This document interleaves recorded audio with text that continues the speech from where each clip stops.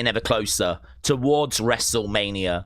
We know that next week is our last week of proper shows, and then the week after we go into the go-home show era, the go-home show range. That's kind of where we fall. So we don't have many shows left. The kind of those go-home shows, going to be a lot of promos, a lot of, final moments. Obviously, we'll have a few other bits and bobs like the Andre the Giant Battle Royal. Haven't heard anything about that, but I'm expecting that to go down on that Go Home Smackdown. And so, there's a lot of stuff that we still need to do before WrestleMania. We've got a couple more matches that needs to be announced. We've got a few matches like the Andre the Giant Memorial Battle Royal that we need to do. And I don't know, obviously, what's going on with things like Tom Brady. We're going to find out tonight about who's on the phone to Randy. So, obviously, that's another thing tonight. So, there's just lots that's going on right now. It's very exciting time. If you haven't been watching WWE, I would say that Raw has certainly been delivering. SmackDown, I would say not so much. But I think we can go into tonight with a bit of confidence. Tonight feels like a big show, mainly because of the phone call situation. That, I think, has been a really good cliffhanger. And I think, the fact that we're going to get that reveal tonight, and the fact that right now it's not been spoiled. They've done a very good job of keeping it quiet as to who it actually is. As I'm sat here right now, I don't know who it is. We've got theories and thoughts, and I'm sure you do as well, and we can get to those. But as I'm sat here right now, I don't know who that person is. So let's go over to the preview.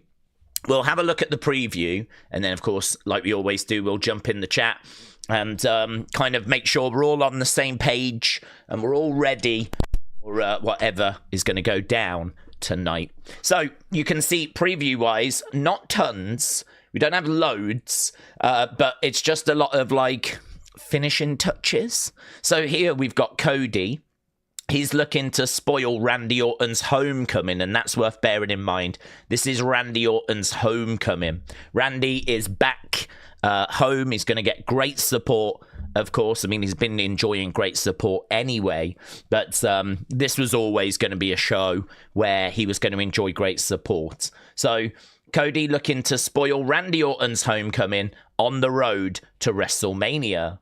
How will Rhea Ripley respond to the back-to-back attacks by Jade Cargill, Michin, and B-Fab? Now, I thought she came across as a little bit silly last week for not having a plan.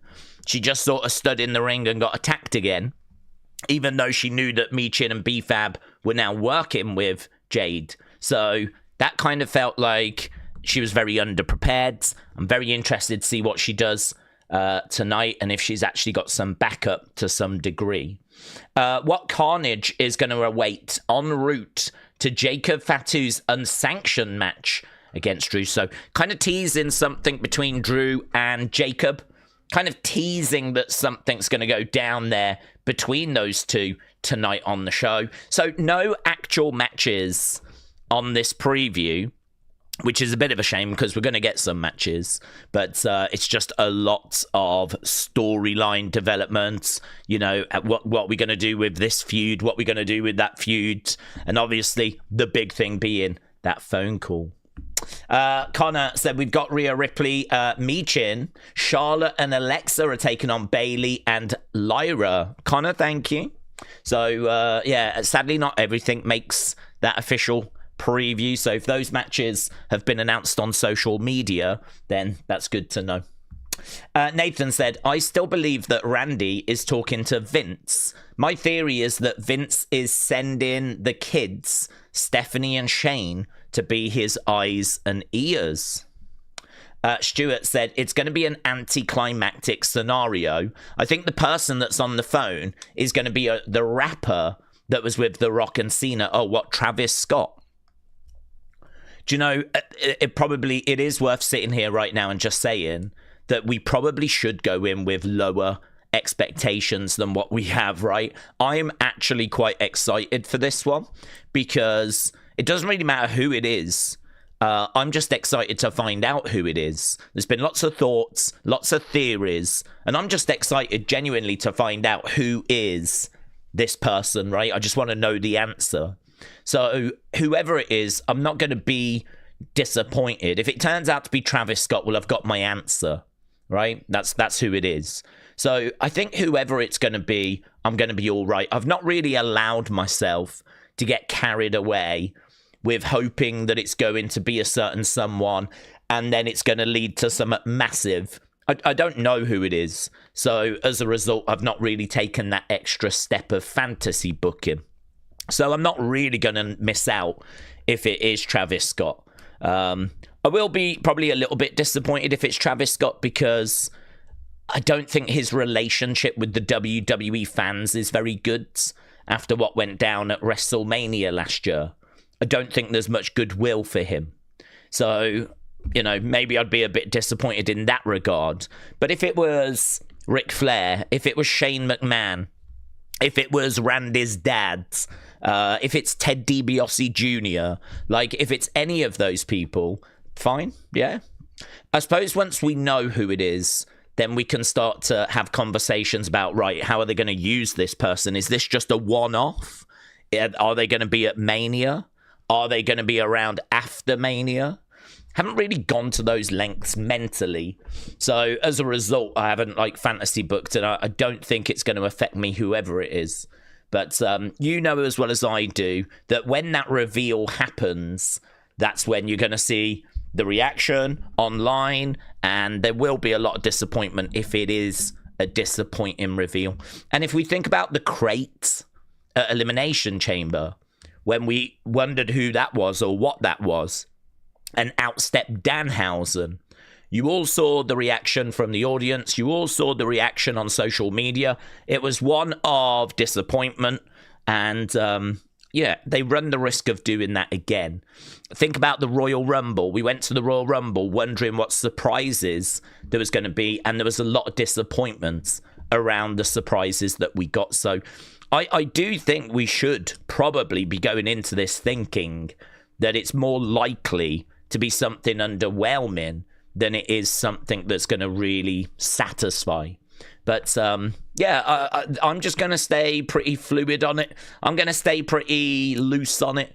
I'm just going to wait, watch, and see. And whatever it is, you know, deal with it. I just want to find out the answer as to who he's been on the phone with. And then once we get that answer, then we can start to fantasy book. So I think I'm going to be all right, really. I think I'm going to be all right. I'm not anticipating me being all gutted and down and all that stuff.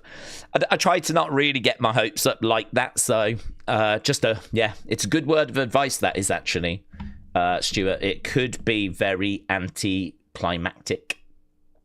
I Am God said they went from a mystery masked man to a mystery phone call. They've really embraced a lot of mysteries, actually, because we had a mystery masked man a couple of times.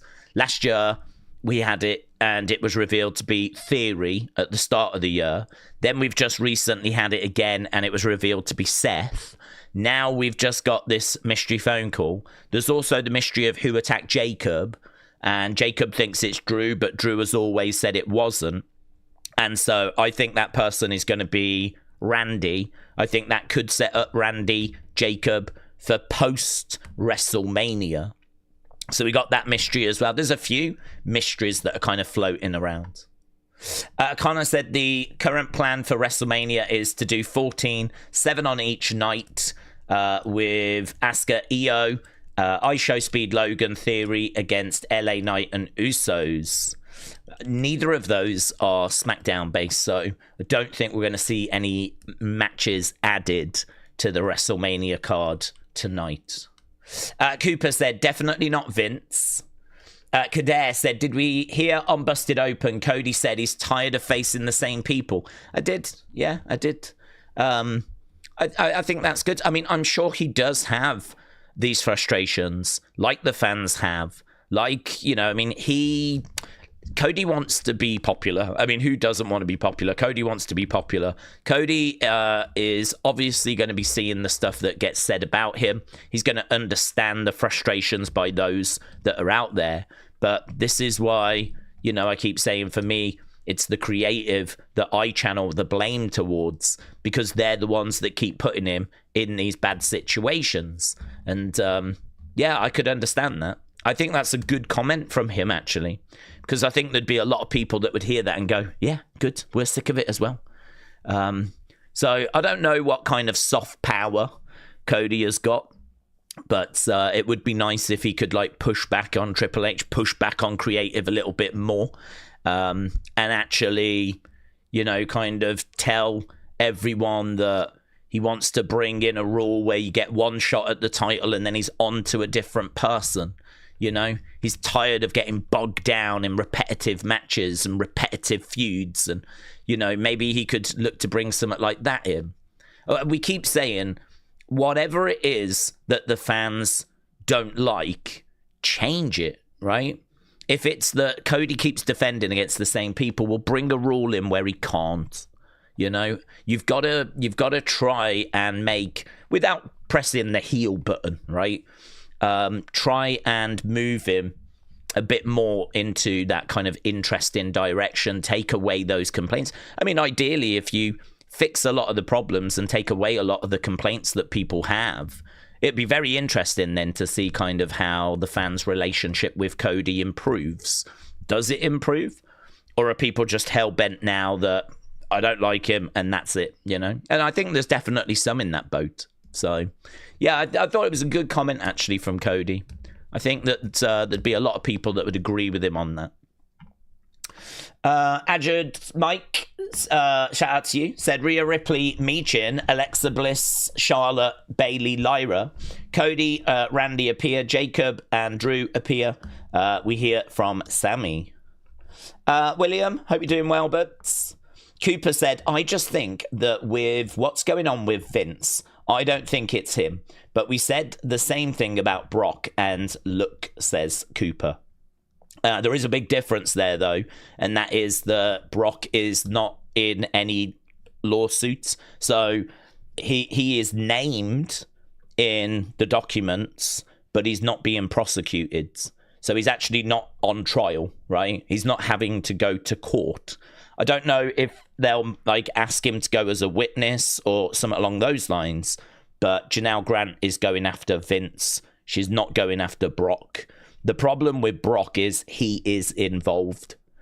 He is mentioned multiple times in the filings, and he is kind of a part of that. So it's a tricky situation where he's not being prosecuted for anything, but he allegedly did take part in, sexual acts with Janelle Grant and all that stuff, right?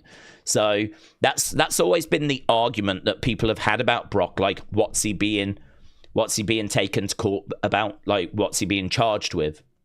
And the answer is right now, nothing. So I feel after there must have been some conversation about, let's look to wrap up your career. Let's bring you back. We'll wrap up your career in 2026. So they've brought him back. It feels like that's what would do him. This case is moving so slow on purpose. I do believe Vince is doing everything he can. His legal team are doing everything they can to keep this in the courts for as long as possible.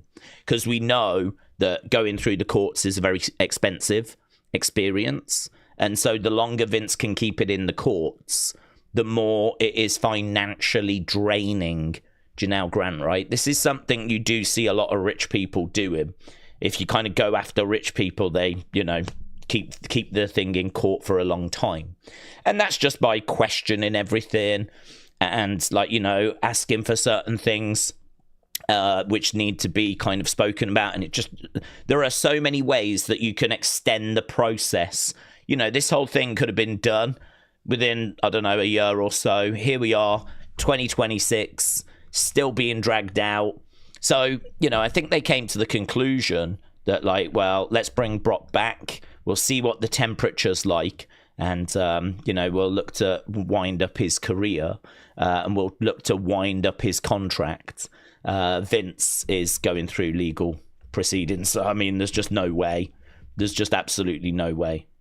So Vince is going through very big legal action. I believe the case is set for like July. And there's just no reason to be involved with Vince. Like, there's no kind of upside for WWE or TKO right now. Because, I mean, the court case and everything is going on this summer. There's legal action that's going on. TKO definitely won't want to be caught up with that.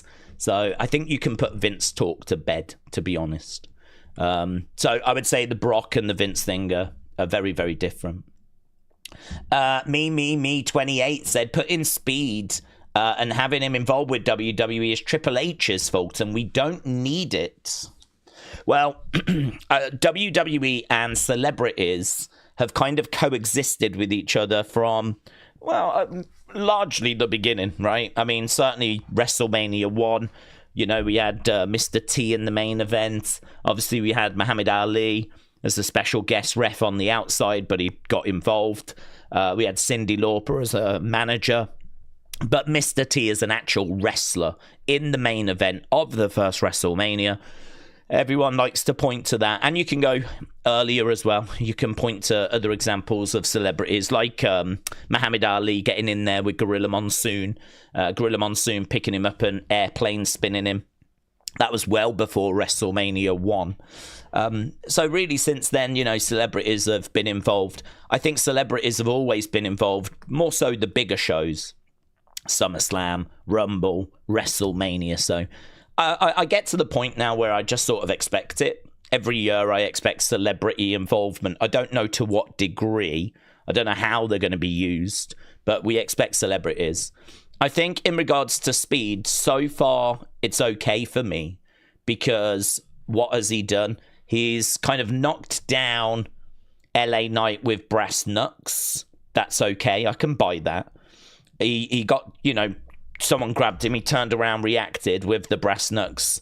I can deal with that. I don't love it, but I can deal with it, right? And then LA Knight went round his and, like, you know, beat him up. And, you know, that created a bit of buzz. Okay with that as well.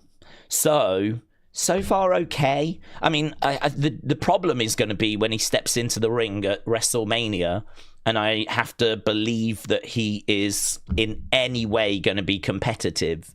Again, I mean, what's he going to do against LA Knight or the Usos? Like, is he just going to stand on the outside of the ring? You have Theory and Logan get in. They're going to do the bulk of the wrestling. And then what, Speed steps in and has a moment, a spot? I mean, booking-wise, it's going to be tricky. Because I don't know about you, but I don't have any desire for Speed to be getting the better of LA Knight. I don't think you lot do either. I mean, that's not going to look great for LA Knight if he's struggling against Speed, right? How are we going to get him to a world title if he's struggling against Speed? And so I do agree celebrities stepping into the ring is always a down for me. Depending on if they've got, like, you know, a sporting background. I mean, when Tyson Fury stepped in, we know that he's got knockout power, right? So we know that he's bringing something. He might not be able to wrestle, but he can certainly strike. I mean, he was a physical threat. I don't feel that way about Speeds. I don't feel like Speed's a physical threat. So, yeah, I agree with you. It's not the match that I'm looking forward to. I'll be interested to see how they use Speeds, but I don't know. I don't want to see him getting the better of LA Knight. I don't want to see him getting the better of Jey Uso or Jimmy Uso. Perhaps he will defect. Perhaps it'll be a case that he'll get in there, he'll get beaten up for a bit, manages to tag back out, and doesn't actually get much offense in. And then when push comes to shove, he actually ends up siding with the good guys. And, you know, he gets a big moment at the end. Perhaps that's how you book it. So that way, you know, it's most of the matches being done by the wrestlers. Speed gets this fun moment at the end with everyone cheering because he joins the baby faces. And that's kind of what you do. So if I was booking it, I'd probably look at something like that. I would try and not give him any moments where he's getting the better of anyone. But I'd give him a moment right at the end. A frog splash or an elbow or, you know, something like this. Or maybe I'd have both guys grab him in the corner launch him in the air and he could do like a big splash, right? Try and give him some height and have him go up, do this big splash, land on Logan. 1, 2, 3, speed pins Logan at WrestleMania. I mean, something like that. You know, I would do some shenanigan. I mean, that match to me, with Speed's involvement, is not going to be the most serious thing in the world. So, some might even say a bit of a bathroom break, but he's got a big audience. I did see him put a message out going, if you're not watching wrestling right now, you better be. Because, you know, there's going to be some payback coming and whatnot. So, I mean, he is speaking to millions and millions and millions of people when he puts those kind of videos out. There's a thing as well with Speed, like when Logan got involved, he's got all these controversies, and I don't think he has been a nice person, to be honest with you. I think he is very financially motivated. I think that everything he does through the lens of how does this benefit me, like financially, whether that be crypto, zoo, you know, whether that be Prime or whatever it is. It's all about him building his business empire, trying to get money out of his audience. It's very selfish. A lot of people do it. I mean, it's one of those things where, you know, it's hard to criticize him for it, but he doesn't strike me as like a good person that's there for his fans. He strikes me as someone that's trying to use his fan base to monetize and make money from them. And sometimes those things go wrong, like Crypto Zoo, and, you know, he ends up in a whole world of pain. I mean, look at the Pokemon cards that he sold shares in and then bought those shares back from people because there was some issue with the program. And then he ended up selling the card not long after for like a crazy amount of money. I mean, could you imagine if you was one of his fans who bought shares in that Pokemon cards, you was on board with investing and, you know, and then that whole platform collapsed and it went wrong. You just end up getting your money back, right? At least I think you do. I haven't heard if people haven't had their money back yet, but I think they all got their money back. And then the card went and sold for a load of money not long after. You know, if you were cynical, if you wanted to be cynical, you could say he knew that card was going to go for a lot more money than he first thought. So he wound up the shares. He kind of was like, okay, let's pay all these people back because this thing's actually a lot more than I thought it was going to be. But bought them out and got them done so he could sell the cards and get this massive profit, right? I mean, that's just how he just comes across as this very self-centered, very selfish, very self-focused, very financially motivated person who's just got no redeeming qualities. I can't say that about Speeds. I'm not aware of any controversies. I'm sure there are. These controversies always tend to pop up somewhere. But I feel very different about him. Not that it makes any difference about do I want to watch him wrestle. The answer is still no. But at least there's, you know, no ill will. I don't have any bad vibes towards him. So I just hope that he doesn't give me any reason to not like him. I don't want to see him thinking he can step in there and get the better of LA Knight or something like that, you know. So the booking of it will be interesting. But celebrities and WrestleMania, I think we've just got to accept that's always going to be a partnership. King Gamer said, if I could do it all over again, if you could do it all over again, would we have Drew beat Roman at Clash or have Sammy do it in 2023? Given Cody's status with the fans now, was it worth it? Yeah, I think it was worth it because I think Cody's status with the fans is blown out of proportion. The IWC, the Internet Wrestling Community, that is just a small percentage, and we keep having this conversation, right? But it's worth having because I don't think people realize how true it is. But the IWC, the people that actually go online and talk about wrestling, those people are a minority. Like the majority of fans watch wrestling and like watch it with other things. And it's part of something they enjoy, but they don't go online and talk about it, right? They're not part of like that online wrestling conversation. And I know that's true because I was like that for the majority of my time. You know, I had a job, so I would watch wrestling and I didn't even think to go on Twitter and join in with conversation. I didn't have a YouTube login. I would watch a little bit of maybe like a Bruce Blitz or someone like that, a bit of Tommy Toy Travels, bit of Grimm, Toy Show, maybe a bit of What Culture from time to time, like some of their list videos or something, or King Ross, who was very entertaining. And I might watch a bit of that before I started this channel, or when the channel first started. And I did never comment. I never commented. I didn't have a login. I didn't talk online about it. I knew plenty of people that were in that kind of, or at least I believe them to be in that kind of similar boat, right? There's a lot of kids, and there's a lot of parents of kids that are into wrestling that don't act like aren't online. And we've spoken quite a bit about how there was a really loud "We Want Cross" movement online. I mean, you would think this guy was just, the number one guy in wrestling. "We Want Cross" was everywhere online. But when you look in the arenas, there was no chance or anything whatsoever. And people say, well, they went to Europe and all this kind of stuff. Well, that's my point. My point is that, yes, this is a global brand, right? You can't use that as an excuse. You can't say, well, they did a European tour, that's why there was no We Want Cross fans. Because all you're doing is just proving the point that you're seeing We Want Cross really loud online, but then when we go to the actual shows, regardless of where they are, there was no We Want Cross chants. There might have been one or two We Want Cross signs. That noise that was online was not replicated in the arenas. And we have seen that a few different times where there's like a loud noise online and it does not find its way to the arenas.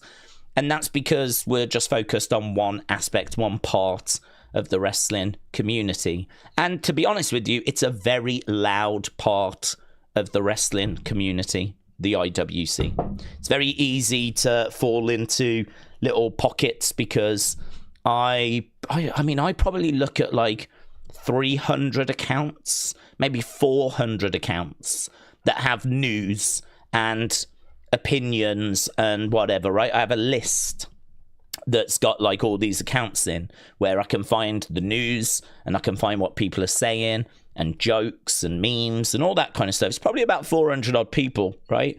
But if you think about that, gives me an idea as to what people online are saying, but it's only 400 people. It's not that big a number. Not when Raw is getting 3 million views. I can't base what those 3 million people are thinking based on just what 400 people are saying necessarily, right? It doesn't quite scale because we're talking about different age ranges. We're talking about different perspectives. We're talking about different countries. We're talking about different communities. Cody's been getting good reactions. You listen to the reactions when Cody comes out. They're good. People aren't booing him out the building. It might be that they cheer for Randy and they chant Randy's name if they have to choose between the two. But it's not like Cody comes out to get him booed out the building. I think there's a real misreading of the situation. And I think it's very easy to do because all day you just get bombarded with like anti-Cody sentiment. But again, how much of that is, spam? How much of that is bots? How much of that is, just these influence accounts that just like constantly putting out? How many of these are like stan accounts that are just like putting out their rhetoric? So for me, like, I like to look at the bigger picture. I like to listen to the crowd reactions as we travel around different places. I think if we were week after week going to places and hearing Cody getting booed out the building, like I would expect tonight. I do expect it tonight because we're in Randy's hometown. But I would say just go back to when he came out last week. Just go back to when he came out before that, right? If we're going to be honest, and we're going to sit here and we're going to be very honest about where the fans' kind of mentality is with Cody as a whole, not just the IWC, I would say that has not shown itself in the arenas yet. I think that it's potentially getting ever worse. I think there are more and more people that are being kind of influenced to oppose Cody online. because of just the noise that's out there at the moment, right? It's a snowball rolling down a hill that I think is potentially getting bigger. But no, I don't think it was a mistake whatsoever. I think that what we did at WrestleMania 40 was so well received at the time. I love that Sammy moment, but I think that waiting for 40 was absolutely the right call. And I think the way that 40 went down, look at the score that people gave it at the time. I think it's still our highest rated match ever. In fact, funny enough, I've got some of the recent WrestleMania cage match scores in front of me, because I was going to bring it up on the Wrestling Escape Pods. So I've got those numbers. I can tell you that WrestleMania 40, Night 2, is the highest rated score out of any day. Like, I went all the way back to WrestleMania 29. WrestleMania 29 was like 5.4. WrestleMania 30, 8.5. 31, 8.3. 32, 5.2. WrestleMania 33, 6.9. 34, 5.8. 35, 6.3. 36, 5.9. Lots of fives. Then we hit a good period.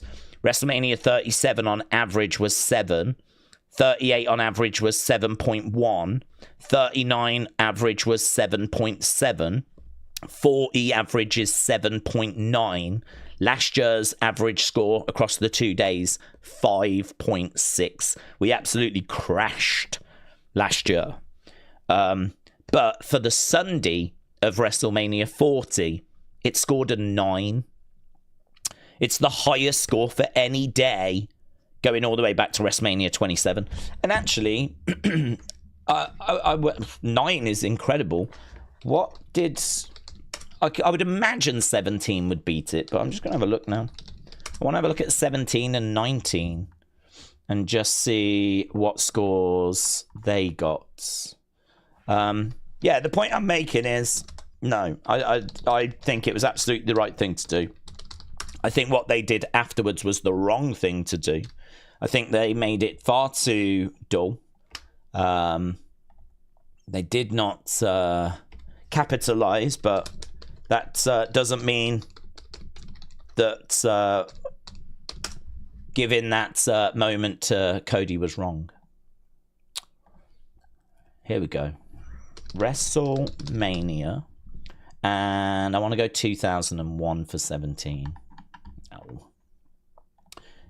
I only ran out of time, so I only went back to WrestleMania 29. I would expect this one to beat it. It's going to have to be a massive score, though, isn't it? In order for it to beat it. Okay. I'm back in April. Oh, wow. WrestleMania 17, 9.5. So, night 2 of WrestleMania 40 got 9 flat, right? WrestleMania 17, 9.5. So, WrestleMania 17 does beat. But that's, I mean, it's half a mark higher. Half a mark higher. I want to have a look now at WrestleMania 19, because that's also an amazing WrestleMania. What does that get? WrestleMania 19. Oh, 9.2.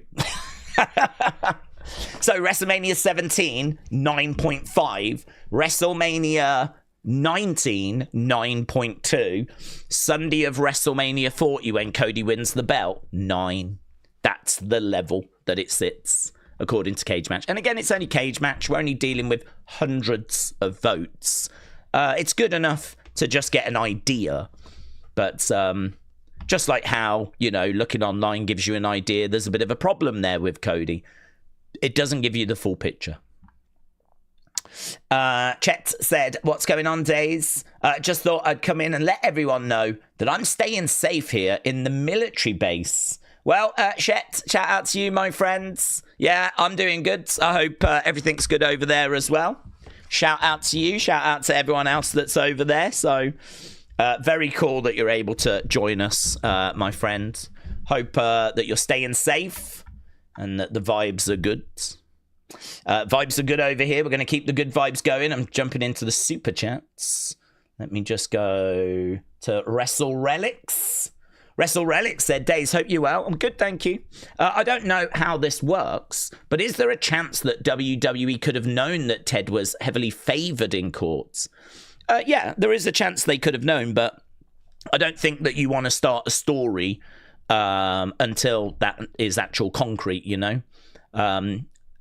Obviously, they can be in conversation and they can get the phone call thing started expecting that it'll be cleared, and then potentially having a plan B if he isn't cleared.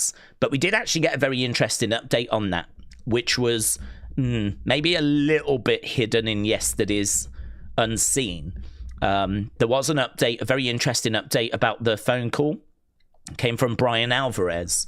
And I think it would be good if I could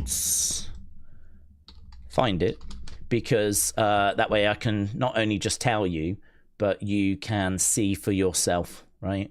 So I think it's always better if you can actually... This is why I love Unseen, because it's not just me saying, this is what I've read and taken it out of context.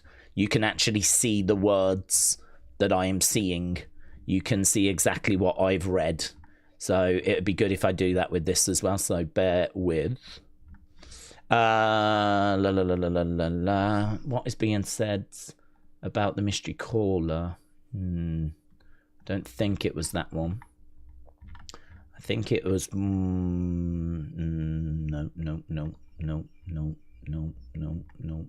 Yeah, this one. This was it. Okay. So this is from Speaking on Wrestling Observer Live. Brian Alvarez revealed not only is Vince not the person involved, but WWE's original plan for the reveal didn't even work out.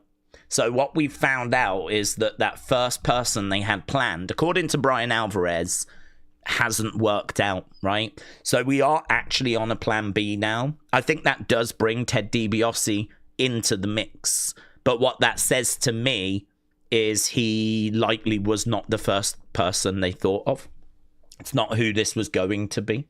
So according to Alvarez, there was a completely different name lined up. So we got the quote here. I will say this. I do know that they had an idea for somebody who was on the phone. It was not Vince McMahon. And the deal for this person fell through. If it had not fallen through, everybody would have been like, what? Who? Let's carry on. So we'll find out who they've ended up coming out with on the show tomorrow, obviously today. But it was a real bizarre first choice that they had. Now, he doesn't name the name. I don't know who he's talking about. It doesn't fill me with great confidence that we're talking about, you know, it's not like he's talking about Shane, right? It seems like he's talking about someone very obscure. Someone very obscure. So I don't really know what that was. Hopefully Brian will tell us the name, like, once the reveal has happened and we kind of start moving away from this, you know. Be good to find out who that originally was. But the streets are saying that originally this was meant to be someone. It fell through. They couldn't work it out, but a lot of people would have been like, who? So it doesn't fill you with much confidence. So we are now on plan B. Now, that's not always a bad thing, because by the sounds of it, plan A was not great. So we are now on plan B. Plan B could end up being better. It doesn't fill me with much confidence this is going to be The Rock or anything like that, right? It doesn't fill me with much confidence of that, because if it was going to be someone of that magnitude, I think we would have gone with them first. And we know this first person was a bit bizarre, and we know this first person has not worked out. So that's everything we know at the moment about this sort of situation, right?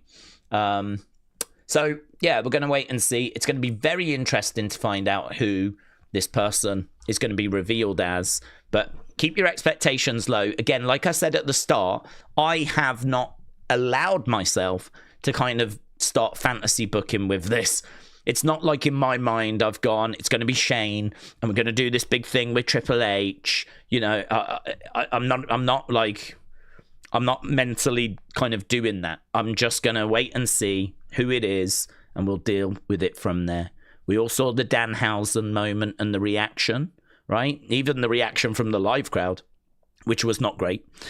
We all saw like Royce Keys coming out at the Rumble, and there was no other big surprises. I mean, the biggest surprise we had was probably Brie Bella, and there was a lot of disappointment around that. So there's every chance this is going to underwhelm. There's every chance. So I'd say keep your predictions sort of in and expectations in line, in check, and we'll deal with whatever it is when we get there. But could it be that Plan A didn't work and they switched to Ted DiBiase because just roughly at the same time he became available? Yeah, I think that's on the table. I've never said that this was impossible, that it was going to be Ted DiBiase. I never thought that it was impossible. But what I did think was we were going to have started this story whilst he was still going through a legal process. But now word has come out that first person fell through anyway. Then could they have gone Plan B and Plan B be Ted DiBiase Jr.? Yeah. I mean, I think he is on the table. I think it is an option. So, but again, don't get too carried away. Don't go thinking it's going to be him and then some, flipping celebrity or someone that we've not really heard of or whatever gets, because I don't know what that bizarre name was. I'm looking forward to finding out. Jackal, shout out to you, said Daze, I think you're Randy Orton's mystery caller. Well, I mean, if you want to see disappointments, that would be it, wouldn't it? If I was revealed to be the mystery caller, the IWC would melt down with plenty of chance of who? What? Oh, God, I'm going to start watching AEW. There'd be lots of that. And I'd be joining in as well, to be honest. So, Jackal, shout out to you. Sean said main roster talent holding titles. They need to be on the WrestleMania cards. I think it's a shame that as of now, Julia, Tiffany, regardless of booking, look like they're going to miss out on WrestleMania. Sean, thank you. I think it's a good comment. Yeah. I think it's one of those that if you've got a championship, it feels like you should make that card because, well, being a champion matters. Being a champion is prestigious. And so it feels like you should, considering there's 2 days, be able to make the card at WrestleMania. The only thing is, obviously we live in a world now where the TV money is a big contributor to keeping WWE afloat. It's really what keeps them going is the TV money. Yes, they make a lot of money from PLEs, but it's the money they make from Raw and SmackDown, NXT to a lesser extent, that is, really replaced house shows. It's the reason why we don't have to worry about doing house shows because, it's the Netflix money. It's the USA Network money. Before that, it was the money that we were getting from Fox. So with that kind of in mind, yes, the PLEs are massively important. You can say they're equally as important, but TV is not lesser than the PLEs. It's something that WWE really need people tuning into.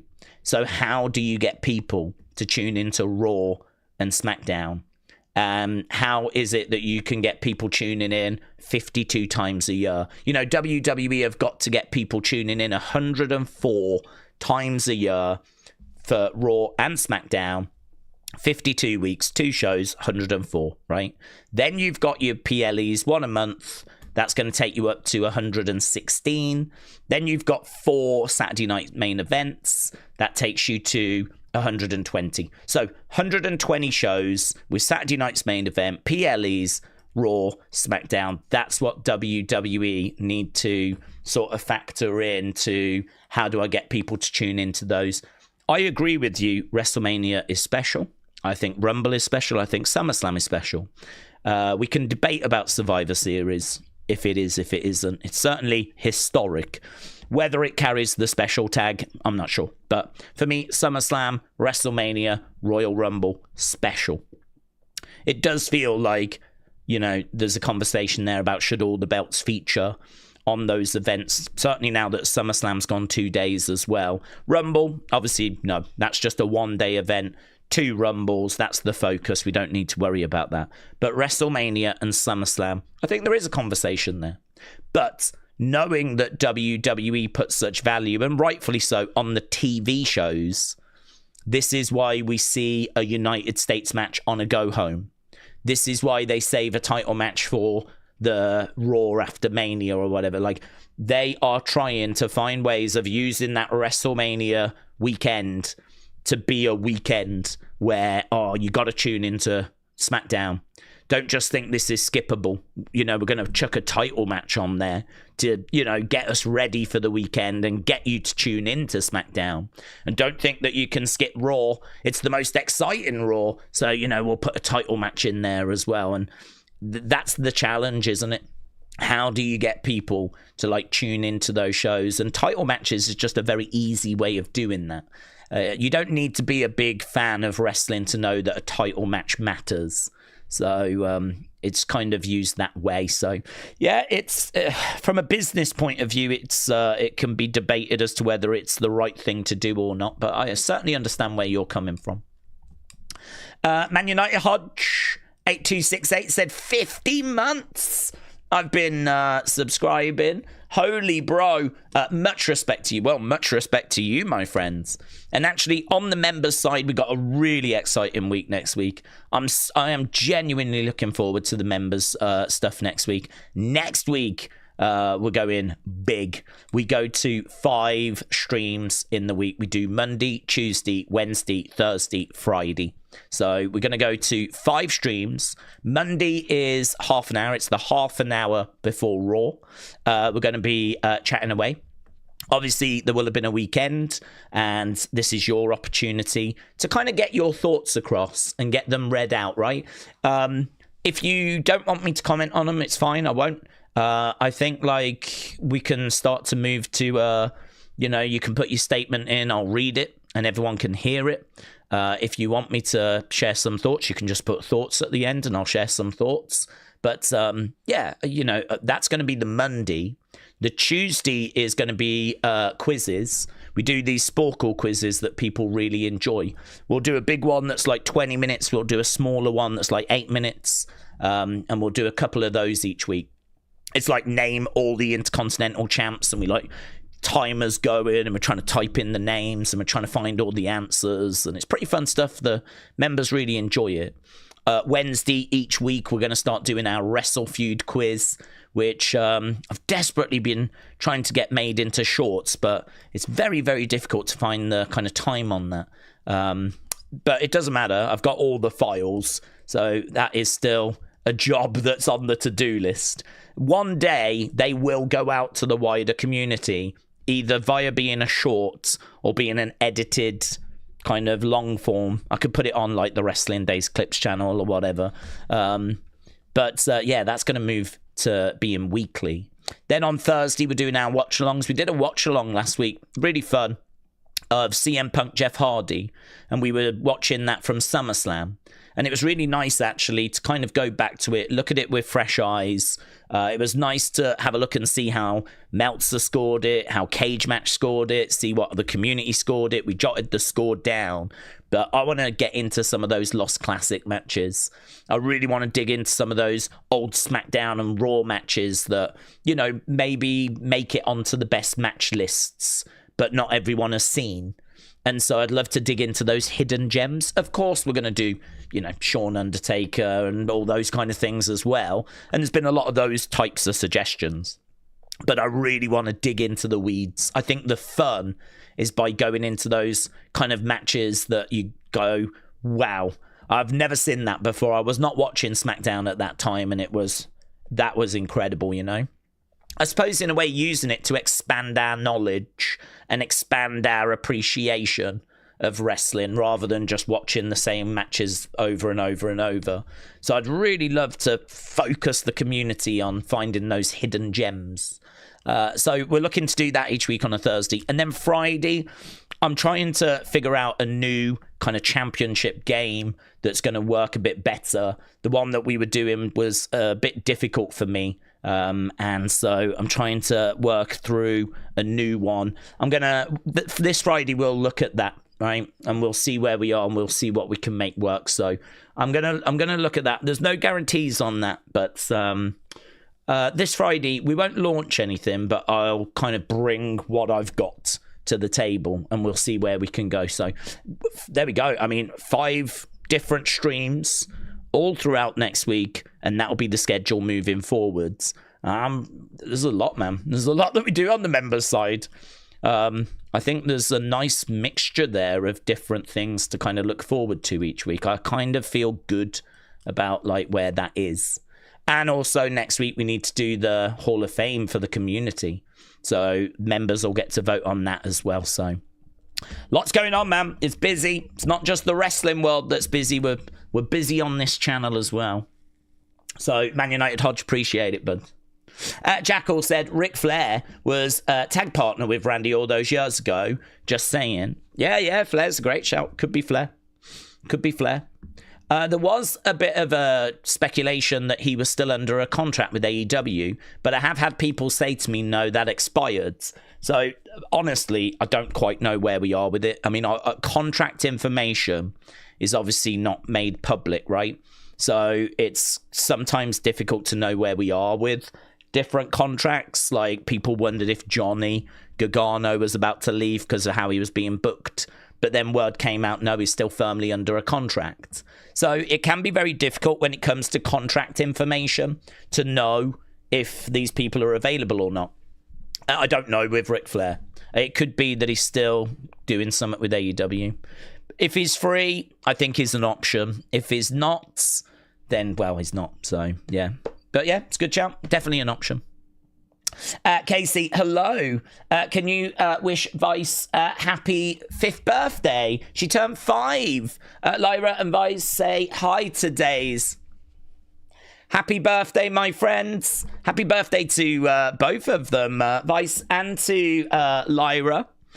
2 young WWE fans, but also very dedicated WWE fans. I've seen some great pictures that Casey has sent over. So, yes, I hope you're having a great birthday, my friend. And to both of you, I hope that you're enjoying the shows. We're getting ever closer, of course, to WrestleMania. It's coming up very, very soon. And I think there's excitement out there. I think there's some really good stuff that's going on. I know that we've got some Bailey fans and some Lyra Valkyria fans. And I know that Casey's kids are going to be hoping that they're going to go on to win those tag titles at WrestleMania. They've got an opportunity. They got a chance. It's going to be interesting to see if they can do it. I think that's one of the harder matches to predict, actually. I think it's one of the harder matches to predict. I think they've got a chance. I think the last time I saw, though, people were thinking that Lash and Nia could end up leaving with the belts. So, yes. But Bailey, Lyra, they've definitely got a chance. But, yes, happy birthday, my friends. And I hope you're having a good time. Oh, look at this. We've got some celebrations, some fires, some happy birthdays. Aaron has got the party hat on as well. It's good times. It's good vibes. And James is around. James, hello. I'm a fan of Bailey. Okay, yeah, thanks. Great. Missed you. Kids watching, James. There's kids. It's her 5th birthday, James. Oh, my God. WrestleMania said, Daze, I don't think it could be, but would be a great story if it was Dustin. Yes, I agree. It could even be one of Cody's inner circles, like DDP or Arn Anderson. Well, I really like that idea, to be honest with you, because that is not just Randy reaching out to an old friend. There's a psychology there about how this is someone that's siding with Randy over Cody. I mean, if it turns out to be Randy's dad, no one's going to be shocked that Randy's dad is on the phone and siding with Randy, right? If it turns out to be Ric Flair, no one's going to be shocked Ric Flair is siding with Randy, as has been pointed out, Evolution, right? But if it turns out to be someone like Arn Anderson, someone that's been very, very close to Cody, and it turns out to be someone like Arn Anderson, that is a betrayal, right? Arn Anderson, of course, was in the Horsemen with Flair. It's not hard to join the dots and get on to be with Randy. The only thing I would say is that bond between Arn and Cody is so tight. We saw them actually together a lot in AEW. You might remember that Arn used to come down with Cody, a bit of like a mentor. So in AEW, if you was watching him at that time. And so that bond is really, really tight. That would be a big betrayal. I don't know how hard that betrayal would land, because I don't know how knowledgeable the fans are about that relationship, because you can't, presume that everyone was watching AEW, and we haven't really done any kind of focus on the Arn-Cody relationship. So again, you could bring Arn in. A lot of kids are not going to know who that is. They're not going to know that this was a betrayal. You'd have to kind of communicate that with Cody's reaction and, the promos. So yeah, I mean, I think you've got something there. I think that's quite interesting. First of all, I'd say it's probably too creative for the current SmackDown writing team. I'd also say, I don't know that it quite lands because of the setup. But as a wrestling fan, I'm with you. I kind of feel like that would be an extra layer of betrayal put on top of the mystery. Not only who is it, but oh my God, I can't believe they're siding with Randy over Cody. So I like it. I think you're right in saying I don't think it's going to go that way. I'm probably with you, but I like the psychology of it. I like the booking of it. Man United Hodge said, bro, you missed my 5-year anniversary earlier. I missed your 5-year anniversary earlier. No, we got it. We got it, buds. I hit on it. We were talking about the members side because I was saying a big thank you for being a supporter for so long, and that led us then into talking about the members sides. So I got it. I picked you up. So Man United Hodge, thank you, my friends. James said, Daze, I'm still in hospital, but I'm a million times better and I'm getting stronger each day. Should be home early next week once the care pack. I thought that was cake package. I was like, oh my God, you're getting a cake package. Once the care package gets a start date, then I get climatized to being back home. Well, James, I mean, I've heard bits that you've been kind of going through it, and really, I mean, James, you will have known, has not kind of been around too much I don't know, when was it that it all kind of flared up? It certainly feels like it's been a good few months at least since James has sort of been around, and, he's had things to focus on instead. So good to have you back around. Good to hear that you're on that road to recovery. And, just, look after yourself. Take the time that you need. And, I mean, I bet you're kind of glad to see some light at the end of the tunnel now. I'd imagine that that's been a pretty moody place to be. So the light is there, though, and that's obviously all that matters. So, James, shout out to you. Welcome back around, my friends. Connor said, Daze, both Randy and Cody are going to open SmackDown. A rematch between Sammy and Carmelo for the United States is going to be the main event. Oh, have they announced that Carmelo is going to be the one? I thought it was going to be an open challenge. So have they now announced that it's going to be Carmelo, have they? Interesting. So, looks like there's little bits of information kind of coming through all the while, all the time. So, it's a shame, actually, that they can't have a better preview, Yeah. According to Body Slam, okay. Well, I don't know if that's not a spoiler, actually. I don't know if WWE have announced that or if that's just been spoiled, so I don't know. I would say Sammy is opening the show. Be very, very careful with spoilers. I don't know if that's a spoiler.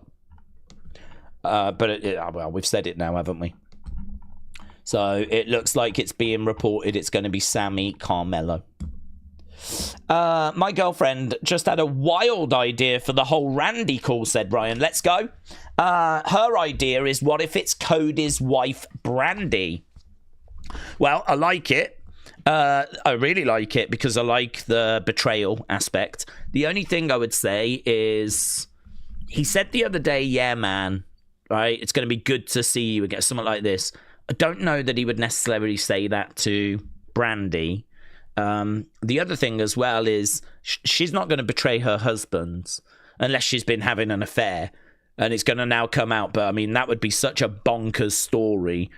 You know, I mean, she tweeted out the other day when Stephanie slapped Cody. She was like, oh man, I'm just chilling here. Steph, don't make me get up. She kind of sent a tweet out saying like, don't make me come after you. So I like the thoughts because I like the idea of it being this big dramatic reveal that's like, oh my god. But I don't know, I feel like there's a couple of reasons and a couple of things there that just don't feel like that's the direction we're going. Again, the word on the street is the first person they had in mind was a bit bizarre. That doesn't suggest to me that they've got this big story planned that's going to be Brandy.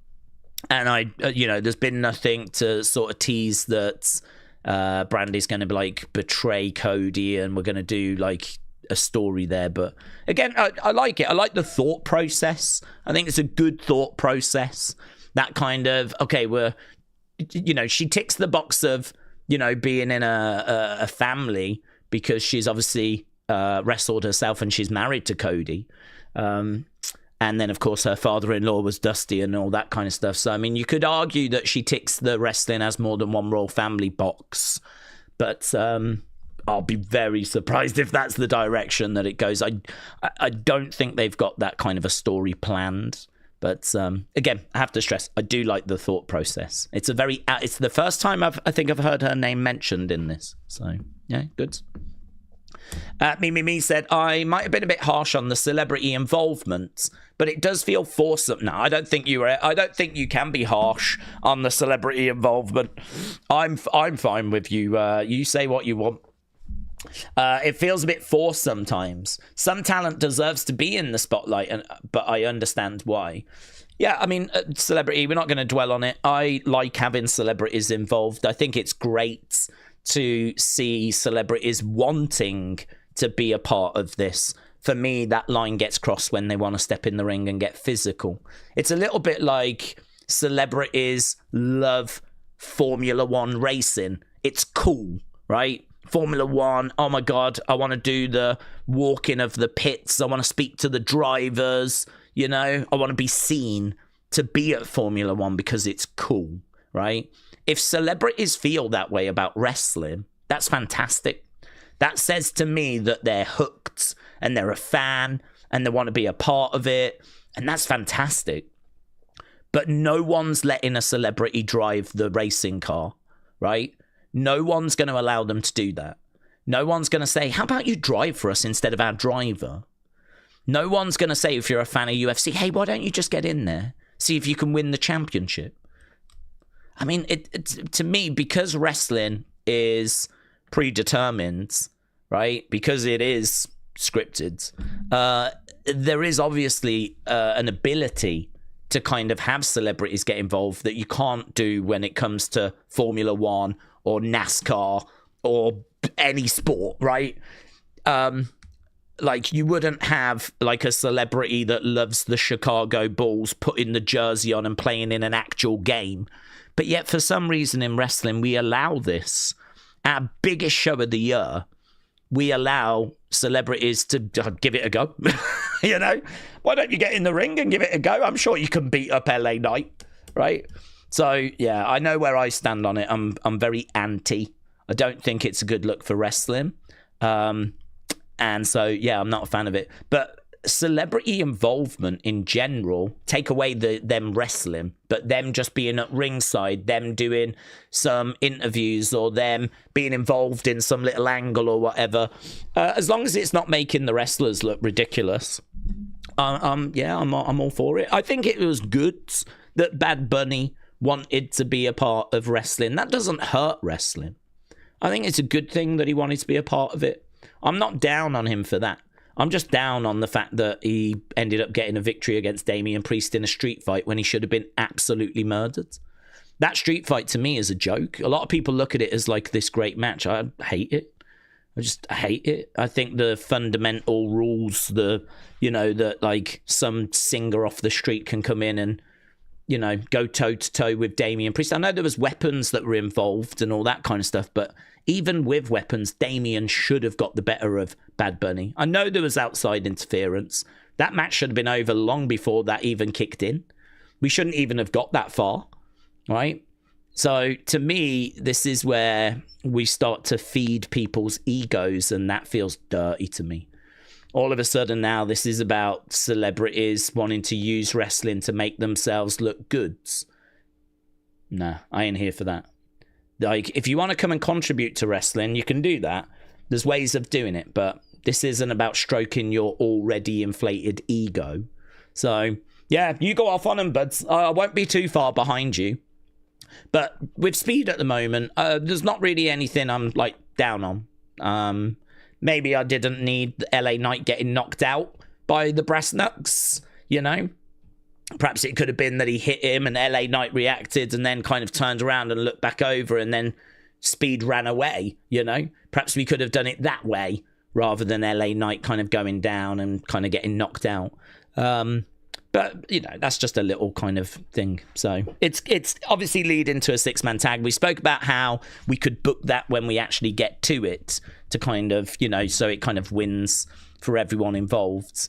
It'll be interesting to see what they do. Knowing WWE, they'll probably have him look pretty good, though. I had so much praise for him when he went in the Rumble and got murked.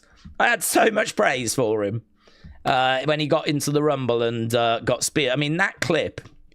I really had a lot of respect for him after that, because a lot of celebrities get in and they want to look good. He got in there and got absolutely battered by Bron Breakker, and I thought that was so classy. That was such a kind of gift to wrestling. This guy that's got 100-odd million subscribers is going to get in the ring and he's just going to get speared. One of the best spears we've ever seen. Even Undertaker on his podcast spoke about it. He was like, how much money does Speed owe you? Where did that spear come from? And that clip was everywhere, Everywhere. And what's funny is no one lost respect for Speeds. It's not like people looked at that and went, oh, this guy's a loser. People laughed about it, joked about it, had fun with it. And it worked. It was great. It worked for everyone. It worked for Bron Breakker. It worked for Speed. It worked for WWE. It worked for his fans. It went viral. It's tick, tick, tick, tick, tick everywhere. Ticks everywhere. So I had a lot of respect for him from that. Uncle Howdy, could he be on the phone, said Reese. It would be cool to see him with the Wyatts again. I don't know that it'll be Howdy, because the way he's talking, he makes it seem like it's an old friend, and I don't think he has any relationship with Howdy. I would imagine Howdy would be very hostile towards Randy. So the way that Randy's talking, it feels like an old friend that's going to come in. Thanks for the advice. Nothing about it screams that it's Howdy. But you are right in saying that Howdy, Orton need to cross paths. That's a feud I'd love to get our teeth into. Not a feud I expect anytime soon, though. I do think that Randy is going to be revealed as the person that beat up Jacob. So I think Randy Jacob is probably on the cards at some point this year. I also think we're long overdue Roman Randy. Now, they have definitely crossed paths before, historically, but not for a long time. That's a bit of a weird one, actually, that we haven't done this major Randy Roman kind of, unless anyone can correct me, I don't recall this Randy Roman sort of feud since the pandemic or anything. So I feel like there's money there. Heel Randy, babyface Roman. I mean, I said online the other day, on X, that would be money. That would be great. I'm not saying they've never faced, they have, but I'm just saying like in a feud, kind of building up to SummerSlam or something. Like, that'd be great. So some people are wondering if Randy wins and if Roman wins, that would put them into a match at like Crown Jewel, because obviously the two champs face. So I'm not saying that's how I would book it, but I do like building to a match that's going to be Randy Roman. So I don't know what's happening with the title. I'd be fine with Randy winning it at WrestleMania. I think a lot of people would. I think a feud with Roman would be money. I think Jacob, I don't think it has to be something that long, but I do think there's probably something there for Randy. And so, of course, then you go, well, where would that lead? A feud with Howdy. To be honest with you, wouldn't be down on that being something we build to for WrestleMania next year, you know? And actually just kick that can down the road a bit. And WrestleMania next year, Uncle Howdy versus Randy Orton. Big story. You know, think of the work that we did for Nightbirds, and think of all the QR codes and, you know, the kind of backstory. Give them the time that they need to kind of dig into, and Bray would feature heavily, of course. But think of like Randy was Bray's biggest foe. So, you know, think of all the stories, think of all the things, the new elements you could bring in. I would task Rob Fee with making a Nightbird-esque campaign, but not a Nightbird-esque campaign where we are bringing someone back or bringing the group back, but a Nightbird-esque campaign that takes us to WrestleMania.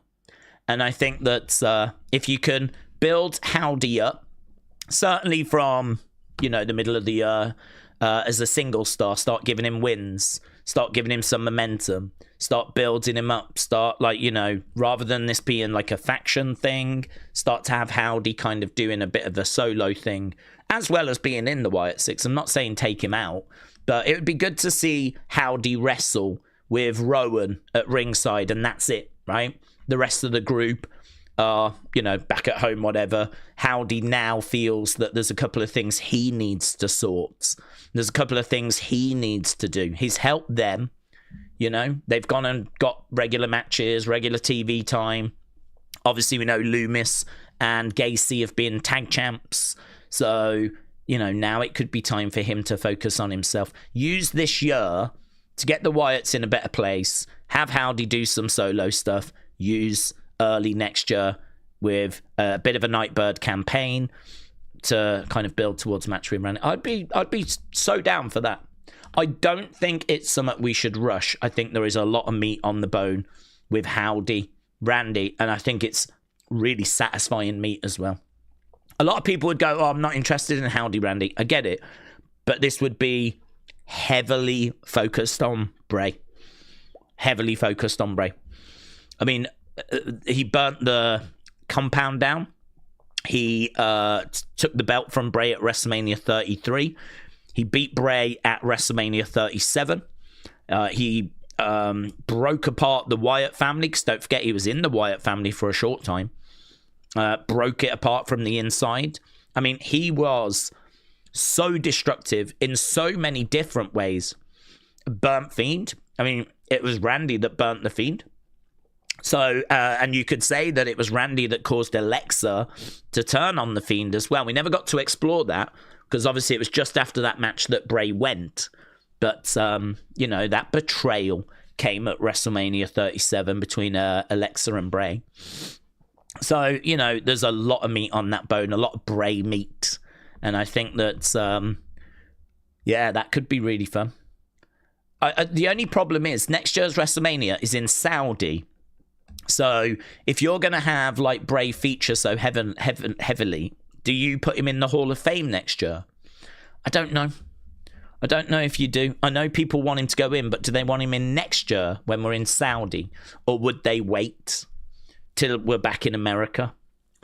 It shouldn't matter, but it might matter. I don't know. That's tricky for the Hall of Fame. There's a lot of Bray fans that I think would want to be there when he goes in the Hall of Fame, and I don't think they've got an appetite to travel to Saudi Arabia.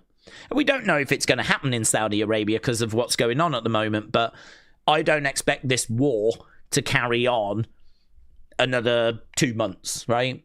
I mean, I know Donald Trump keeps saying different things. He keeps saying it'll be a couple of weeks, and, a couple of weeks go by, it's a couple of weeks. So, at the moment, he's saying it's a couple of weeks still. But I would expect it to be done within, say, the next 8 weeks. So, that would take us to, May, June.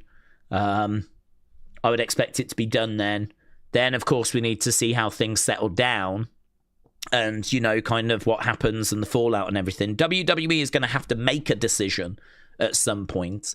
If you ask them right now what they would do, they had to choose, they obviously would need to know when this thing was coming to an end, because you've got to plan.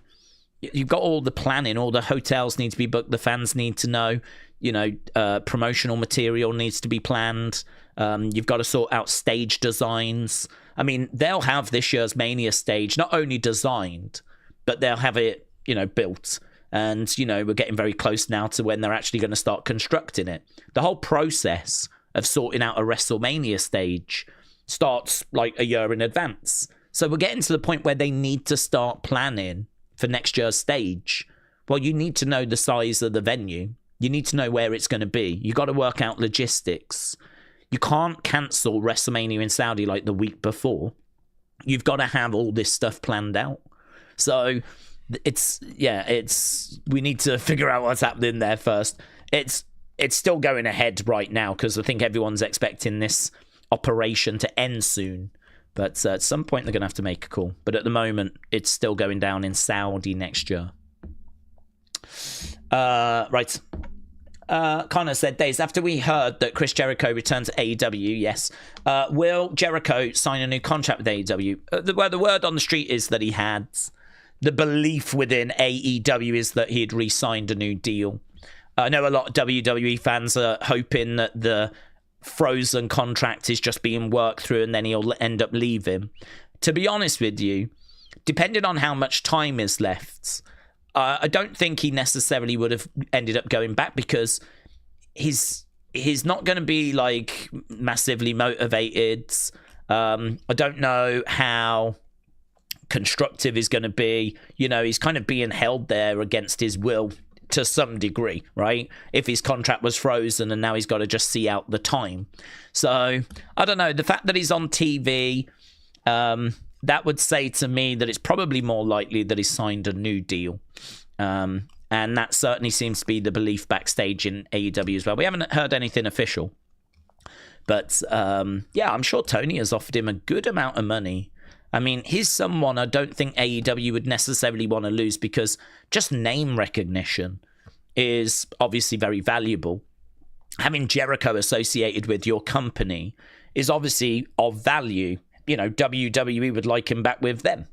And I'm not someone that's interested in lying to you or trying to say something that's like try and spin something a certain way. A lot of the things I say are things I've said you might have heard before, like when we're moaning about celebrities, whatever, because that's truly how I feel. In regards to Jericho, I would have liked him back. When it looked like he was coming into WWE, I would have liked it. I would have welcomed it. And I'm not going to sit here now and change my tune and tell you that that's not, that I didn't care anyway. Like, I would have liked it, because Jericho, even though I don't think he would have brought great matches, would have brought great segments. Things like the Festival of Friendship would have been possible. This is a legend that's been around since the 90s, that was part of the Attitude Era, that's got a great history with WWE and a great relationship with the fans. Is a big star, big name. And I think if you're only focused on the matches, you're not looking at the bigger picture. He would have been a great return. It would have been a great moment. A lot of people were excited for the Rumble as a result. Some people thought it might be leading to his return with the crate. We speculated about a countdown clock that counts down to Mania. Some people wondered if he was going to come in at Mania. I think people are going to be a little bit disingenuous now if they change their tune and go, well, I'm not interested anyway. I would have liked it, right? For the segments. Matches, I was never anticipating great matches out of him at this stage in his career.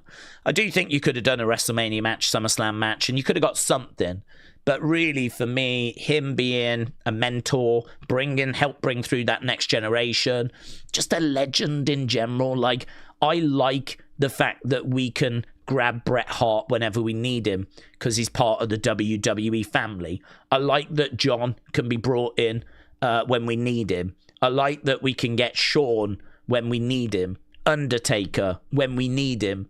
You know, it's good to have your legends that have contributed so much to your promotion.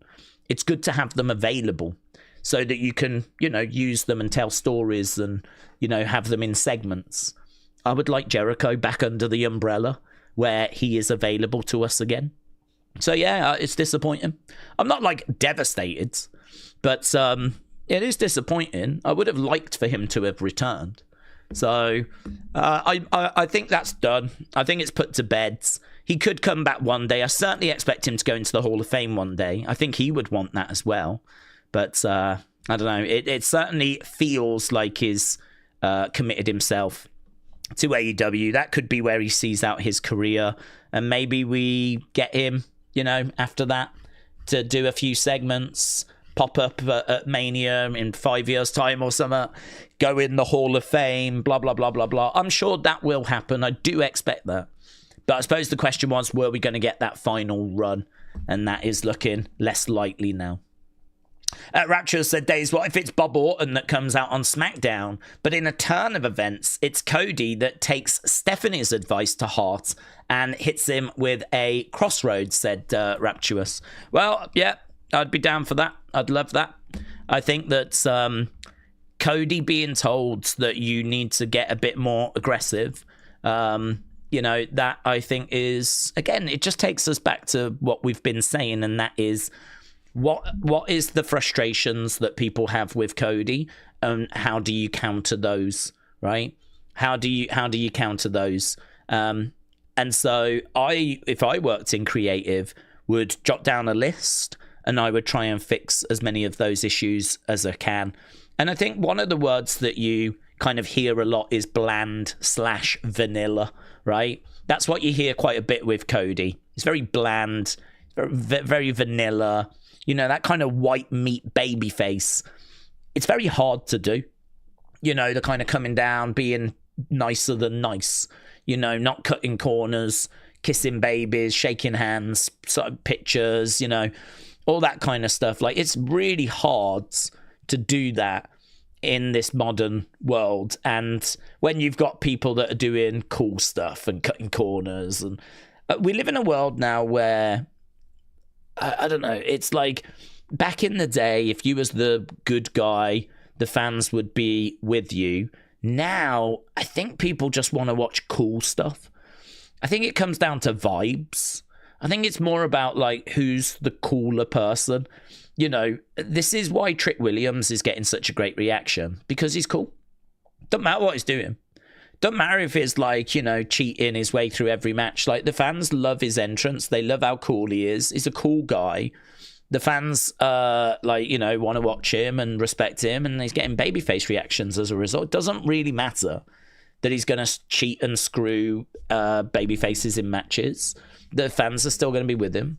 So it's really hard to be that white meat babyface, and for the fans to kind of, you know, see better options. So yeah, I think that would be an interesting angle to go down. That'd be an interesting angle to go down. Whether he would do it and what the perception of it would be, I think it's a bit experimental. It's not the kind of thing you expect from a babyface, him laying out an old man. And there'd be plenty of people saying that he's turned heel as a result, and there'd be plenty of people questioning the booking, because it does go a bit against tradition. You know, your babyface wouldn't do that.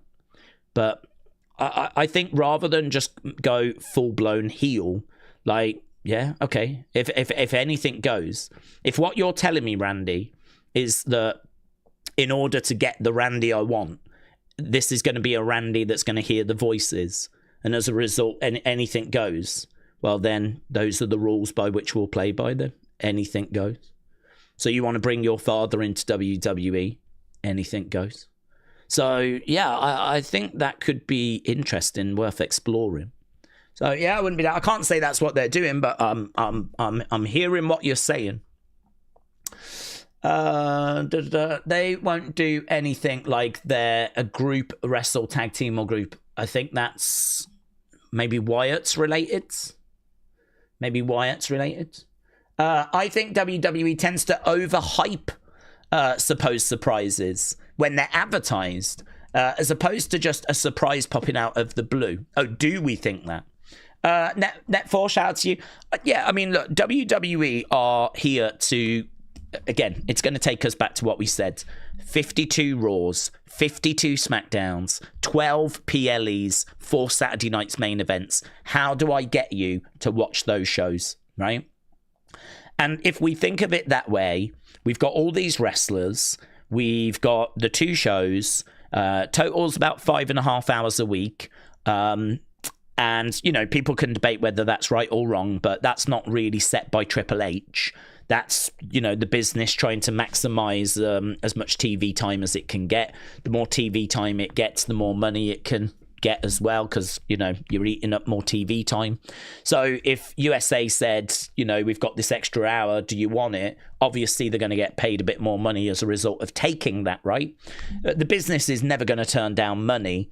So the problem for creative is you got to fill that time. So you got 5.5 hours each week across the 2 shows that you need to fill with, you know, intriguing stories, good character development, great matches, great promo segments, blah, blah, blah. You know the score, right? And so I don't think we can blame WWE for putting a mystery in place, having it play out for a few weeks, and then the payoff being seen as underwhelming. The problem you've got with it is that, because you could say, well, they shouldn't have hyped it up in the first place. If the reveal was always going to be underwhelming, like, say, Danhausen, you shouldn't have hyped it up the way that you did. But the truth is, that was a mystery that had everyone talking. It had people tuning in. In WWE's mind, it served its purpose. And then, okay, the reveal was what it was. But as people got used to Danhausen, they now like him, right? So we've kind of moved on. So you can look at that moment and go, well, that moment was flat. But the build towards it wasn't. And actually where we are with Danhausen now isn't. It's only that one moment. So did they get that wrong? Did they do that wrong? Was it wrong for them to hype it the way they did? I don't know. My honest answer is I don't know, because from a business point of view, it probably was not. From a fan point of view, and those certainly that were disappointed, you can say yes, it was. So it's going to come down to what perspective you want to look at it, right? The problem is going to be if you do it repeatedly on a very regular basis, you're not gonna have people tune in anymore. You know, if you're going to repeatedly do that and underwhelm, I get why you did it. I get why you didn't care about doing it. I get the benefit to you why you did it. But if you keep doing it, people are going to go, nah. You know, that sucked. No, I'm not falling for this again. And so, of course, then you're going to get diminishing returns. So, you know, it would be good if on this occasion it was good, because then it means that when you do it again next time, it could be good, it could be bad. We don't know. But the thing is with mysteries is that people really do want the answers. It's a lovely little device to get people watching. This is why they do so many, right? But they've got to make sure that these mysteries aren't always underwhelming. I mean, they've got to give us good ones once in a while to keep us, you know, biting, basically. So I don't know. I think I get why they do what they do. Yes, I think they would like for the reveals. I mean, listen, do they wish they could have had Jericho for the Rumble? I think the answer is undeniably yes. Do they wish they could have had Jericho for that crate? Yeah, they might not have brought him out of it, but they could have brought a countdown clock out of it that could have counted down to him coming in. And of course, the fans spent a long time speculating if he was going to be at the Rumble or if he was going to be connected to the crate. And the truth is he never was. He never was. Because he never was available to WWE. That contract was frozen. And we didn't know what was happening. So he never was. WWE were quite happy for that speculation. No one came out. Triple H didn't come out and make any comment about how, no, it's, Jericho is not available to us right now. He could have come out and made a comment that maybe would have dampened that speculation down. He never did. WWE were quite happy to have that speculation because that meant people tuned into the Rumble to find out. And they tuned into Elimination Chamber to find out. So WWE are quite happy to have that speculation, but it just leads, doesn't it, to disappointment. So, I don't know. It's a very, very difficult one, that, because I think you've got all these shows. You've got to do what you can to try and get people to tune into them. People want certain reveals that just can't happen. And so WWE has to just go with what it can do. And sometimes what it can do is going to be a bit underwhelming compared to what the fans are hoping for. But should that result in them downplaying it? Should that result in them not making such a big deal out of it? Like, maybe. For the fans, when the reveal happens, yes. But I think from a business point of view, they're probably quite happy with how it tends to play. We could put an angle in where someone like Akira or Danhausen just keep winning because of outside interference. And then they work their way to an IC title shot, says Corey. Corey, I hope you're well, buds. Dormouse, hello. Sunny, hello. Shout out to you guys. Kind of said, Daze, would you probably do Seth Braun at SummerSlam? Maybe in a no-holds-barred match? You could do. I don't know if it's going to go that far. It very much could. It very much could. I expect Bron Breakker to interfere in the match at WrestleMania because word on the street is he did get cleared, but there was just not enough time to build the match, right? Surprise him. Because to be honest with you, we haven't got much time to build the Gunther match, right? Seth had no opponent. So I don't really understand why we've gone with Gunther, who doesn't fit in this story at all, when we could have gone with Braun, who has got a very recent history with Seth. We've got to build both of those matches in this short amount of time. So why not go with Braun if he was cleared? So I don't know. It doesn't make loads of sense, but instead, I think they've got a plan to bring him back at Mania. That then puts us into a summer program, probably resulting in it ending at SummerSlam. But it doesn't necessarily need to end there because, there's a good gap between WrestleMania and SummerSlam. And I would imagine that they'll have a few matches over the summer. So by the time we get into SummerSlam, it could be that we're kind of moving on to something else. But yeah, if I was a betting man, I would say that probably that's where the feud ends at SummerSlam. So a no-holds-barred match, it's probably going to be like their third encounter by that point. I think a stipulation probably would be fitting. I don't think I'd do no-holds-barred. I think I'd be leaning Hell in a Cell. I don't believe we're doing one, are we, for... Are we doing one for this year's WrestleMania? I don't believe so. So, because Drew and Jacob is going to be unsanctioned. That was the one we thought was going to be Hell in a Cell. I don't think they've announced that for like Finn or Dom. So, at the moment, I don't believe there is a Hell in a Cell. Probably best to keep it that way now and maybe just save it so that when we do it, it's a bit more impactful. And maybe you actually do that for Seth Braun. So we could get to them having a match at SummerSlam, or we could find ourselves in a situation where we've kind of done the feud and we've got something else planned instead, I mean, like Bron Breakker could win King of the Ring and could be competing for the championship at SummerSlam. I don't know that that's going to happen. I think Braun is going to be in the mix for King of the Ring. So, you know, he absolutely could have something else on his plate. But, yeah, if I was a betting man, I think you're probably right. Probably where the feud ends. Robbie said the caller needs to be able to bump. They need to be physical, says Robbie. Is there any news about Asuka Io, said Kenton. Yeah, only that it's expected. The belief is that there's 2 more matches to be added. Asuka Rio is one, and that 6-man with Speed, LA Knight, Uso, that's the other one. We were saying in Unseen, there's still other matches that, you know, what do you do with Julia and Chelsea? I mean, it just seems like that's going to maybe fall now on the Go Home Smackdown. And it seems like they're all going to miss out on a WrestleMania match, right? Wyatt's and MFTs, I think, was in the running as well. That's been a long feud. Obviously, the MFTs have still got the lantern. I think that was in the running. I mean, it's 2 days WrestleMania. It does show, doesn't it, how far the Wyatts have fallen. If you think about how amazing Nightbird was, and now here we are, right? I get that last year they weren't around, they weren't available, right? We hadn't seen them much at the start of last year, and we didn't know why.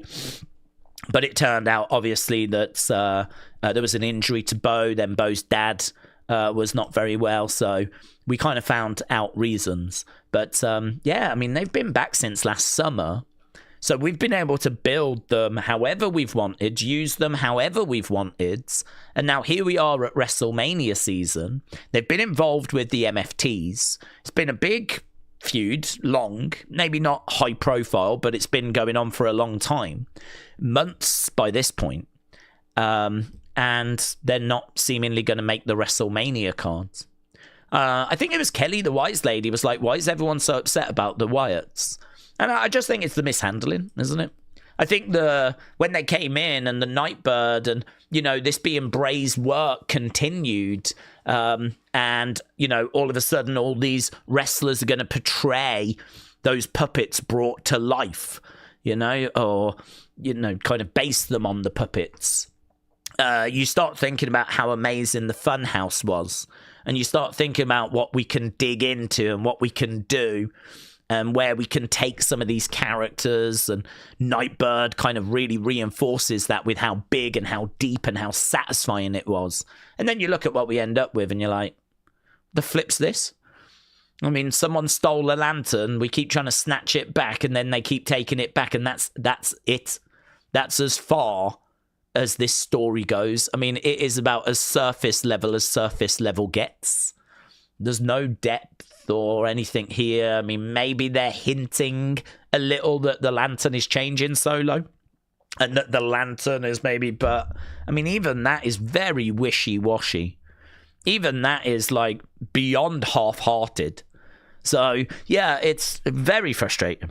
Very frustrating. I don't think WrestleMania, and it pains me to say this, I don't think WrestleMania is worse off by not having that match on it. I don't think WrestleMania is where I cannot make an argument for adding a 15th match and it being the Wyatts against MFTs and make an argument that is going to make WrestleMania better. Because the way they've been booked, the way that feud has been booked, I don't think it's very good. And I don't think that being added will make WrestleMania better. I think for a lot of people, it would be seen as a toilet break match. That is where we are with the Wyatt 6 right now. And if you think about where we hoped we were going to be when Nightbird was going on, it's chalk and cheese, isn't it? It's night and day. I mean, this is not what we were hoping for. A lot of people at the time were like, this ain't going to work, you know, and that's fine. You know, people kind of didn't believe in it from the beginning, and, you know, that's fine. But we hoped that they could book this and that Bo would kind of take over that creative, and it's just not gone that way. So a lot of frustration around that. A lot of frustration. Robbie said, I saw an interesting stat. Apparently Solo has been on the main roster for 4 years and he's never had a WrestleMania match. That is an interesting stat. That is an interesting stat. Big Mix, hello, my friends. Big Mix said, yesterday's stream with Tommy was hilarious. I loved it. Oh, that's great. I'm glad you enjoyed it, buds. Well, I only have one goal when it comes to the Wrestling Escape Pods, and that is just, can we have fun? That's it. That's all I care about. I don't think about anything else. I know that wrestling conversations are going to get cut short. I know that Tommy's attention span is that of a goldfish. So really, it's just like, can we fill this hour with, fun? Can we touch on some topics? Or, have conversations, or can I make some comments that are going to be, put the cat amongst the pigeons or whatever. So that's my only focus when it comes to that podcast. So if you enjoyed it, that's fantastic. I'd love to. And I did, it's on my list along with a million other things. But I did actually the other week get an episode of The Web and edit it down, right, to just like the real best bits. Out of an hour, I got it down to about 15 minutes, right? 10, 15 minutes. And it was just like, it's really good. I was watching it. I was like, that's really good. We spend a lot of the episode trying to find, the fun conversations, the humor. If you cut out like the bits that maybe don't work, don't land, or the bits where we're being serious, talking about wrestling or whatever it might be, right? Talk about musicals. Cut all that out and just get like the stuff that worked. It's good. I'd love to go back and do that for each episode. I think a 10-minute just best of episode 1, best of episode 2. I think there's some real value to that. Some of my absolute favorite ever moments that I've ever had streaming ever have come on the Wrestling Escape Pods. Just like, I think it's because even I don't know where it's going. Even I don't know what's going. Here, I've got an idea. We're going to talk about the latest wrestling news. We're going to react to the show, talk about what we see. We're going to talk about the wrestling news. We kind of know what to expect. With the Wrestling Escape Pod, I don't even know what we're going to be talking about. So, it's kind of resulted in us going into some very strange places. But I'm glad to hear you enjoyed it. But King Yeti said, problem solved. Bring back Vince Russo. Well, I've heard that he's been doing well with that new JC dub promotion or whatever. I've heard he's been doing some good stuff there. He reached out to Tony Khan because Tony said he had enjoyed some of that work. So he's trying to get in with Tony Khan at the moment. I don't think WWE are necessarily looking to go that way. I think Vince Russo is very Attitude Era. He's very shock jock, right? And I don't know if that kind of fits in with PG. I don't know if that kind of fits in with, the conglomerate massive business that WWE is now. I mean, this is a multi-billion-dollar business that's trying to please sponsors, advertisers. I mean, it's a very, very different product to the one that we had in the Attitude Era. I think people know that now. You can say it's a very different product to the one we had during Ruthless Aggression as well. Where we are right now is we are sadly very corporate. I mean, that is just the truth. We are very corporate. You look at ticket prices, you look at sponsors all over the ring, you look at the way that each individual match tends to get sponsored. We'll be watching the matches at WrestleMania and one of them's going to be sponsored by Wingstop, the other one's going to be sponsored by Dude Wipes, Dude Wipes on Dominic Mysterio's shirt. We're very corporate now. I don't know that Vince Russo would be able to get away with the vast majority of things that he would want to do. You've got to sort of deliver a product that's kind of aimed at kids and families. And I have said, though, just because it's PG doesn't mean it can't still be good for adults. It can still work for us. I mean, look at that beatdown of Cody. I mean, that was really good. Look at The Rock whipping Cody in the rain. Look at Liv Morgan's revenge tour when she took Dominic Mysterio away from Rhea, We shouldn't be like down to the point where it's all hope is lost. I mean, we are just coming off the back of fantastic couple of years with the Bloodline, so it's very clear that this can work. I'm not sure that Vince Russo's the one that has got the answers necessarily. My concern would be that he is a shock jock. He is someone that likes to shock and put the cat amongst the pigeons. Obviously, he was a key writer during that kind of Attitude Era periods. Maybe I'm wrong. Perhaps he's got it in him to kind of adjust to this new landscape, and perhaps he could kind of work within these confines. But I do think that is a real challenge if you're working in creative, that there are some big limitations that are on you. You can't just do anything you want now. So, yeah, very, very different from Attitude Era. Very different. Right, we've got, oh, wow, only 13 minutes to go. Alex said, Danhausen brought to you by DoorDash. I mean, I could totally see them working together. You could see Doorhausen, couldn't you? Him working with them, DoorDashhausen. I mean, the way they've used him, I think, has been really good. I know a lot of people are waiting for him to have a match. For me, that's not his strength. That's not what WWE care about. They just want him to be a boost to social media. They just want it to be a case that, he'll sell merch, that he can do some curses, and that'll play into the storylines, and it'll lead to a match eventually. But, I don't think they're too bothered about, like, him getting loads of matches in each year. He will wrestle. But really, what we're seeing from him right now is what they want from him. And I think this is the best way of using him, really. He's more of a mascot. He's someone that the kids kind of have fun with and adults have fun with. And he's not only is he good like during segments on the show, you can use him during the commercial breaks where he comes out and fires T-shirts into the crowds. He can do, meet and greet things. He's very good for that. He can do media, but he's excellent when it comes to social media. I mean, he is a character that's so flamboyant and has got such charisma and personality that he translates very, very well to social media. And so that means that every day on Unseen, I'm finding myself now ending with a Danhausen clip, a different Danhausen clip. Because there's just always something happening. There's always a Danhausen moment.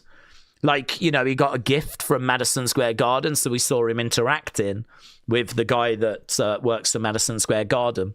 Or he went and got, a hot dog before that show started. Or, he sat backstage, signing pictures. I was thinking about this. Him wanting his own picture to sign and constantly signing Cody's instead, but him wanting his own, he's managed to get a few different videos out of that, and there's been a few different pictures. Today he's been defacing the ones that Cody has signed. So Cody has signed a load of those pictures that they sell at the shows. Danhausen's come along and actually added some extra writing on them and defaced them a little bit, right? And he's been posing with those online. And it's so simple. I mean, it's not crazy stuff, but it's just extra content. It just gets him out there. If it gives you a chuckle, fantastic. And, that is obviously the value of Danhausen. That's why you want to bring him in. That's the way that you want to use him.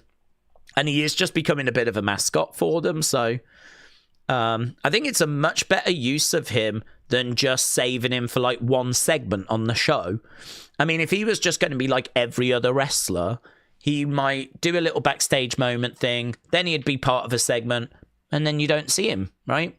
But actually, the way they're trying to use him is go crazy. Yeah, go crazy. Do what you want. If you want to film some stuff backstage, put it on social media, fantastic. Right, we'll try and get you involved in a few segments backstage. We'll bring you out during commercial break. I mean, eventually, I could see him being interviewed by Byron Saxton. I think he'll appear on Raw Recap if he hasn't already. His meet and greet sold out for WWE Worlds. You can imagine him walking around WWE Worlds, checking out all the Superstore, going to the Mattel booth, checking out the Hall of Fame display. If they do a bit of a WWE World Tour this year that's kind of hosted by Danhausen, I ain't going to be surprised. He can pop up at those club nights. I mean, the WWE world, the universe, everything that they do is so big. It's so much bigger than just the shows. I mean, he can go to the Make-A-Wish stuff. He can do all the charity work that they do, all the kind of community programs. And And all of this without even having a match or even remotely coming close to having a match. Like, they're just so big that you can just be a character in that world and not have to even wrestle. So, yeah, what a drop. What a job. What an amazing job.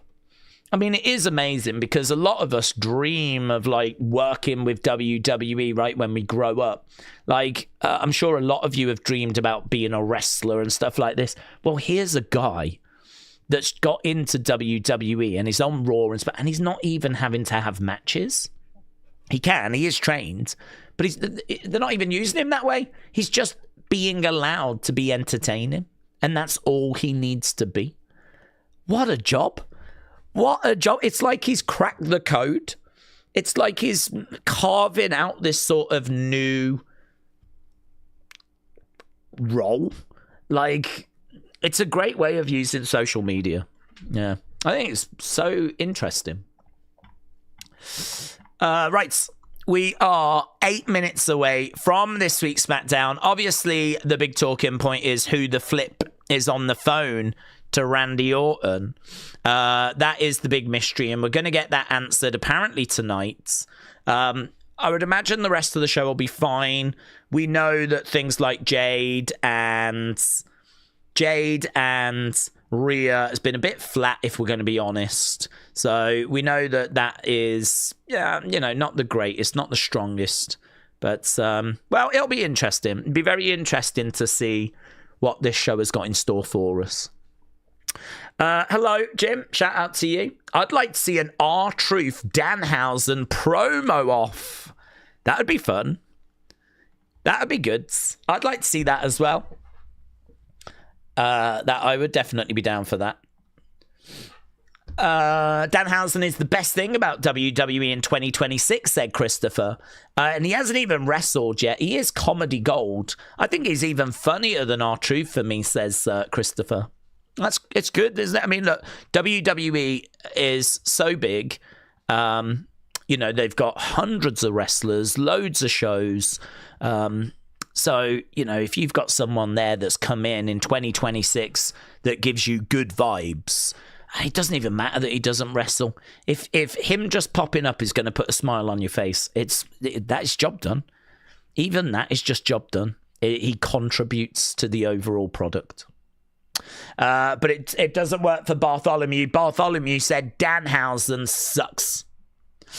Jay James said, Daze, I think you should do an opinions video on Danhausen. Well, that's a good shout. I'm really looking forward to getting the new members kind of schedule in place. Once that's in place, I think I'll be kind of in a bit of a better place with like having the schedule bedded in then. I would love to start doing some what do you think about this person, what do you think about that person type videos, because we've done them in the past and they don't get like crazy views or anything, but I just think it's good feedback from the community. It's just always interesting for me to kind of get people's thoughts. Obviously I jump in and get thoughts during these streams, but just sitting like I do with the opinions videos and just reading nothing but opinions, it honestly helps. It gives me a real idea as to what people are thinking, what the general consensus is within the community. And so I always enjoy doing that for Raw and SmackDown. But of course, on a Tuesday, on a Wednesday, on a Thursday, like, we don't really put content onto that second channel. So, yeah, what do you think about Danhausen? What do you think about the WrestleMania builds?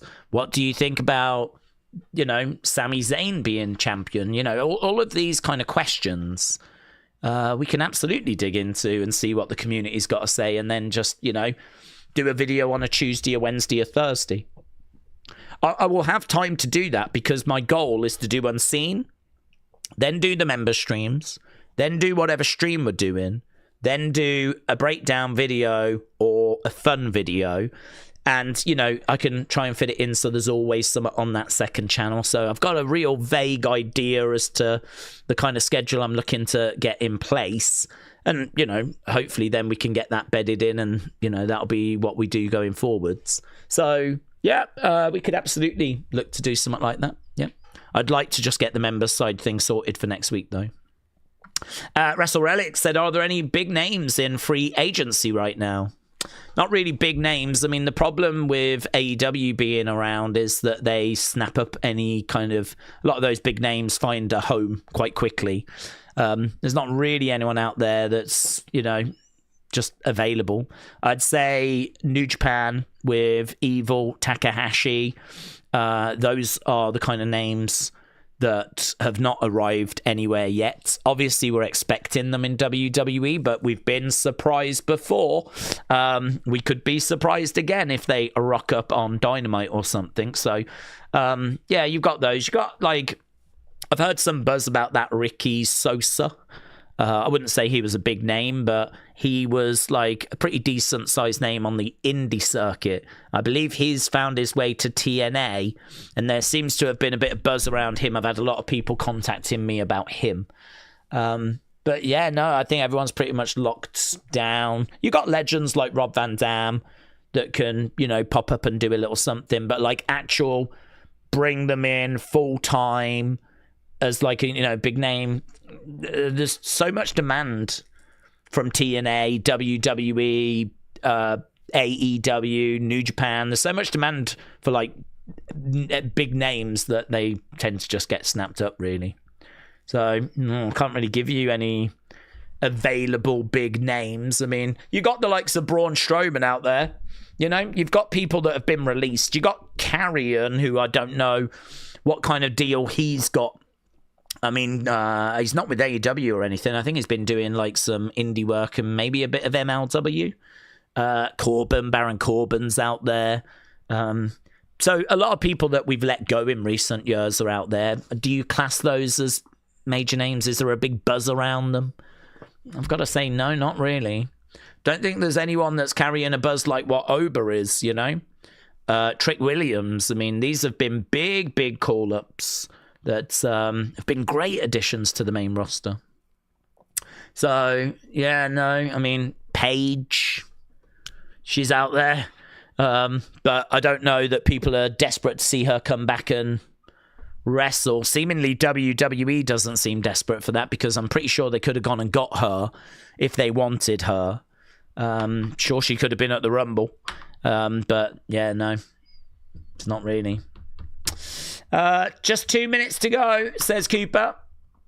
Radiated Zombie said, I really hope this is going to be a good show this week. It has been such a hard watch. It's been bad the last few weeks. I think 3 hours. I'm nearly asleep by the end of it.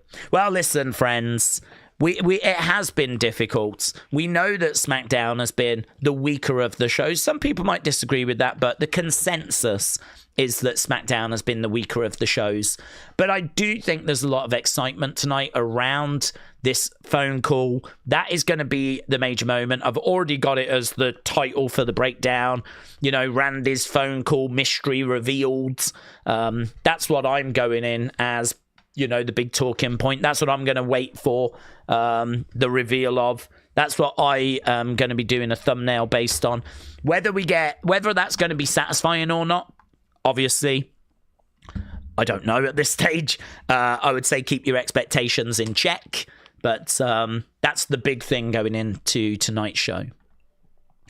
If the rest, because that's not going to take 3 hours, if the rest of the show can, do you know what I mean, get to a certain standard, that's what I'll be hoping for. Okay. Then now, forever together, forever together. Okay, we're about to get underway. We got the show just beginning. SmackDown is about to start. I believe Sammy is opening the show. They've already announced that. Okay, we're in St. Louis. This is Randy Orton country. This obviously is not going to be a great night for Cody when it comes to reactions, but then I think Cody has been pretty much second best each week. Big cheer there for Rhea. Blimey now, I wondered what that was. I thought it was like a Muppet. But it's actually Jade Cargill in a coat. Okay, there's a birthday cake there for Charlotte. Alexa and Charlotte. They're going to be in action against Bayley and Lyra. There's Bayley and Lyra. It's a load of Rhea merch that's dropped. Look, jacket, t-shirts and everything. That's kind of cool. That's a really cool shirt, actually. That's great. They're all pretty good. I like that one. That one with some jeans. I could sport that. Yeah. This audience has got some nervous energy, says Wade.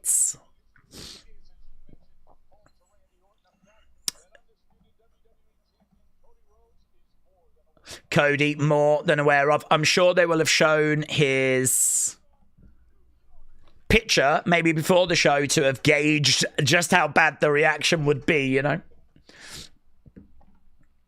It's been a busy week for Big Time Bex. After being honoured by the world's most famous arena, MSG, I've been on a media blitz. One might say I'm queen of all media after the amount of interviews that I've done, yet I still find time to train, curate a coffee brand. The buzz has been unreal.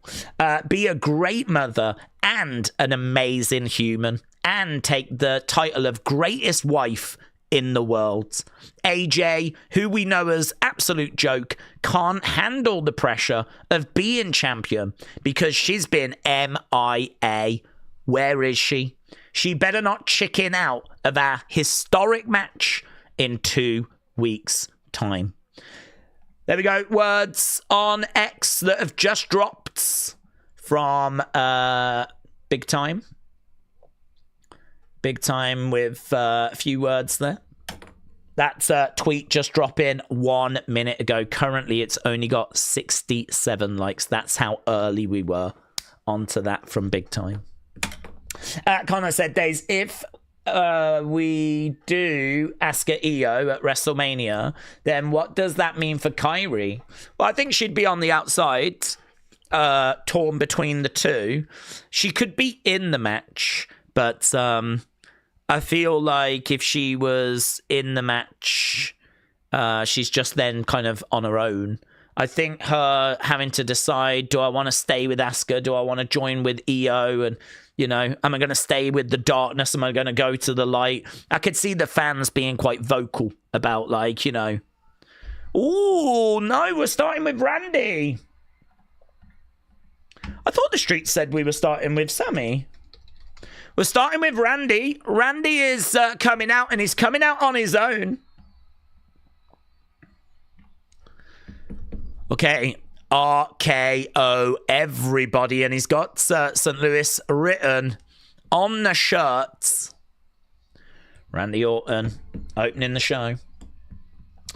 Chris said, and that's not just Big Time Beck saying it. Sports Illustrated and Bleacher Report are saying it. It's a great little catchphrase, that, isn't it? But there we go. We're starting off with Randy, which I must admit is a surprise. Not an unwelcome surprise. Randy looking around.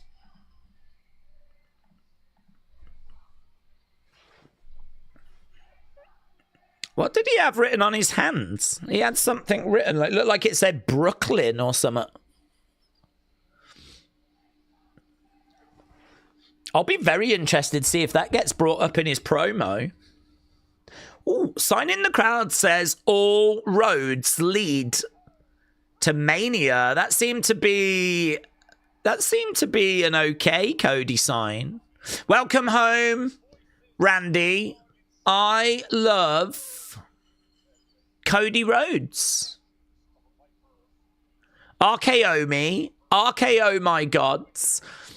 Signs like that. I've seen a couple of pro Cody signs. Couple. But lots of RKO signs. Lots of Randy posing signs. And he goes over to the corner to do exactly that. He's getting a great reaction, as you would imagine.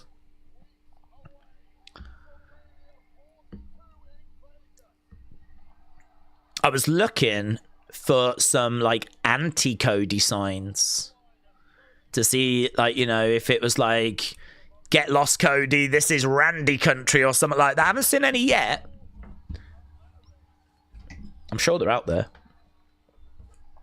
Randy looks around, getting a great reaction. Metal Mama, hello. Hit that thumbs up or you will be cursed.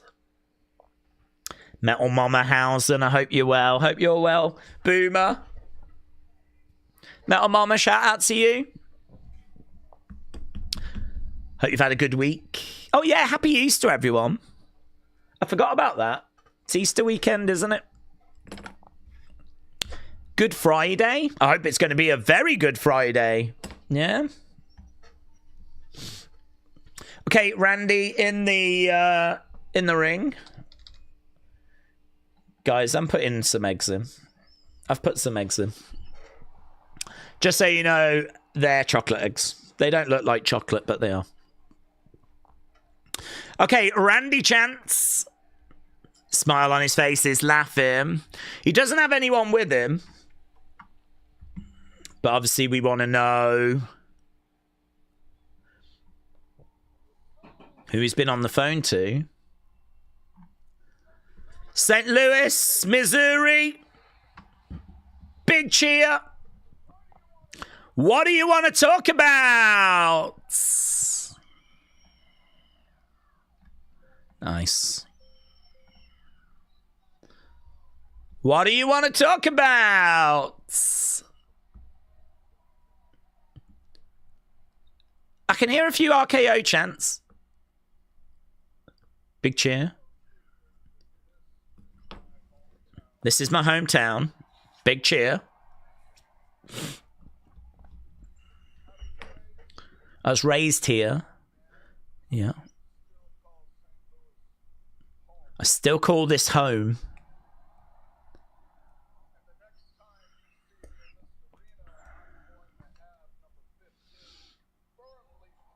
Next time you see me in this arena, I'm going to have number 15. Randy's first caller asked him if she was watching. It makes me think the caller is his daughter. Could be his dad or the Flares or the Heart, said user. Yep. Those are the names I'm hearing. Not so much his daughter, but...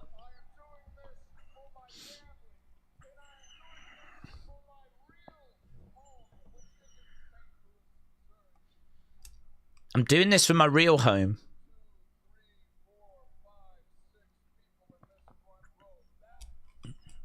Oh, right. So his family are here. Are those his... all right. His family. There we go. I'm doing... It's a very babyface promo.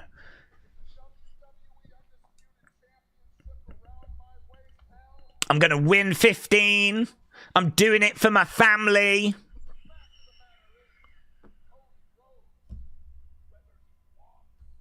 Booze for Cody.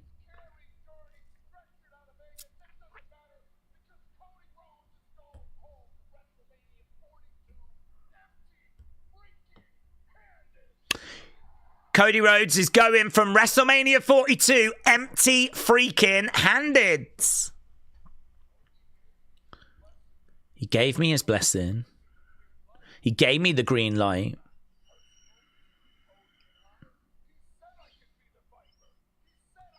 I think Randy's loving being in this position again, isn't he?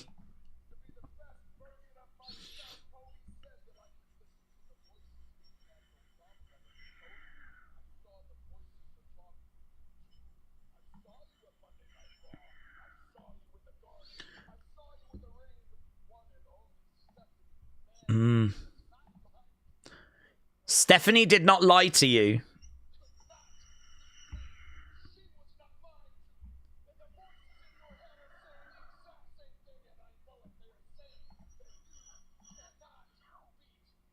You cannot beat me.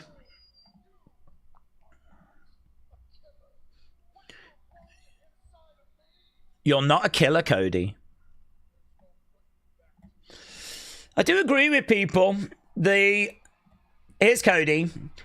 Cody is not a killer is the story that we're going with here. The table is set for him to show that he is. I do agree. Stephanie has said it. Randy is now saying it. Stephanie was right. You can't beat me. Cody comes down with that championship belt.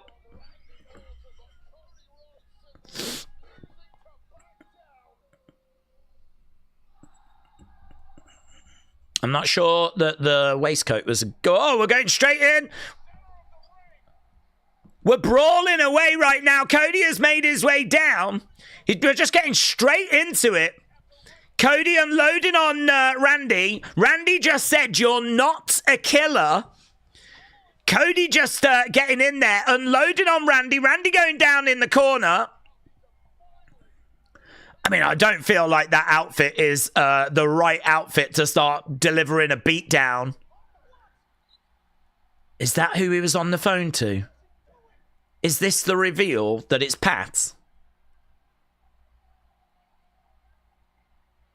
Is that the reveal?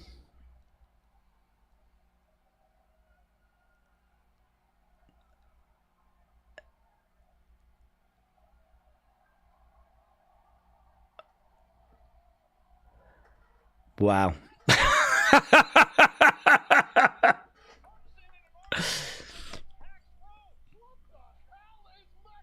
Do you remember earlier when I was like, well, I won't be disappointed regarding whoever it is. I'm just going to go with the story. WWE, man, they never cease. Never cease to amaze.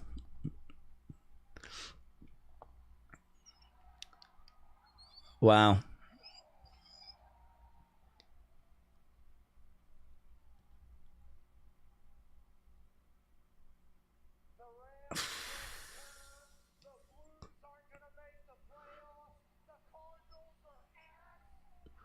Is AEW on?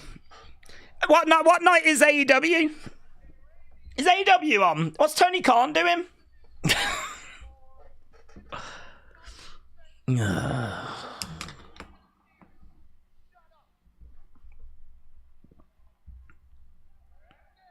Guys, we had to know. SmackDown was always going to do SmackDown things. SmackDown was always going to do SmackDown things, wasn't it? We can hope that SmackDown will change its ways, but it's always going to be SmackDown at the end of the day.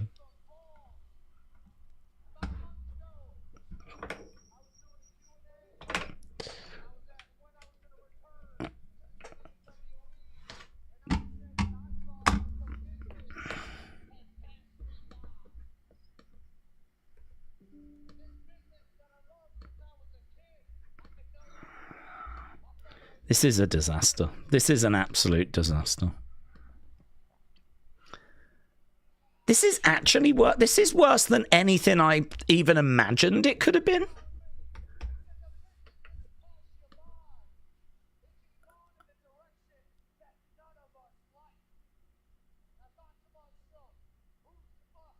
Mate, you can hear a pin drop from this crowd. You can hear an absolute pin drop.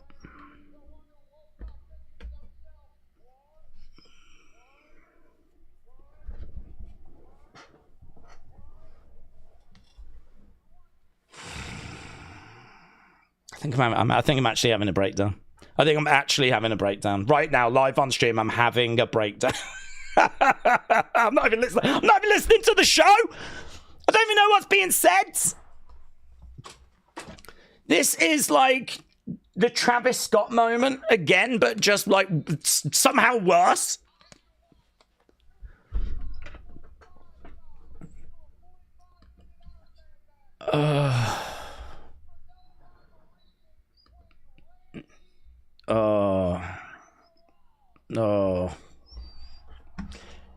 Should we, I don't even know what to do. I don't know.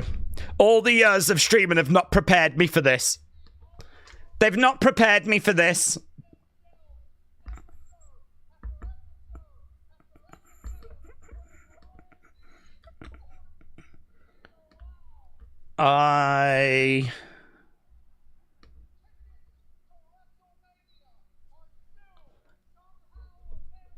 I would like to apologize to Tony Khan. I would like to take this to apologize to AEW. I judged you too quickly. I was too harsh. I'm sorry. I would like to take this to apologize. I am sorry.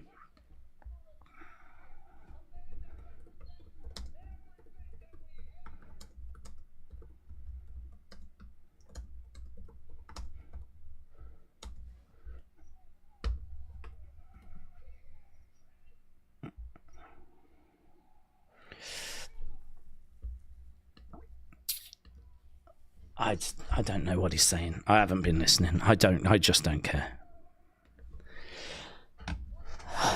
Is anyone getting a nice Easter egg this year? I don't have one, but I wouldn't mind getting like an M&M ones if it had some little M&Ms inside. Right, let's get a poll up, shall we? Let's get a poll up. This segment's still going. It's not ended.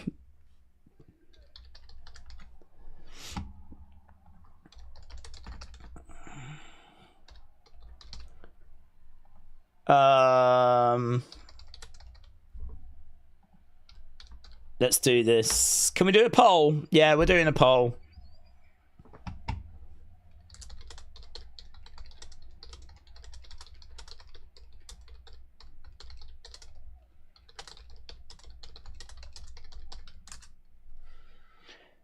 This segment is one of the worst segments I've ever seen in WWE. I'm honestly not joking. It might lead to something good. I don't know. I like Randy and Cody, but...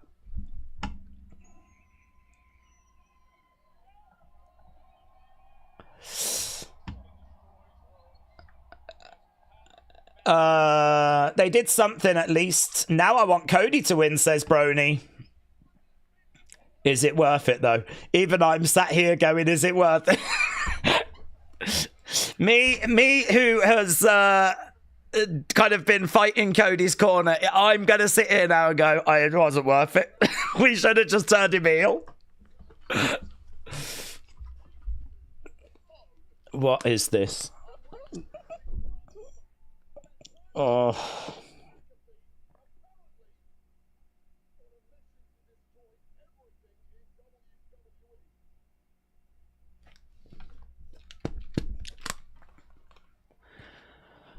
Oh, it's not work, said DTA. They still won't turn on. Oh, Jesus Christ. Terrible, terrible. This is worse than Travis Scott, says Ian.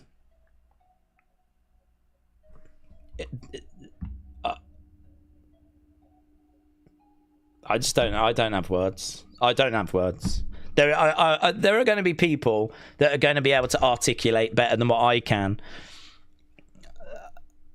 I just don't have words. Of all the things that we spoke about,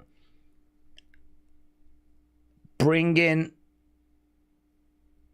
Pat in to run a story and have him be this annoying, which has always been annoying, but to have him now be a heel and be annoying and to insert... I mean, if you want to bring him in, fine. He's like a bad smell that never goes away. I've always hated the guy, right?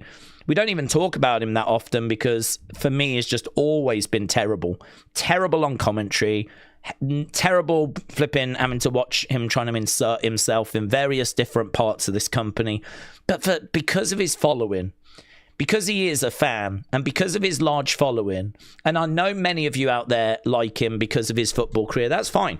There's lots of people that like Bad Bunny because of his music. It's fine if you like Pat, right? And you like his analysis of football. That is absolutely fine. But when it comes to him being in wrestling, he's always been, to me, like a bad smell that I just never could get rid of, right? He was on pre-shows, he was in NXT, he was having matches, he was on commentary, he was just always around, right? If there has been one silver lining in recent times, it's been that he has been away from wrestling. to bring him back now is probably understandable. I expected him to come back after football had finished, because football's his priority. Wrestling is not the priority for him. So when football's finished, he comes back in. He'll go again when the football season starts, right? But for him to come in at this time period, fine. Yeah, I kind of expected him to come back onto commentary. When he commented about being burnt out and everything, that's when it looked like he wasn't going to be coming back. Seemingly what they've done is they've gone, no, we love you, Pat. You know, we love... I mean, Triple H loves him. He loves this guy. So I think they've tried to find an alternative way of using him, which is, rather than you having to appear on all the shows doing commentary, how about we just bring you in for a short program? We can put you with Randy. We can turn you heel. We'll try and make you annoying, more annoying. And, you know, we'll do all this kind of a thing. I spoke earlier about teasing something and then the payoff being underwhelming, and, you know, are WWE wrong for doing that? Well, I still don't think they were necessarily wrong for doing it this time, because we were all on board and we were all really excited to find out what this reveal was going to be. But, yeah, I mean, not one person said to me it was going to be Pat, or if you did, I didn't see your comment. If someone had suggested that to me, I would have said, no, it doesn't really make much sense. That doesn't really make any sense. Why would that be the reveal? Why would we put Pat into such a big storyline when there's so much meat on this bone? You think about, like, Cody and Randy and their history. Like, why would you put Pat into this? And why would you do it in St. Louis as well? I mean, you're not going to get the fans to turn on Randy. So if you want to bring in Pat and make him annoying, more annoying, and turn him heel and all that kind of stuff, why do you think having it happen here is going to be the right place to... None of this makes any sense to me. If you can help, like, if anyone out there can help me right now make this make sense, I will greatly appreciate that. I do understand that there's a few people that feel the same way about Pat as I do. And so maybe there's something in, well, people don't like Pat, so we bring him in as a heel that will get heat on Randy. Maybe there's something on that, but that's not going to work in St. Louis. And I don't think enough people hate Pat. I mean, there's people like me that don't like him, but there's plenty of people that do. He's got his fans. He's got one of the biggest podcasts in the world. So he's got a fan base. I mean, I get that he's a great when it comes to football. I'm not down on him, what he's done in football. I don't know what he's done in football. But... what?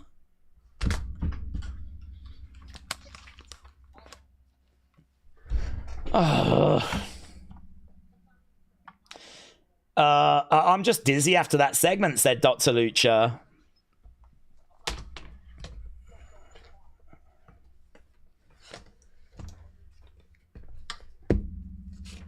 This is just atrocious.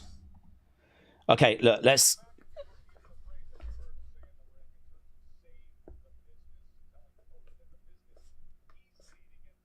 Are they trolling the fans? Is it a case that McAfee is reflective of the anti-Cody fans? Is this meant to be a troll?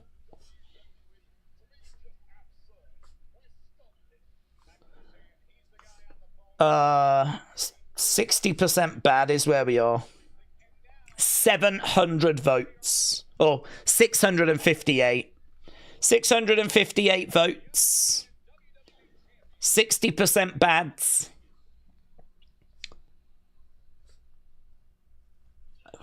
I don't know, man. I don't know. I don't know what you do with that. That's a dumpster fire. I don't know what you do with it.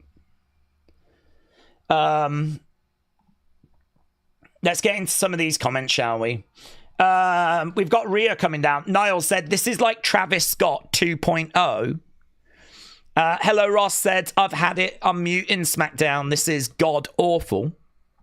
Madong said, this is worse than not even knowing who the obscure person is. Defcon Prime said, I'd rather play an old glitchy 2K22 than watch this. Honestly, I mean, I know that I was in shock, and I was genuinely in shock.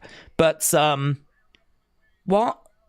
I felt like you could hear a pin drop. I felt like even the fans were like stunned, but not stunned in a, oh my God, this is such an amazing twist to this story, but stunned in a, what? Why are we doing this? This is Cody and Randy that have got such a rich history. Why have you now shoved Pat in the middle of it when it is just so not needed? Joe said, I feel like that's just set up a stone cold return to help Cody. Aaron said, him saying Cody being champion had the lowest rating of SmackDown just buries the show. Buries Cody and it buries USA Network. Well done, everyone.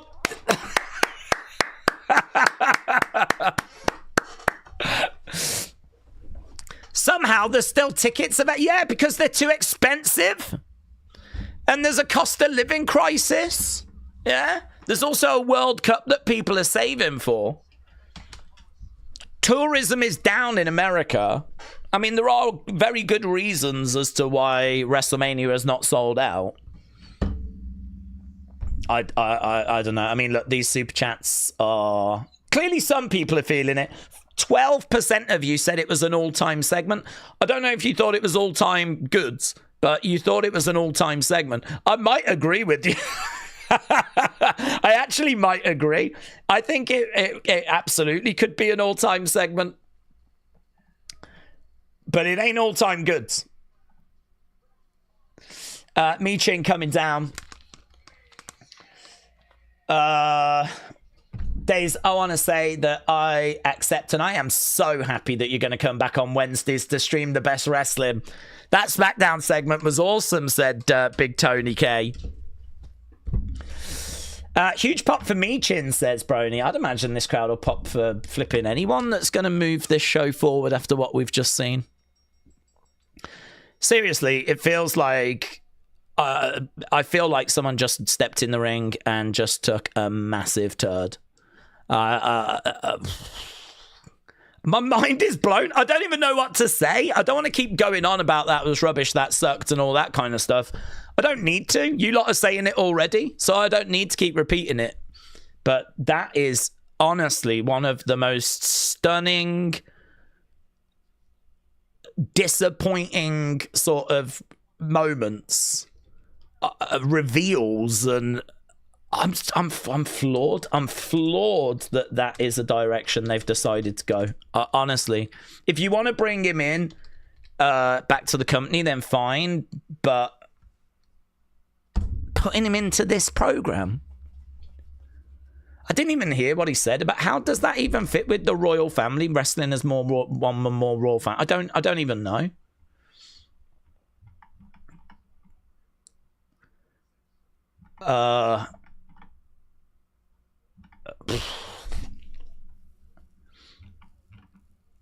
I'll have to go back and just try and piece together what was said. I was the one on the phone.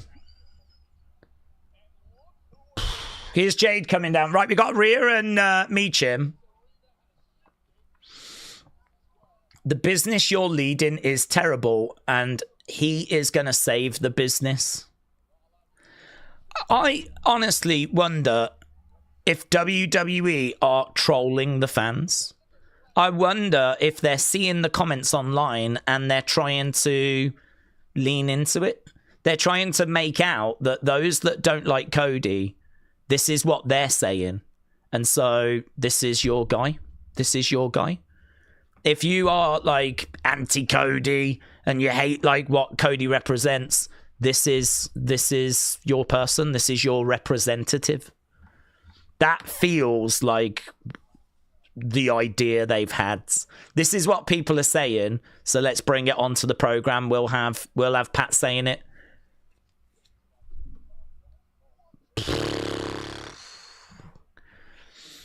Okay. Edward said, Daze, I'm not going to lie, it was awful, but I do have a theory. Okay. I'm here for theories. I've got a theory with Randy. Say Cody beats him. Steph says Cody can't beat Randy. I'm thinking Cody ends up winning at Mania or gets it back at SummerSlam. Yeah, I think Cody will get, I don't think Cody will just lose at WrestleMania and that'll be the end of it.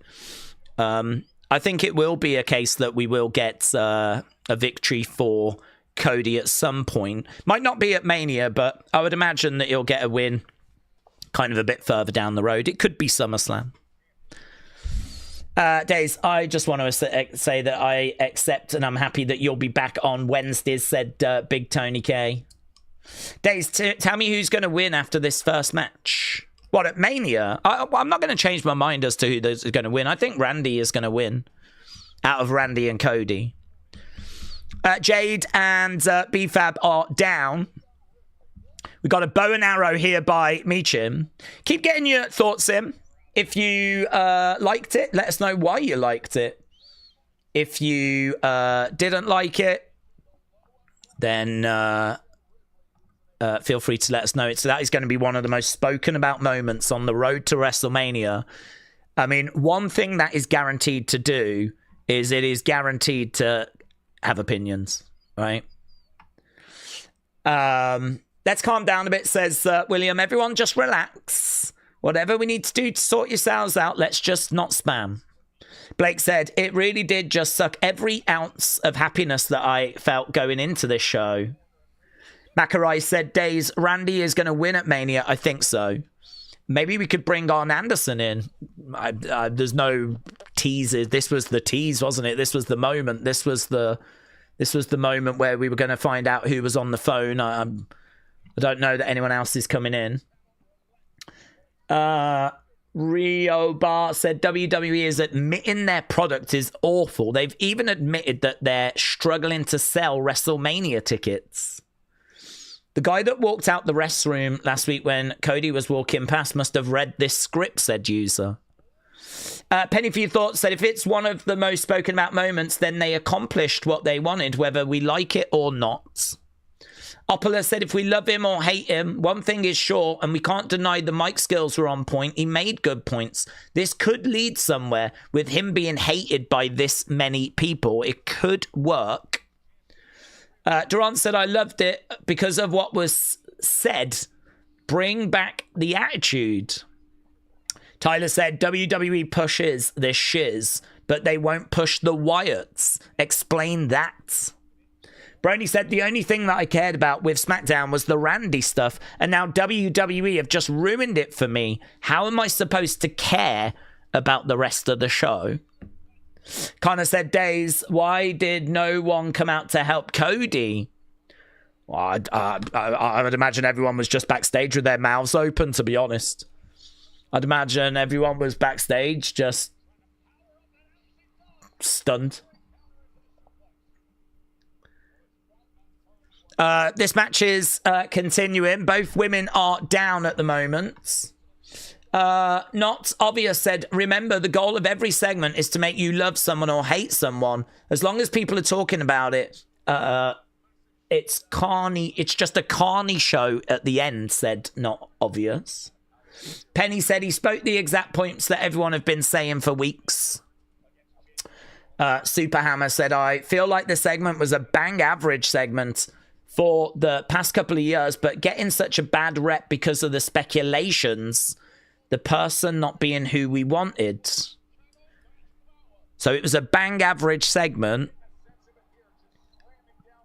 but you think the hype of the mystery hurt the reveal.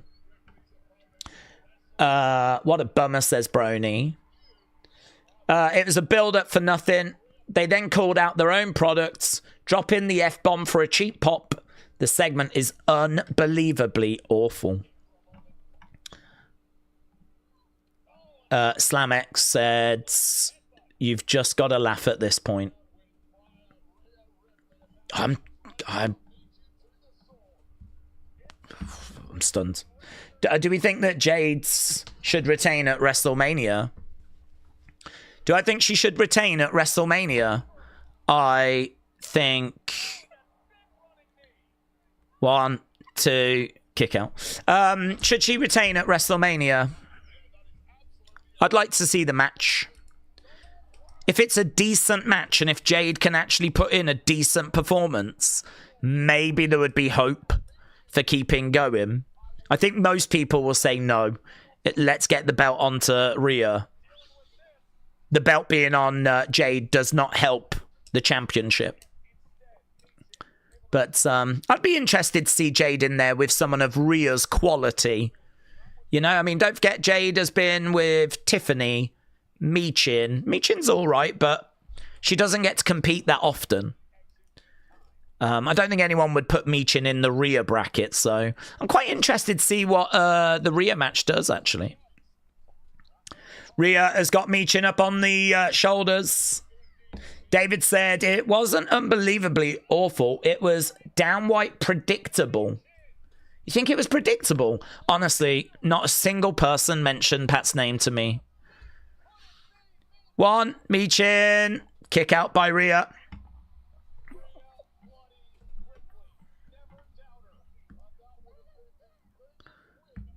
Daze, Alexa Bliss is going to turn heel after WrestleMania, said Tyler. Wow. I mean, that is, it's definitely got people talking. I mean, if nothing else. Would it have caused as big a stir if it was just his dad's? If we're going to try and find some sort of positive. Rhea. Big back body drop.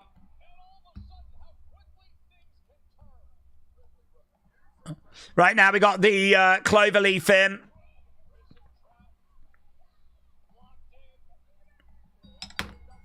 Tap coming in there by Michin. Cloverleaf gets it. Let's get the poll for this match. Jade gets the win.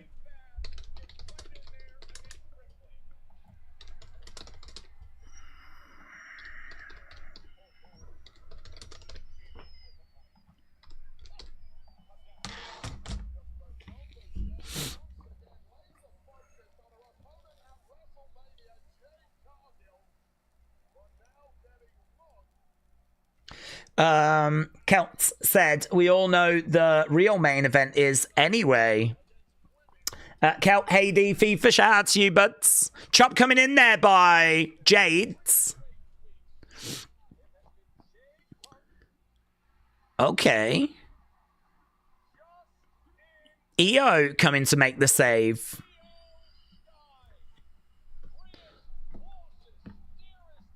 Making his way down, duck underneath. Open palm strike there by EO.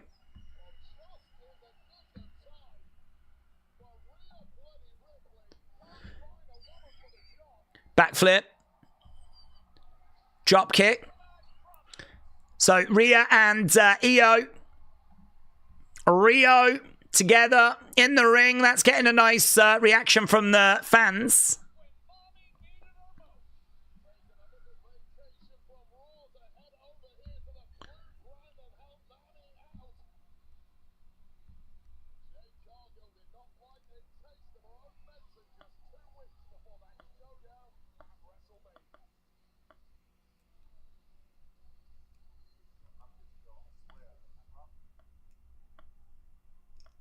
Okay, here's Alistair. Here's Zelina.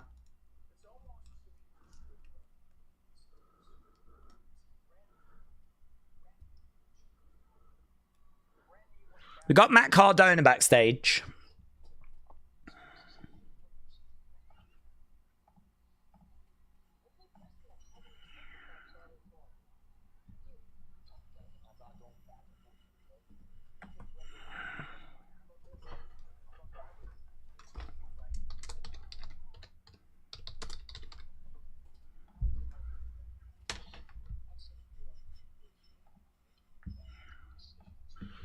Okay, Matt Cardona, Alistair. How does a rivalry so deep and layered be ruined by a celebrity who belongs nowhere near the main event? It is actually unbelievable, says Noah. Okay, so Alistair and Matt Cardona just confronted. We've got the MFTs backstage with Solo.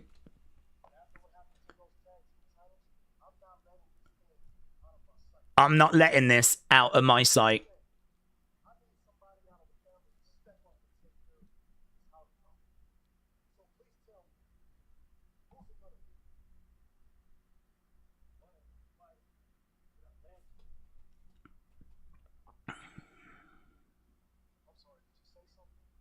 Tama's asking a question. Why are we fighting for that lantern?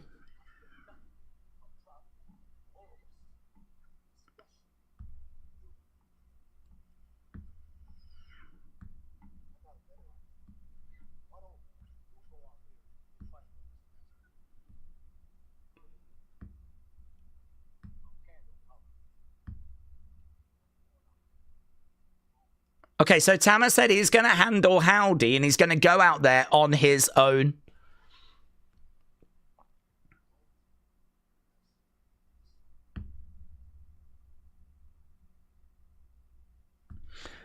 Worst thing is we barely have had a back and forth promo between those two, and they haven't mentioned their past much or even mentioned legacy. It's been an awful build, said Radiated Zombie. Okay, I'm trying to get back into this show. I mean, okay, the shock of it is kind of dying down a little bit now. I mean, again, I have to say, did it make an impression? Yes, it did. I mean, I will give them that. It did make an impression, right? It's definitely got a reaction. But, oh my God, 40 odd minutes into the show, I just can't, I'm still trying to get my head around it. I do just wonder if it's like a troll of the fan. Like, I can sort of see that they're bringing the criticisms from online into the ring. It is crazy, though, to talk about how WrestleMania's not selling out and how 5'5" wrestlers. It's like you're taking all those negative comments from social media and you're giving them to a heel character on the show and amplifying them. Do you know what I mean? You're like saying that negative stuff on your actual show. The WrestleMania tickets haven't sold out. That like 5'5" wrestlers. I mean, obviously the goal is going to be to prove these comments wrong. So the goal is going to be to have the 5'5" wrestlers go out and steal the show and look amazing and all that kind of stuff. But it is a crazy creative decision to, you could say actually brave, to actually go down that path of bringing those things onto the show. I mean, WWE always wants to present itself in a position of strength. I mean, think about like all the times it would sell out venues and it would tell you about it, all the records it would break and it would tell you about it. You know, this is a very rare occasion where WWE is amplifying the negativity that exists. I mean, creatively, there might be something to it, but for this to be the payoff of the phone call and for Pat to be involved in a feud that he just does not need to be involved in, right? I mean, if this had been a different person, I wonder if I would have responded better to it. If this had been a wrestler, if this had been someone from within the business, you know, I wonder if like that had been, say, his dad's. Let's say that was Randy's dad's who was in the ring, right? And it was Randy's dad that was going to make these comments. Would I still feel the same way about those comments being amplified, that negativity being amplified? I don't know. I think I would have felt better about it. I mean, I've obviously not a fan of Pat's work anyway, full stop. So him being the reveal was never going to work for me. But would I have felt different if they'd have gone with someone else but still done the exact same angle? I do think there is something in the reveal being so underwhelming. And which is funny because before I was saying, oh, I'm not going to, you know, whatever it is, it's not going to upset me or whatever. But my God, you just never know, do you, with WWE? They found, honestly, and a lot of you will know this to be true, they probably found the one person that could actually upset me as being the reveal. I don't know that anyone else would upset me if it was the reveal. But they found the one person that they could find. I feel like I've been specifically targeted with this. I feel like they could not have had this reveal be any more personal to me for be something that I hate. So, look, it is what it is. I really don't want to keep moaning about it. I will complain, of course, in the breakdown. But I don't want to sit here for the next 2 hours and just keep moaning about it. I think we've all made our feelings very clear. I don't know that amplifying that negativity is the right thing to do. We're going to have to wait and see how they use it over time. I don't actually think I can comment on that right now. I think Pat being the person that gets revealed feels like it's wrong in the moment. I definitely think it should have been something family, historic. There's so much to this relationship for us to dig into. We just didn't need a celebrity getting involved here. We just didn't need it to be Pat. But again, you know, Pat somehow has just got this relationship with Nick Khan, Triple H. I don't know how. He's just in such good books that, you know, they just love him. And I wonder if that's just sort of... I wonder if that's blinding them a little bit. They love it, so they think all the fans are going to love it as well. I wonder if they're just completely at sea with this. Certainly, it seems that way if you look at what people are saying online and what people have said in the... Nearly 700 votes, 60% bad. And all the comments that I keep reading certainly suggest this has been a misstep. So I feel very comfortable I'm not in the minority on this one. Nothing gets 100% agreement, but I know, at least I know I'm not in the minority on this one. Okay, we've got Howdy in the ring. Grog Vlog said, is it too late to resell my Mania tickets? Because WTF? Well, I think Mania will still be all right. I mean, this match might have jumped the shark, but I think Mania's still good. You'll still have a great time. I still hope you have a great time, but you will. We just need this shock to settle down a little bit, that's all. It's just a shock. It's a big shock. Tamatonga against Uncle Howdy then is going to be our next match. Okay. Jesus Christ. Meredy Dax said, the segment made me wonder what AEW is doing. I would also like to apologise to Tony Khan. Daze, I hope this segment does not give us a bad omen for WrestleMania. Well, I mean... Again, I'm going to try and find a positive because I want to find positives, right? Again, I'm very aware that I'm just going to sit here and moan otherwise. So I would much rather get the reveal now than at Mania, you know? I'd much rather go into Mania knowing where the landscape is compared to, you know, having Pat pop up in the match. So I'd much rather get this now, deal with it, than get it at WrestleMania. I mean, could you imagine if we tuned into Mania, we had Cody versus Randy, and then that's where we find out who was on the phone, and then we got this. This disappointment that you're feeling now, the 60% bad score that this just got, all the negativity that I'm seeing online right now, could you imagine if that bomb had just gone off at WrestleMania? And what that would have done to our score for WrestleMania. Because this is, you know, meant to be the main event, so this would be one of the final closing images of WrestleMania. So if you want to cling on to a positive, we've just, you know, let off this bomb, right? Which has not been well received. Bombs don't tend to be.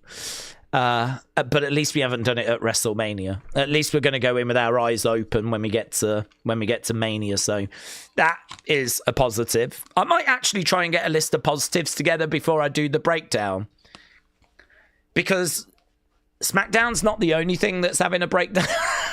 I'm pretty sure I've had a breakdown. There are parts of this stream I do not remember. I will have to go back and look at what happens in the moments after to even, because I don't even remember parts of this stream. I don't even remember parts of this show at the moment. The Beach Kevin said, can we just relax? Let them tell the story. Okay, I'm with you. It's still the first chapter, right? Let's be patient. Let's not overact like the IWC fans, and let's see where it goes, said the Beach Kevin. I hear you, right? I do think creatively it's very brave for them to amplify the negativity. It's obviously not going to work for me, though. Regardless of where this goes, I don't like him. I've never liked him. I didn't like him when he was doing kickoff shows, and that's when he first arrived. I didn't like him when he was in NXT. I didn't like him when he was on commentary. This is a celebrity that is just sticking around, right? This is someone that I have no respect for, no warmth for. I didn't watch football. I didn't watch his career. I don't listen to his podcast. I only judge him by what he contributes to wrestling. And he has made one of the biggest negative contributions for me, right? This is personal. This is not, I'm not speaking for everyone. I'm just speaking for me, right? This is, and everyone knows this to be true. This is the one person, probably more than anyone else, that I struggle with, right? I don't appreciate his commentary. I don't appreciate his matches. I just don't appreciate his work in WWE. So for him to be back and aligned with Randy, this is not going to work for me. This is never going to work for me. You've took the match I'm most interested in. You've done the worst thing you could do to it, in my opinion, right? For me. And again, I'm only speaking for me. So if you are able to be in a different mindset and you are able to go, let's just wait and see where this story goes. Yes, that might be a really healthy way forwards. That ain't going to work for me, but it might work for you. Yeah, it might work for you. So I do agree with you, the Beach Kevin. I do agree with you. Okay, Howdy is down. Are we still at commercial break right now? Yes, we are. 50 odd seconds, commercial break. We are sneaking our way towards the end of hour number 1. You can get your votes in for the Rhea Michin match. Rhea picking up the win with the clover leaf. Beat down afterwards, EO making the save.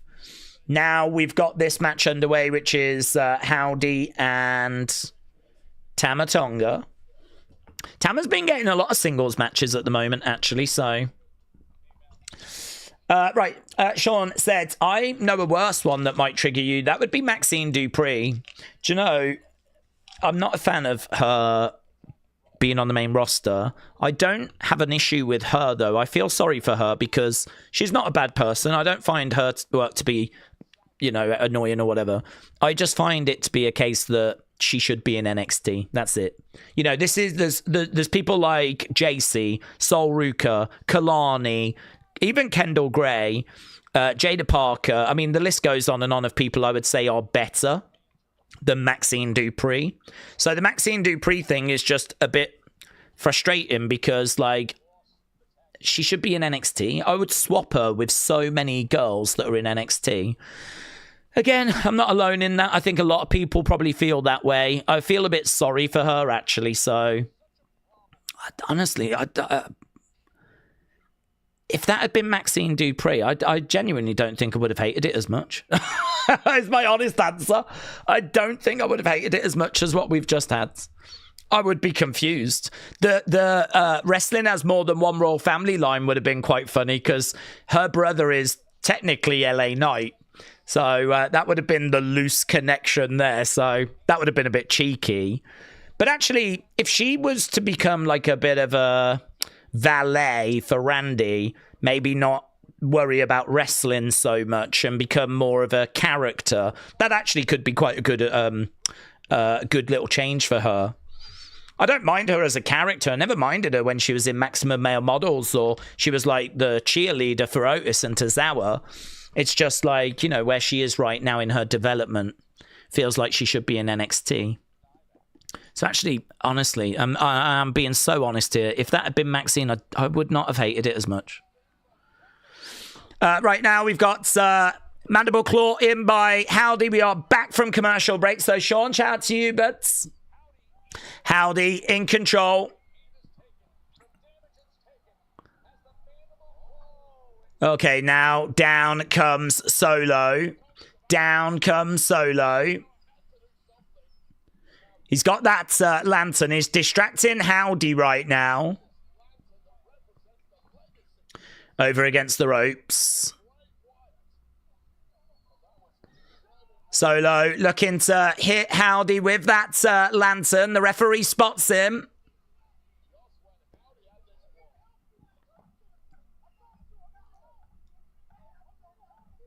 I'm here to help you, says Solo. I'm here to help. Sister Abigail connects. Sister Abigail connects. Howdy gets the win.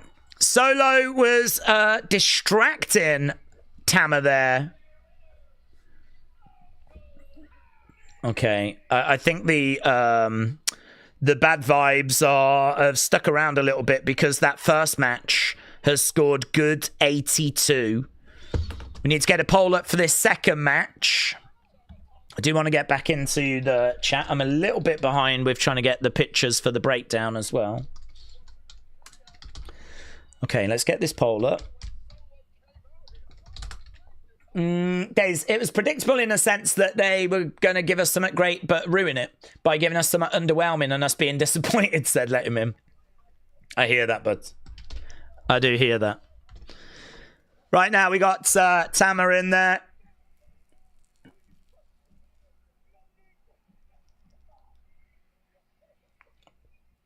Tama takes that lantern.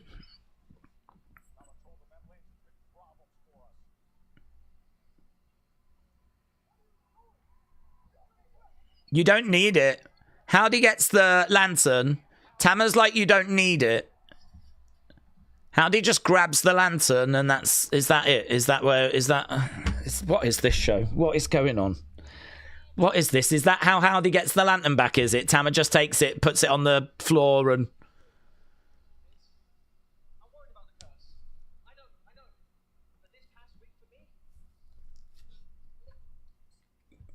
So we just gave it back. We just gave it back. No, this is shut up. This is all right. This is all right. Okay, no, shut up. We got our truth. Everyone, just shut up.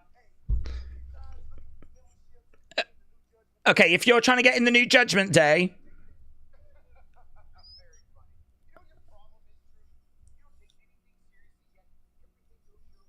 You take nothing seriously, but everything seems to go your way, says Miz.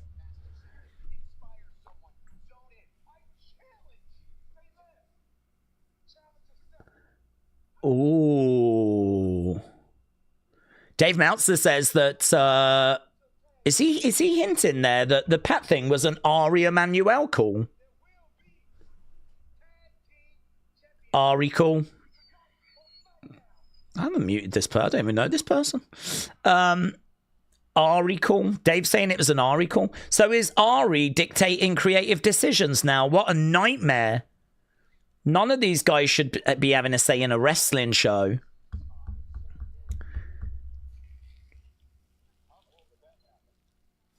Sorry, Dave, but there's no chance Ari Emanuel has gone, let's get Pat McAfee involved, has he? I mean, that's certainly what Dave Meltzer seems to be implying, that this might not have been a Triple H creative decision. This might not have been a creative decision at all. This might have been Ari Emanuel, like the top guy in TKO. You see, these are the kind of people that, you know, respect Pat for the numbers that he generates. Yeah, it does have that vibe. To be honest, we know that the first person that was meant to be the reveal was Bizarre. Should have been ready for this. I should have been ready. When we read earlier that the first person was now not the person and it was a Bizarre choice, it's on me, isn't it? This is my fault. Honestly, I'm taking responsibility for this. I'm owning my own disappointment here. This is not WWE's fault. This is my fault. Because I read earlier that it was meant to be someone Bizarre, and we were then going to have to go to a plan B. Why I was not ready for a Bizarre reveal, I don't know. I should have been. And that's on me. Edward said, what if The Rock is the leader in all this, and he's the one that's making the orders? I see John being involved in a match. What? I love your optimism. That's what I'm going to say. I love your optimism. Guys, this could still be all right because The Rock could be behind it all. This is the person that was on the phone, though. So, you know, there's not going to be any kind of other reveal. This is it. This is what we've been building towards. This is what we've been teasing. Unless they're going to start build in another mystery. Radiated Zombie said, right, this has thrown the show off a bit. I've been barely watching since I've just been watching the comments. Snyder's PR said, shame on you, Daze, cursing us this way. Yeah, I honestly, I am going to try and not, I'm really trying to not moan and complain, I promise. No one wants to sit here and just listen to me doing that, so I am, yeah, I should have seen it coming. I should. You lot are right. I mean, we had a conversation before about, like, don't get your hopes up and all of this. And it's amazing. Isn't wrestling amazing? So, I'm being serious. Like, isn't it amazing? I sat here as someone that reads a lot of the wrestling news. I do Unseen. I talk to you guys for hours. I read opinion videos. I sat here just before this show started.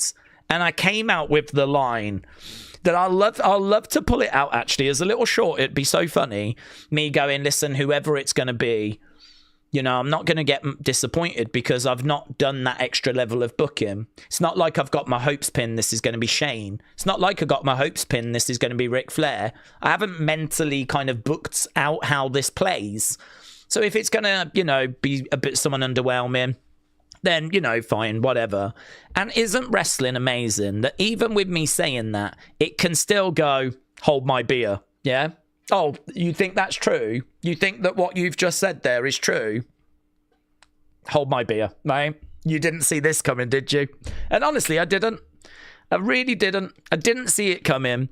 And wrestling still has room to, even with me saying that, what was, you know, quite a nice positive comment. I'm not going to get disappointed. I'm not going to let my expectation. It still has got the ability to shock.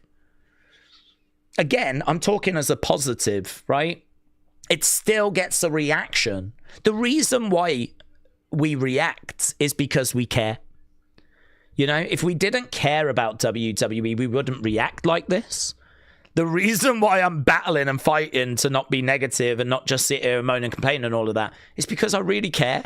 Like, I love WWE and you know, I love doing these streams. I love chatting with you guys. If we get a reveal that's going to be underwhelming for me, disappointing for me, like really something that I don't like, I'm going to feel it, and I promise you I am feeling it right now. So, but that's good. Wrestling is making us feel things, even if they're not, you know, great emotions right now. One day they will be. Okay, we got back from the commercial break. We've got Jacob, who is just saying a few words. Keep getting your thoughts in for that last match. That was Uncle Howdy against Solo. Jacob obviously on a collision course with Drew in a non-sanctioned match.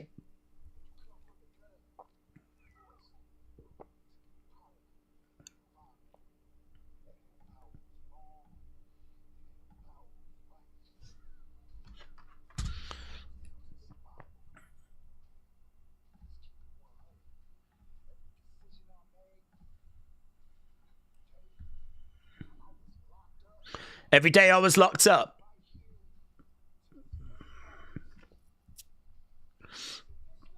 In this match, there are no rules.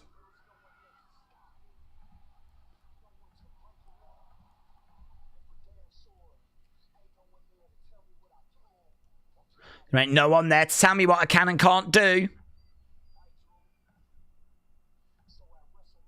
At WrestleMania, you are in my worlds. You know what I mean? I want something good. I want something fun. Give me a great segment. Give me something that I can get my teeth into. Okay, we got Sammy. He's backstage with Nick Aldis.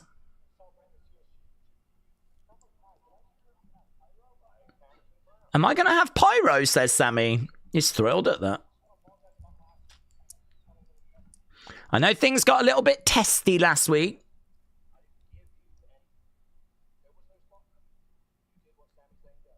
You did what Sami Zayn does.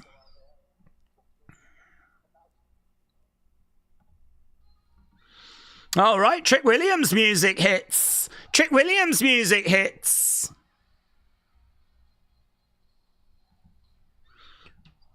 Okay, Trick's going to make his way out. I think Sammy was just planning on coming out. Trick Williams upstaging him. Okay, he's not alone. I'm guessing that's going to be Little Yachty, is it?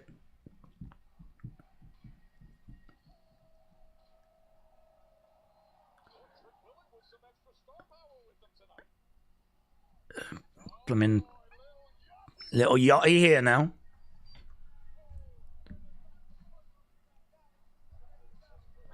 Okay, Trick making his way down with Little Yachty. He did say, didn't he, on social media to Little Yachty about pull up, bro. You know, I got some stuff that I need to kind of gonna need you for. Okay, Little Yachty is I don't know where he's going. He's walked away from Trick. I don't know if he's going into the ring. Okay, let's end the poll so we don't get too confused. What did people think about that second match? They thought that second match was good 85. So far, we've had good 82 and good 85.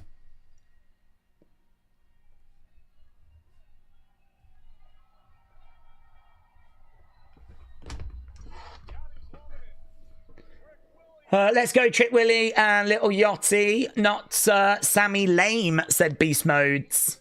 Peacemaker said, wow, another celebrity.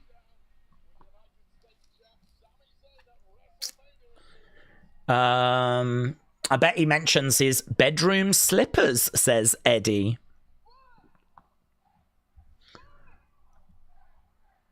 Okay, Little Yachty is in the ring with Trick. Woo!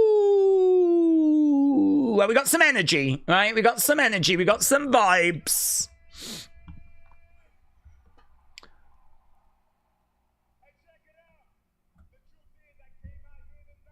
I came out here tonight to celebrate. I came out here to celebrate my first match at WrestleMania.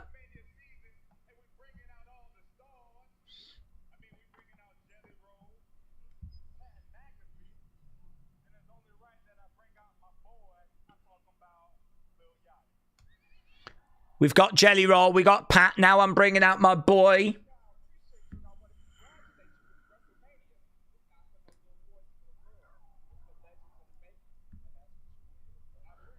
You're a legend in the making, says Little Yachty. Okay, Big Mig said, I think we owe Road Dogg an apology. I bet he's lolling, said Big Migs. I think even with him there, it would have happened. Certainly if there's any truth to what Dave Meltzer said about this being a...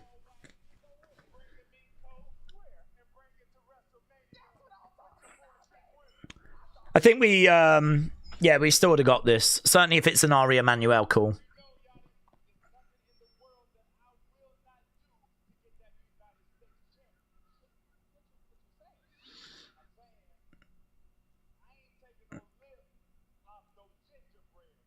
I ain't going to take no lip off no gingerbread man.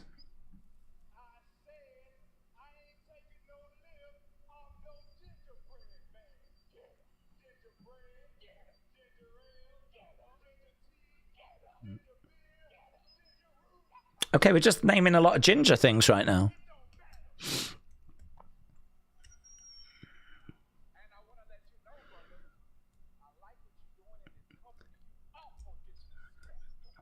I like what you're doing in this company. You're awful disrespectful.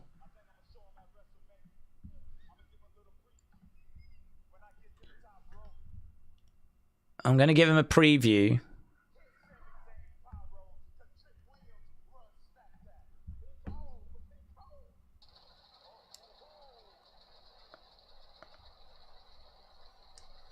What? Hit Sami Zayn's pyro because I run SmackDown. Why did they...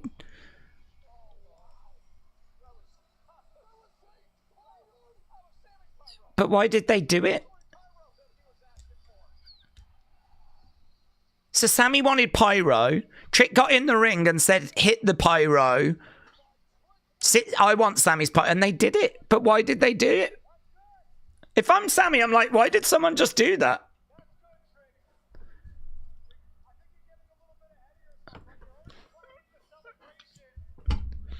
Mackenzie said, what if the storyline postponed Cody on Pat's show?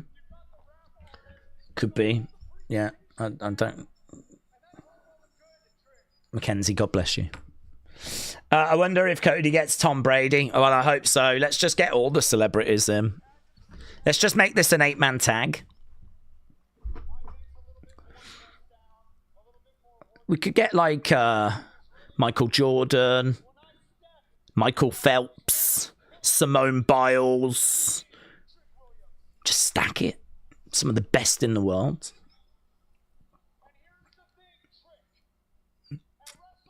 I'd be down for Simone Biles against Randy Orton. Sammy has come out to bad reactions. Bad reactions.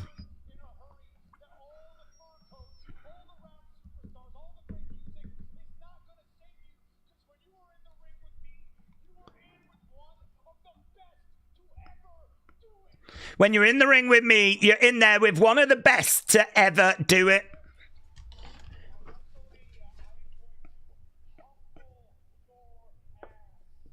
I'm going to humble your ass.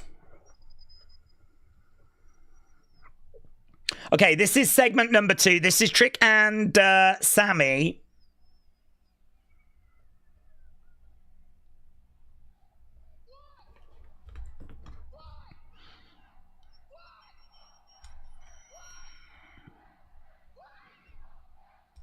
Okay, we got loud whoop that Trick chants. Sammy getting all fired up. I think Ginger Snaps upset, says Trick.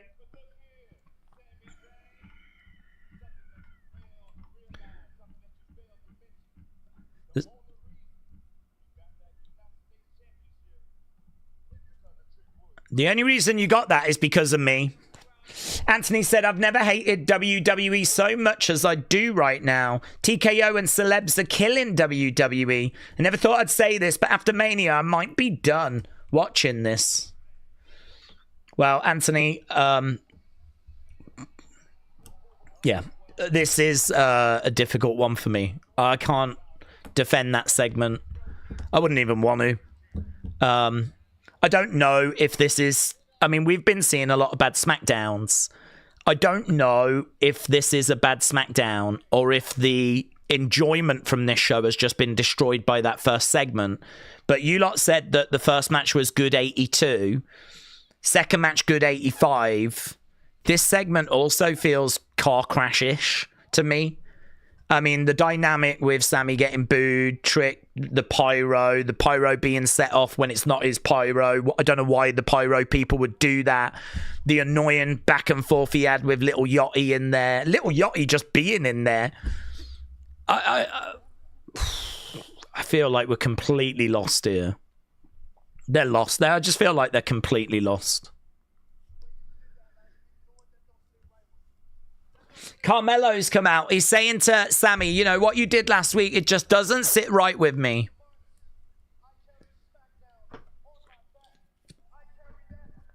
We'll score this segment. We'll see kind of if this is getting saved by Carmelo.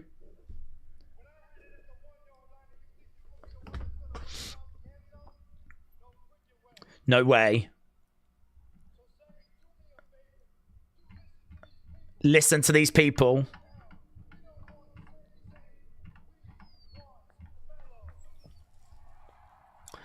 Listen to these people. They don't want Sami Zayn. They want Melo. And that is true, actually.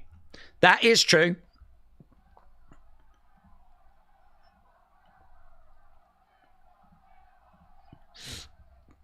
This must be pretty rough for Sammy.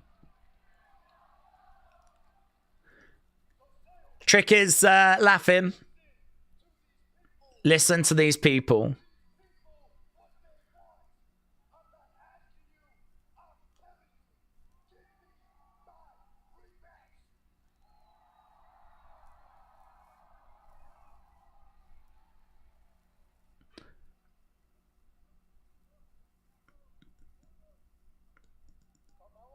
Carmelo.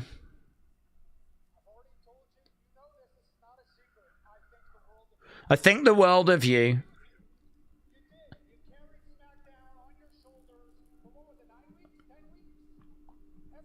Crowd are booing him.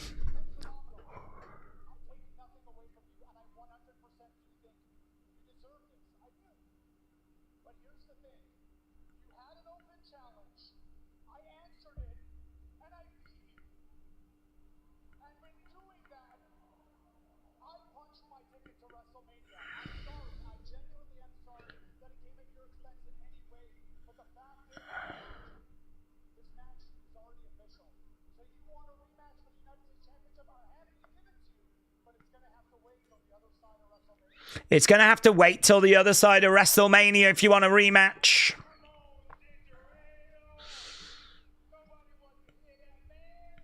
Come on, Gingerette. Trick's having a great time, isn't he? He's having an absolute great time. Sammy just looks like he wants the flipping world to swallow him up.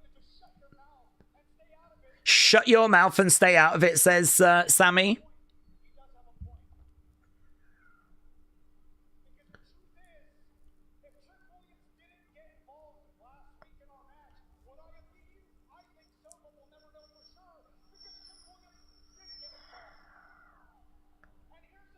We want Mellow chants are breaking out.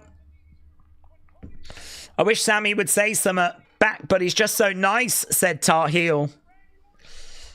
Carmelo turning heel, said Beast Modes. Make it an effing triple threat, said WWE fan. Jesse said just turn Sammy heel. Mello is the IWC mouthpiece, said Asgard's. I just can't get into this. And that dude next to Trick is cringe, said Blake. Steve said this is going to lead to a double turn for Sammy and Trick. If Sammy had listened to Alistair, he's about to be selfish.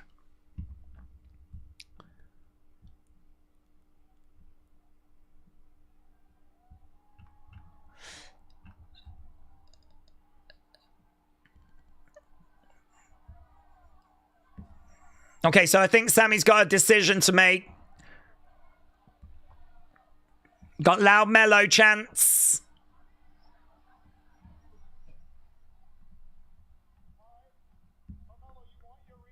You want your rematch?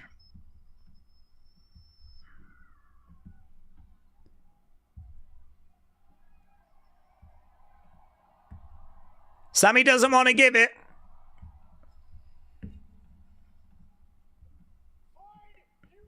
Fine, you've got it. I'll give it you tonight. It's nice of him. To be honest, this is such an anti-Sammy crowd. I wouldn't have blamed him if he was like, I ain't doing it here.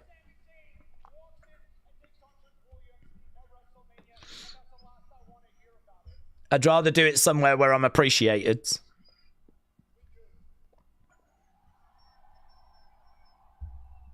Well, there we go. The match is made. Oh, no.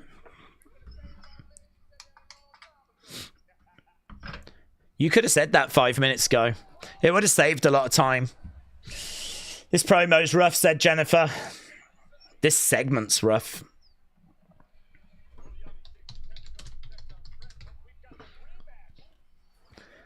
This whole show feels like it's been put together by a work experience, kids. It doesn't feel like we're taking the right options. It doesn't feel like we're kind of approaching this in the right way. Everything just feels wrong.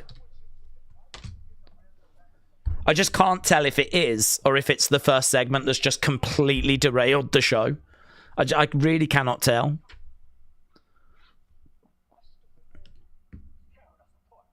That lantern was tearing us apart, says Tama.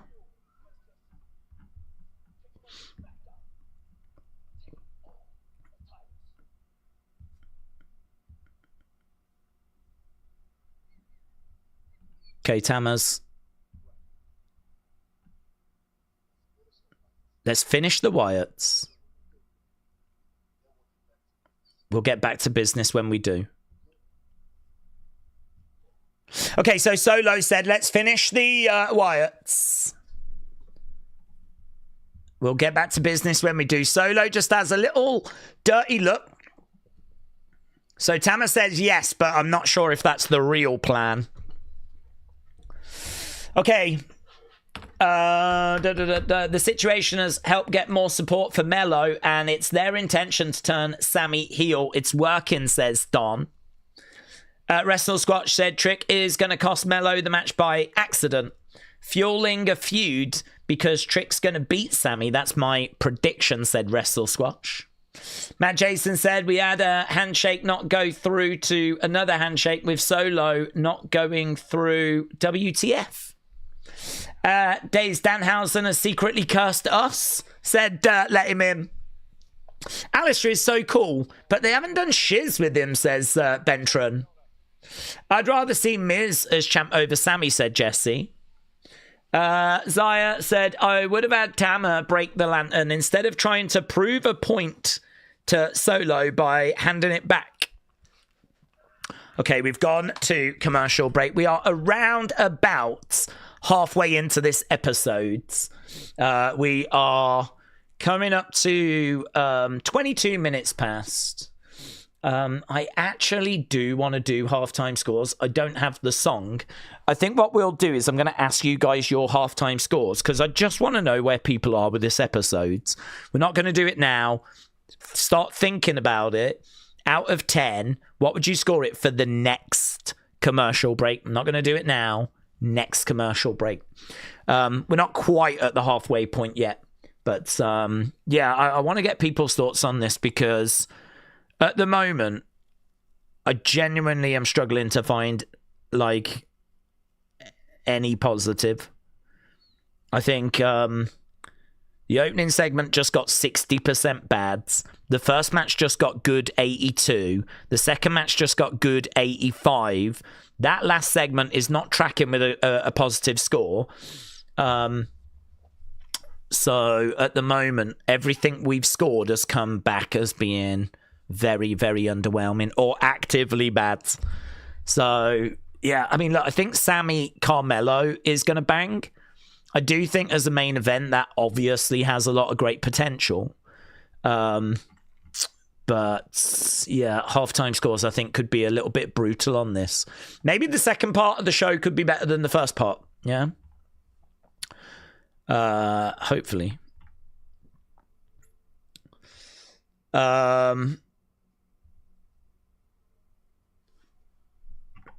Okay. This might be the worst show ever, said Eric. I'm at a solid 5 at the moment, said Jennifer. It's very underwhelming. Well, keep thinking about it. I do want your thoughts. I am going to get to them. But we'll do it at the next commercial break. Okay, we're at commercial break right now. Aleister Black making his way down to the ring. We're about to get to match number 3. Match number 3.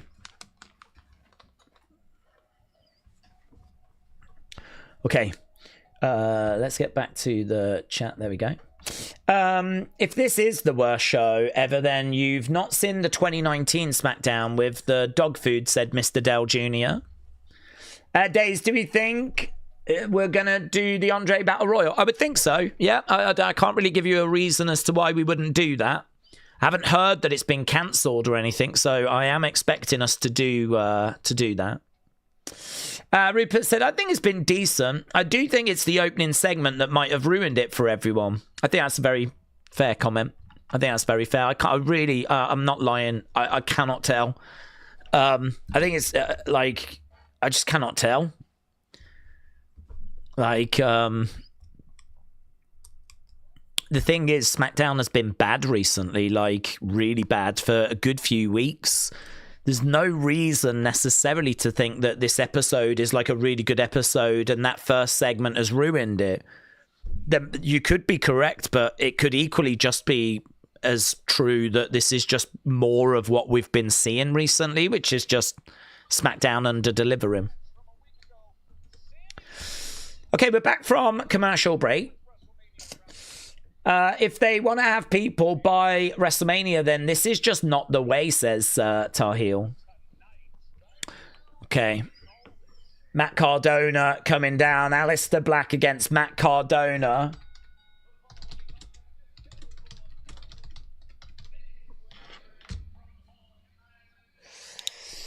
Okay, let's get rid of the poll for that last segment, see what people thoughts. Okay, so it has... it's come out as good 71. Good 71. So the two segments have been the worst two segments so far. The best match was Howdy and Solo. That got good 85. That's the highest that we've scored so far. So that's where we are right now. Okay. Come on. We can do this.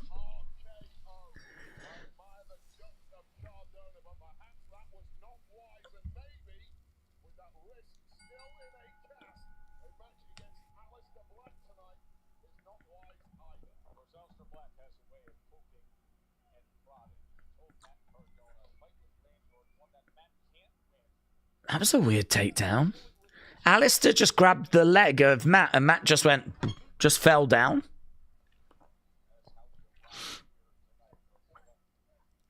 Shot coming into the midsection there by Alistair. Alistair rolls down. Alistair over the other sides. This match could have been good if it was given time, said Willow. Do we think the match between Jade and her group against Rhea and Io could happen on a SmackDown episode? I think so, Daryl, yes. People love Rio, so potentially them kind of joining forces, getting us through next week's episodes, could do that. I don't think we necessarily need it, because we haven't got that long left to go, have we? I mean, next week is the... next week will be the 11th. I mean, I suppose we could do it next week, and then the week after that is the go home.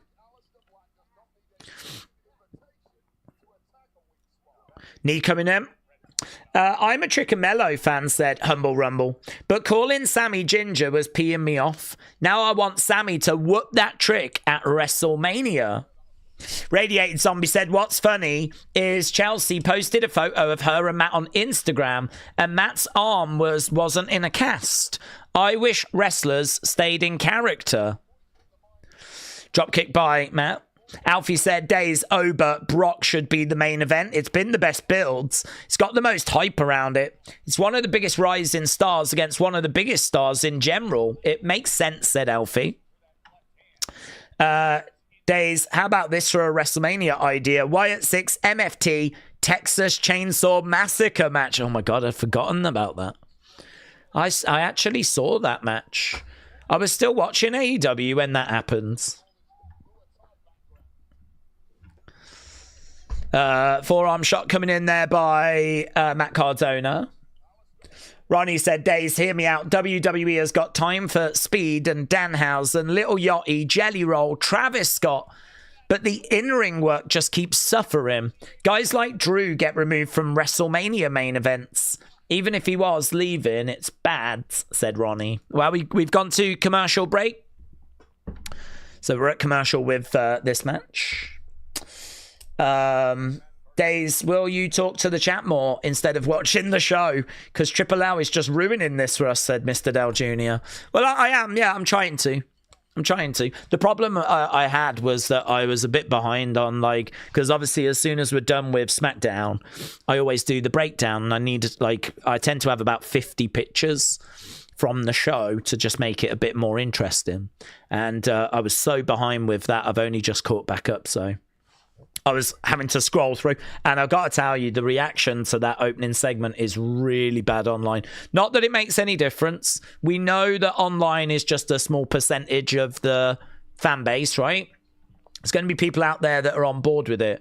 But, I mean, there's even Fightful that are making fun of it here. Cody Rhodes on the road to WrestleMania, dead and buried. There's celebrities. You know, celebrities posing, having fun as Cody's road to WrestleMania is dead and buried. So that's even Fightful that have kind of read the room and had their little say on it. So, and those just keep coming through. So I'm just seeing this reaction. And I got to be honest, I follow a lot of fairly positive accounts. I'm not even looking for those kind of, God only knows the reaction of the AEW fans. I don't know where we are with tribalism in this day and age, but if it's still alive and well, they've got so much to have fun with tonight. I feel like, you know, when you support a team and they get absolutely battered and you're like, oh, mate, I'm just going to have to stay off social media. It feels a little bit like that. I feel like I've just watched my team get stuff like 10-0 in football. And it's like...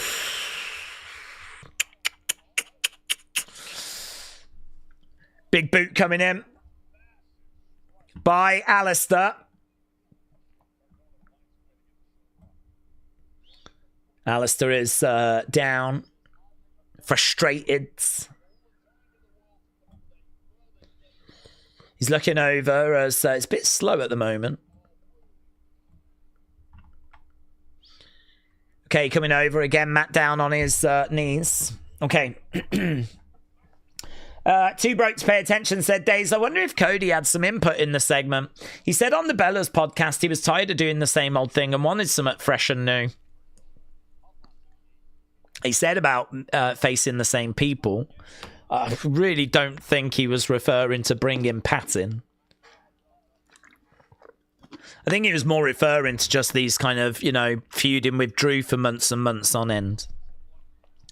Dave Meltzer has hinted, and I don't know if he knows this to be true, but he's hinted that it might be Ari Emanuel, the top guy in TKO that, you know, specifically wanted to get Pat in. Maybe they're thinking this is going to shift some tickets. I mean, they've got to be. They've got to be thinking that this is going to shift tickets. They don't want to be upsetting the fan base. Granted, they might have known it wouldn't work for everyone, but Pat's got a big brand. And perhaps they're thinking, having him be a heel, aligning him with Randy, that's going to bring in, you know, that's going to get people to buy tickets and tune in. I mean, they've got to be thinking that what they've just done is a positive. You wouldn't do it otherwise. Let him in said I was looking forward to this show. Miss Dell Jr. said we need to throw beer and drinks in the ring when there's a super bad segment or start chanting boring. Shot coming in there by Alistair. I'm just waiting for a Cody ice cream to arrive at Walmart. They said it would be April 7th. I keep checking constantly, says Jesse. God bless you, Jesse. If that's where your thoughts are at this time, then respect. Ice cream does fix a lot of problems, actually. I might be breaking out the Ben & Jerry's tonight. Knee coming in there by Alistair. This will shift tickets right onto the resale market. That segment was embarrassingly bad, said Steve. Connor said, do we think that Trick Williams could win against Sammy? Yeah. Also, Trick as champion. Would we like Trick as the new champ? Yeah. Yeah. I mean, I didn't mind Sammy winning last week because I like Sammy. So, you know, personally, I didn't mind it, but it didn't make much sense to me. You know, I don't know why we would put the belt on Sammy this close to WrestleMania. I mean, why not just have Sammy be added to a triple threat along with Trick, have Carmelo go in as champion, triple threat, and, you know, if you want to put the belt on Trick, put the belt on Trick. People don't want Carmelo to miss out on Mania, and I don't think people are looking for Sammy to go back to a mid-card belt again. It's like we can't quite get him to the world title, so I'll just put him back in the mid-card, give him the belt or something, you know. But everyone's waiting to see how they get Sammy to a world title. How are you going to do that? And yeah, it's just not working, is it? It's just not happening. Do you remember last year, was it the Raw after WrestleMania, we all thought Sammy was going to turn on Jay? Jay was celebrating having won the belt. And we all thought Sammy was going to come in and attack him from behind, and he didn't. I wonder if they should have. I wonder if in that moment they should have. And I wonder what road that would have took us down if he had. I'm not saying it would have fixed everything. I'm just saying I wonder. Alistair driving Matt Cardona down, looking for the cover to kick out. Fadeaway Media said, I don't know why, but I am wondering if we're going to do Jelly Roll and Cody versus Randy and Pat at Backlash. Dream match. Dream match. Forearm shots being exchanged between Alistair and Matt Cardona. I should have done the halftime scores. I'll do it at the next commercial break because we didn't go to the graphic. I didn't think about it. But we did just go to commercial break. Kick coming back there. Down goes Matt Cardona. Alistair, 1, 2, 3. Alistair wins. Alistair wins.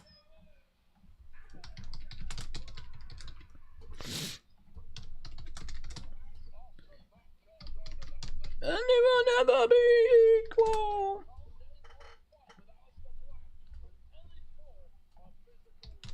How is Raw so good?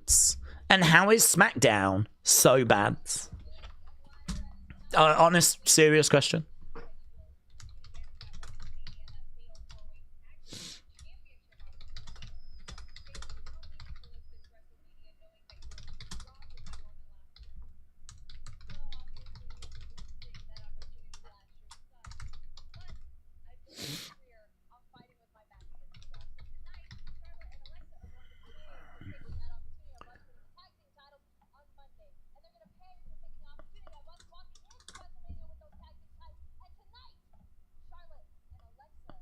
Okay, we got Bailey backstage with Lyra.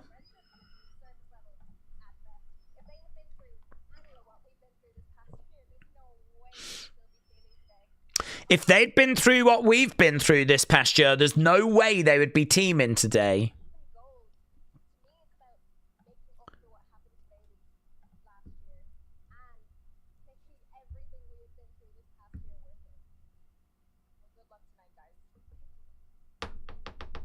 Pat says if Randy loses at WrestleMania, he will never be back on wrestling TV ever again. Do you know what? I mean, that's going to work for me siding with Cody.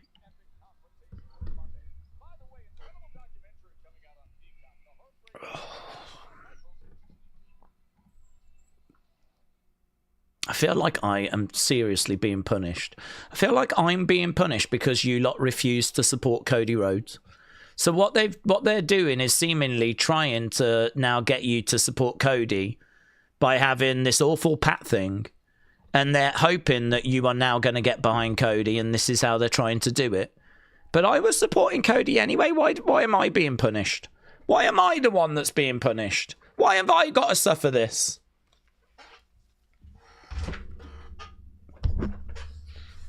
Pat sends a message to the internet wrestling community, to the IWC, and he says if Randy does not win, Pat won't be seen again. Does that mean that Randy's just going to win now? Is he just telling us that Randy's going to win? Because, well, I mean, there ain't no way. My life has never been good enough for something that great to actually happen to me. So he is absolutely not going to be going away, is he? If WWE wanted you to sing the UK national anthem at WrestleMania in front of a passionate American crowd for massive heat, would you do it? You have to pay your dues, said Bartholomew. Would that get a lot of heat, would it? Would it get a lot of heat? I don't think that would get heat, would it? I think people would be confused as to why we were doing it. Perhaps it would, I don't know. Okay, right. Halftime scores. Get them in now. We are at commercial break. Get them in now. Get those halftime scores in, and I am going to read them out. I'm just going to blast my way down them. Out of 10, what do you think about this show? Out of 10, right? Get your scores in. Okay, Dean says, and I want these to be honest. Honest, be honest. Dean says this is a 3. Steve said it's a 4. Aaron says a 4. Laxo said 0. Jennifer says 5. Blake said 2. Tyler says 0. King Yeti said, I love you, Daze, but not enough to support Cody. Who Dat Saints J said 1.5. TJH says 2. Penny for Your Thoughts said 5. Love the Bearded said 0. Grog Vlog said 2.5. Alex says 5. Real John says 5. Laxo says 0. Main said 6. Let Him In says 4. Aaron says 4. Tony says 3. Draco said 5.5. Nightmare's Mom says 3. Emilio says 9. Bishop says 2. Ronnie said 375. Sally says 3. Obi Bear said 3. Jesse says 2. Jay says 4. Mark says 4. Blake says 2. Halftime score 2 said Radiated Zombie. Bartholomew said, where's the song? I actually don't have it anymore.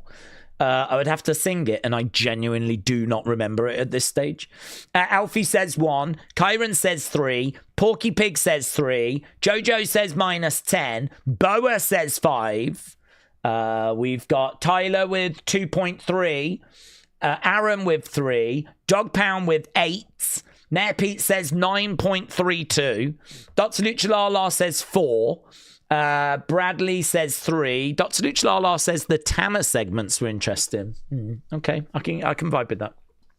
Gotness said -7. Mr. Dorian says 3. Sixth Path Gaming says 0. Larry said 6.9 giggity. Steve says 4. Bones says 2. 2 from Antonio. Ronnie says 375. Aaron says 5.5. Big Mix Gaming says 1. Shakeem says 7. Laxo said 0. Bentron said 3.5. This is rough. Jeff says this is a 2. Eric says a 4. Rare Breeds said 1. One of the worst segments I've ever seen. Kyle says 4. Kyle loves wrestling. Hello. Abdullah said, why doesn't Triple H leave creative? He gets so much hate. I'm sure he hears it. Well, yeah, but then you look at Raw, and Raw's doing really well. You know? Raw's doing really well. It's really strange. Do we think SmackDown and the Raw drafts are important? Because the Raw roster is so much more stacked than SmackDown, said Alfie. Well, I think they're important, but we've still got enough to be able to deliver a good show, you know? We've still got enough talent. I mean, we're not short of talented wrestlers. But, yeah, I mean, we're just really struggling, aren't we? I honestly can't say that it's the fault of the draft. I think the draft would have helped. They're just looking at Ober Brock. We just got a video package right now. WWE fan gives it a 5. Ace of Basically says -3. 2 said Kelt. 6-7 says Alan. Question mark said Rapturous. Dave's quick question. Is it Ilya at Mania? Is he or Alistair going to be in the ladder match? They could be. I mean, there are rumours of some SmackDown stars being looked at. When we were looking on Unseen, there was rumours of some AAA and SmackDown stars being added. Cody says, I apologise for that. I would like to respond before the show is over. I apologise for that. I'd like to respond before the show is over. Okay, Cody has just come out and says he apologizes. So there's Pat saying, I'm going to leave if Randy loses. Here's Cody saying, I apologize for that. I would like to respond before the show is over. What's Cody got to apologize for? Why's Cody got to apologize? Plus, we're in St. Louis. He's not going to come out and get a great reaction, is he?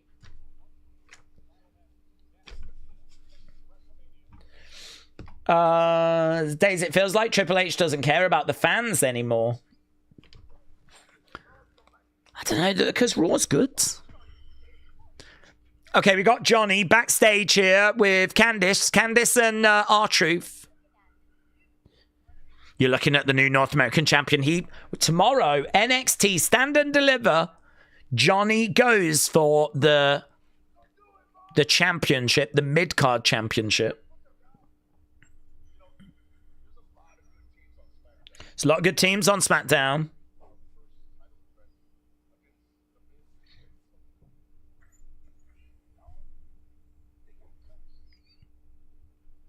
It's actually quite clever by R-Truth. R-Truth's like, yeah, we're going to go against them because they're cursed.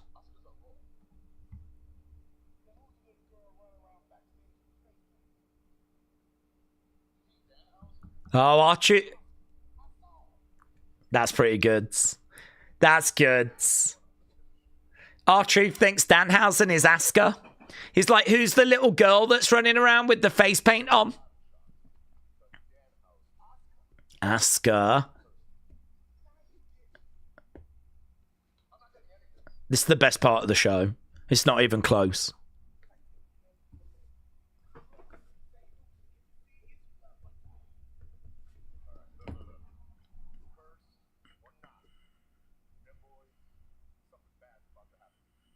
Cursed or not, something bad is going to happen to them.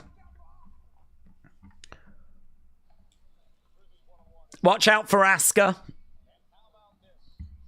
Guys, it's official. This show is actually going to get a number score from me. It cannot be a 0 because of the fact that we just had that R-Truth segment. Okay, coming up next, Charlotte and Alexa are going to be in action, taking on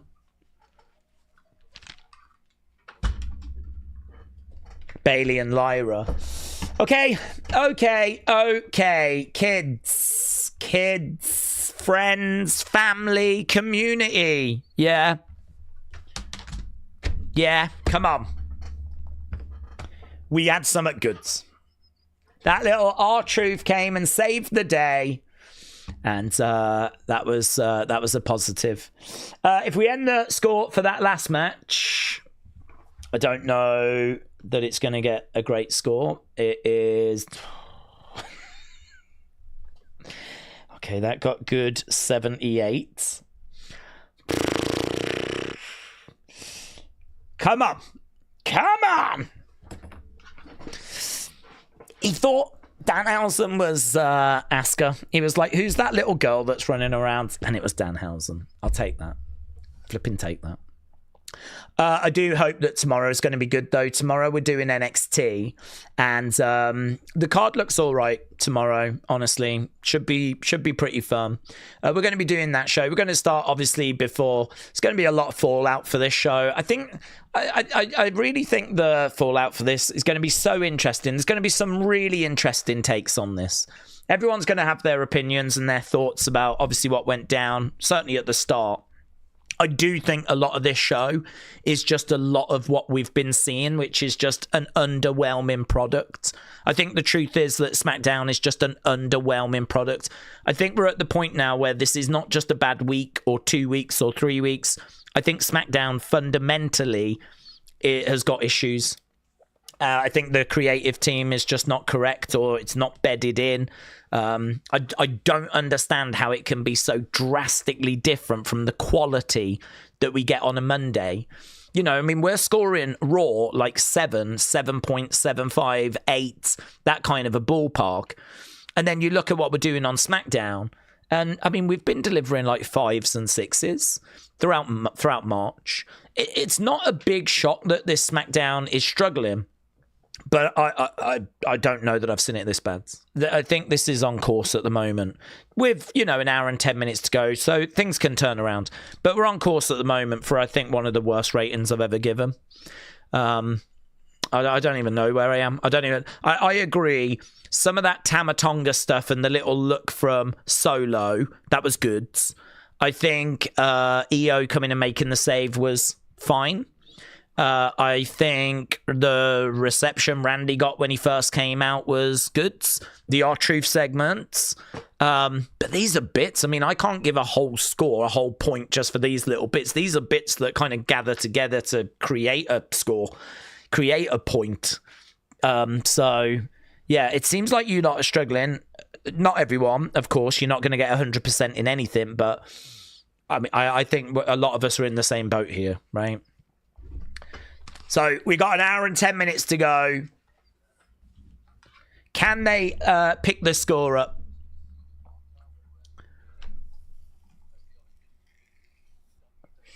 I don't know what Cody means by I apologize for that. I would like to respond before the show is over.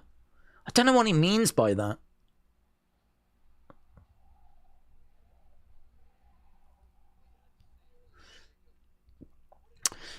Video package time. Yeah, Drew video package is what we've got right now.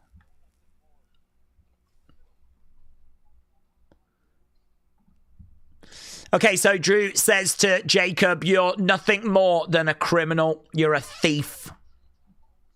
I saw an interview with Drew. I think it was on Chris Van Vliet. He said he's feeling very creatively satisfied, actually, at the moment.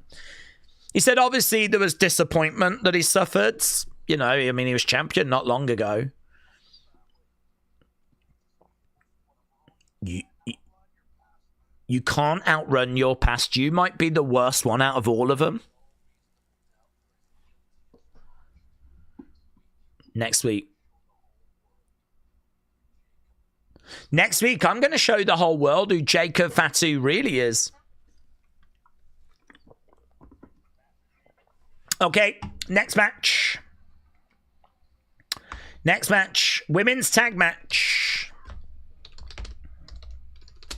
Charlotte and Alexa versus Bayley and Lyra. Okay. Right. What I don't get is they advertised Tiffany and Io at Mania in that promo package in the casino, but they're not on the card, says Radiated Zombie. The truth is, though, when they record that, they just get big stars that they would expect to be on the card. So I've no doubt that when they got Tiffany and all of those people, they might have not known what the plans were. And we know that WrestleMania plans change quite a few times. You know, they look at numbers, they look at reactions, they have injuries. And, you know, for example, I don't think Randy was at that table. If you think of all the people that were sat around the table, Brock and Punk and Roman and Cody, I don't think Randy was at the table, yet he finds himself in what is believed to be, you know, one of the two main events, one of the big closing things. So it's a little bit like when they put out the posters. You know, the bottom line is they just go and get big names. And, you know, you'd expect them all to feature in some capacity. But with all the injuries, the changes to the cards, all of that kind of stuff, like, you might end up with one or two of them not making it, or some people making it that weren't part of those adverts. Oh, that's interesting. We're just seeing Nikki and the injury that she suffered last week. They're just showing the exact moment where her foot was kind of twisted a bit to the side. That's interesting. Okay, Alexa, Charlotte are in the ring. Do we think the Women's US Championship will be on the Mania cards? No, not at the moment. There's no word that it's going to make it, unfortunately. Word is they've announced 12 matches. There's 2 more to be announced, and we think we know as to what they are. So those other ones that are going to be announced are meant to be Vision, Speed against LA Knight and Usos, and then EO against Asuka. So, yeah, it does feel like that Women's United States is going to miss out. But as we said before this show started, like, you always need some championship matches for the go-home shows. So it could just be that they are saving it for the go-home SmackDown. Daze, was that Alex Shelley that walked out with Johnny and Candice? It was, yes. He's kind of been around them in recent times. There's been a little bit of dissension with the Motor City Machine Guns.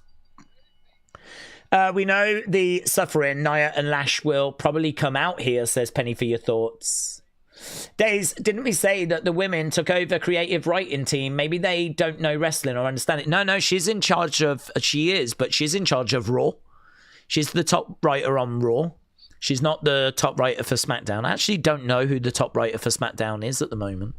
We know that Road Dogg has been removed, and yeah, we're, you know, a lot of people are kind of saying, well, it wasn't his fault after all. What I would say is he didn't make it any better either, though. SmackDown has struggled for a while, so he might not have been the problem, but I certainly can't make the argument that he is the solution. I really, looking at this show throughout March, looking at where we are right now, I think Triple H needs to seriously look at this SmackDown creative team. Doesn't feel right. The Raw team feels fine, but this one doesn't feel right. Okay, against the ropes. If we do get another Cody segment, I'm going to be very interested to see what he says. I really don't get that comment.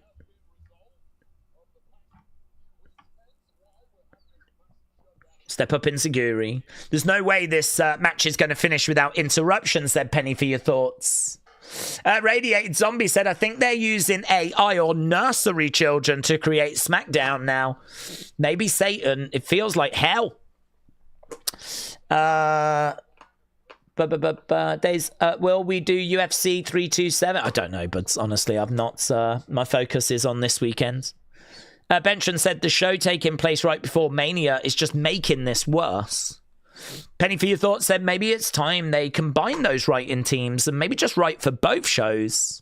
Maybe. Maybe. I mean, I think historically when the Attitude Era ended, we had two writing teams and we tried to sort of make Raw and SmackDown kind of compete against each other. And we tried to make the writing teams compete against each other because WWE knew that competition brought the best out in it. And we didn't have that competition anymore. There was no WCW to kind of worry about, right? And the thing is, you can get very lax, very comfortable. You know, if you're not in a fight, if you're not battling and working, and you know, if you don't have that competition, you can sort of get a bit loose. And to be honest with you, there's probably a real argument that WWE recently has fallen into that trap. I think when AEW first started, WWE was seriously worried about it. This was a billionaire, someone that had access to a lot of money. Might not have been his money, but he had access to it. And he was starting his own wrestling promotion. He had TV. He was getting some big names. Jericho was over there. He'd got Moxley. You know, Ambrose joins on that very first show. He'd gone and got Kenny Omega, the Bucks, you know, Cody Rhodes. I mean, this was a threat. And it's still a threat. But the truth is that we saw AEW decline to a point where I think they stopped being the threat that they first were. And I wonder if what we saw in 2025 was a bit of a relaxed WWE. I wonder if this was a WWE that sort of lost its edge. I wonder if this was a WWE that just wasn't as competitive as what it had been when AEW was seen as a bigger threat. Now, AEW is starting to sort of find its feet a little bit more again. It doesn't feel like WWE can just stay being complacent.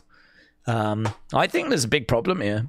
I think there's a real problem. This is WrestleMania season, and I think the SmackDown shows have been absolutely nowhere near it. You take the Cody Randy stuff out, which last week had some criticism for the way even that was delivered.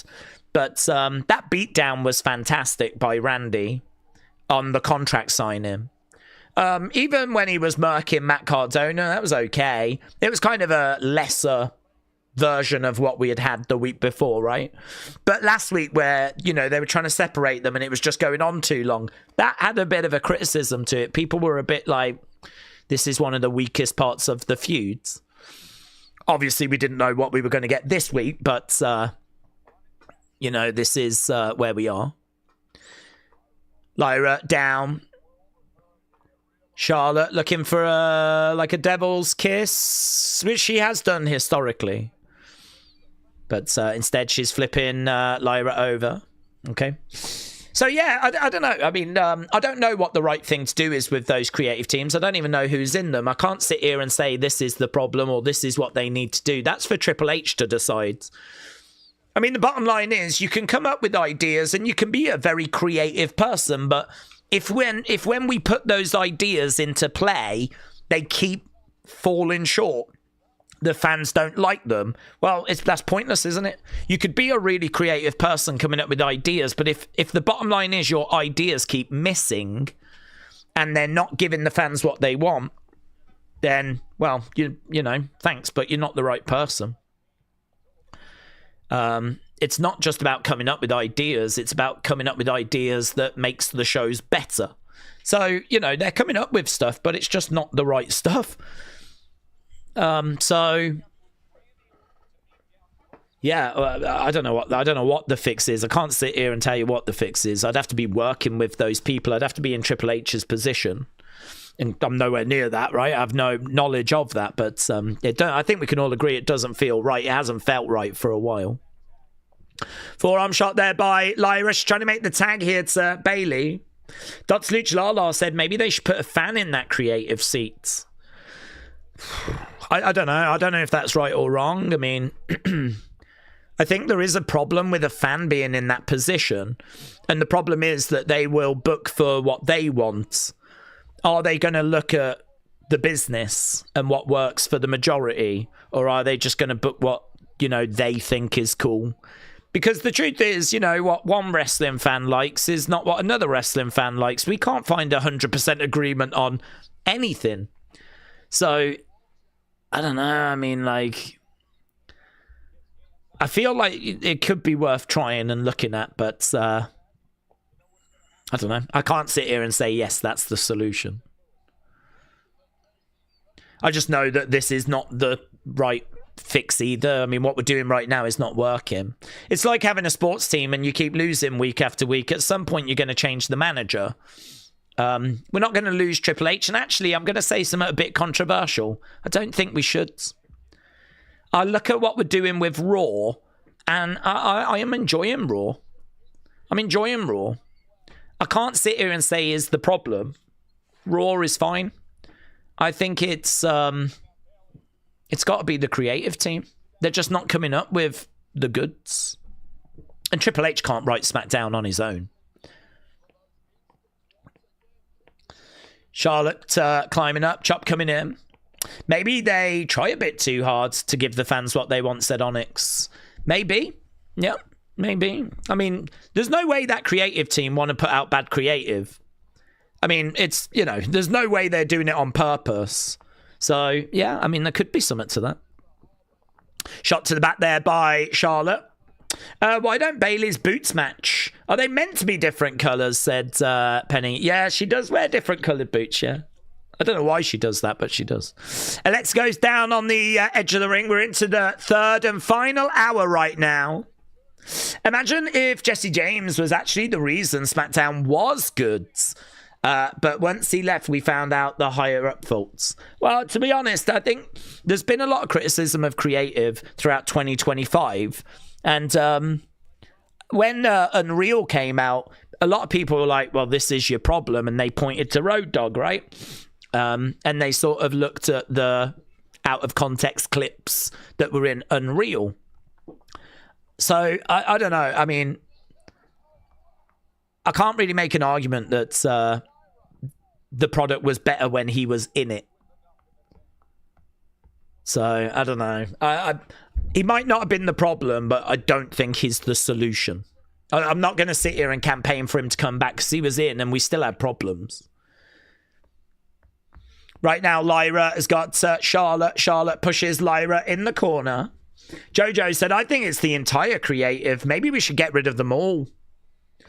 All we can do is Triple H and creative may not have wanted to do that segment. Maybe it was Ari, says Murdy, that wanted to do it. Maybe they forced it through. If that's the case, I think Ari needs to stop. Needs to keep his nose out of creative. That'll be so the fallout of this is going to be so interesting. It's going to be so interesting. Drop kick. Bailey goes into the corner.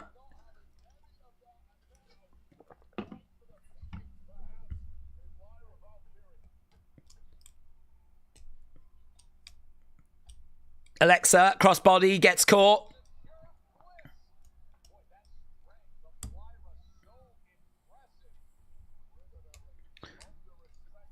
Alexa looking for her sister Abigail. She's got Lyra. Lyra looks all right, though. Roll up one. No. Right hand. That's a lovely shot. That's a nice right hand there by Alexa. Against the ropes. Natural selection. Double natural selection. 1, 2, 3. Alexa and Charlotte pick up the win.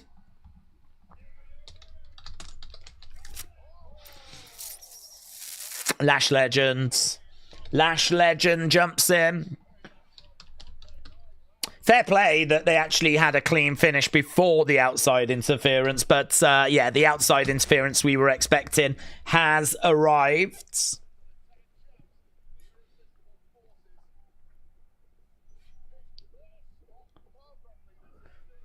Okay, Irresistible Forces are in.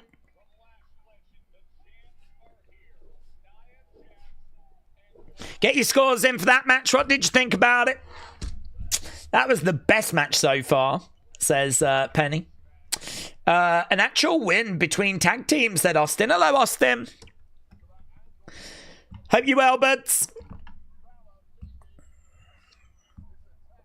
Lash with Austin. What do you think about the show? I don't think I've seen your thoughts. Have you been watching it?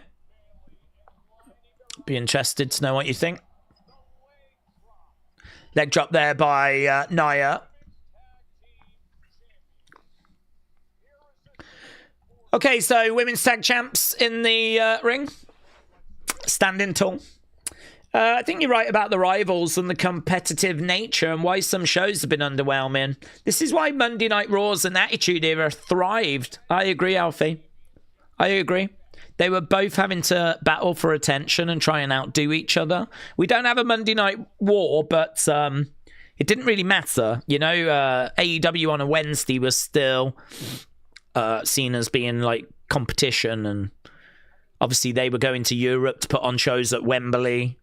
People might choose to go to that rather than go to a WWE show. So, I mean, it's all competition, even if it's not the same night. Okay, there's Danhausen. Did someone say curse?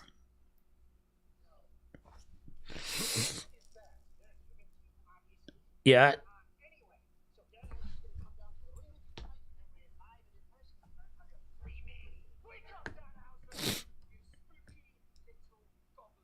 You're a spooky little goblin, Danhausen.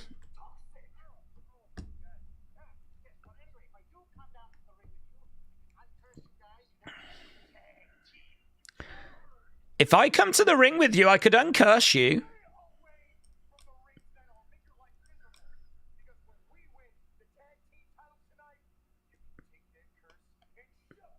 Why don't they just accept being uncursed? Okay, here's Damien. I think Danhausen curses the show, and that's what everyone is saying about, said Thomas. Daze, this is a far out suggestion, said Radiated Zombie. Could WWE merge Raw and SmackDown for 2 shows a week, one creative team? Well, they could. Yeah, they could. It's not impossible that they do that. I mean, I don't think they're looking to do that. There's been no word of them looking to do that, but I don't know. I mean, it was interesting because Pat made the comment of we were coming off one of the worst SmackDown episodes. So it's interesting that he obviously said that. That says to me that WWE are aware of what's being said. They know what the IWC and the fan base are saying at the moment. So it feels like a lot of what he is doing is he is just vocalizing the negativity that is online. I don't know that that's a good thing. I don't think that needs to be brought into this feuds. This is not part of this program that we were looking, for this to be brought into. So yeah, I don't know. It's obviously a wild choice, but if they are aware of the issues and those issues don't get resolved, then I wonder if they do make a drastic change. I mean, honestly, that Raw writing team, they seem to be doing a much better job. I don't really want to put SmackDown onto them as well, because I don't know if they could handle that workload, and we might end up ruining Raw as a result. But we can do great shows, and we are seeing Raw delivering. So Austin said, it's been awful today. All the matches have been nothing special. That reveal of Pat and that dummy with Trick, it's awful. Okay, Austin, thank you. I just wondered what your thoughts were. I hadn't seen you around earlier in the stream. J14 said, nothing spectacular, but I'm glad it did get a clean finish.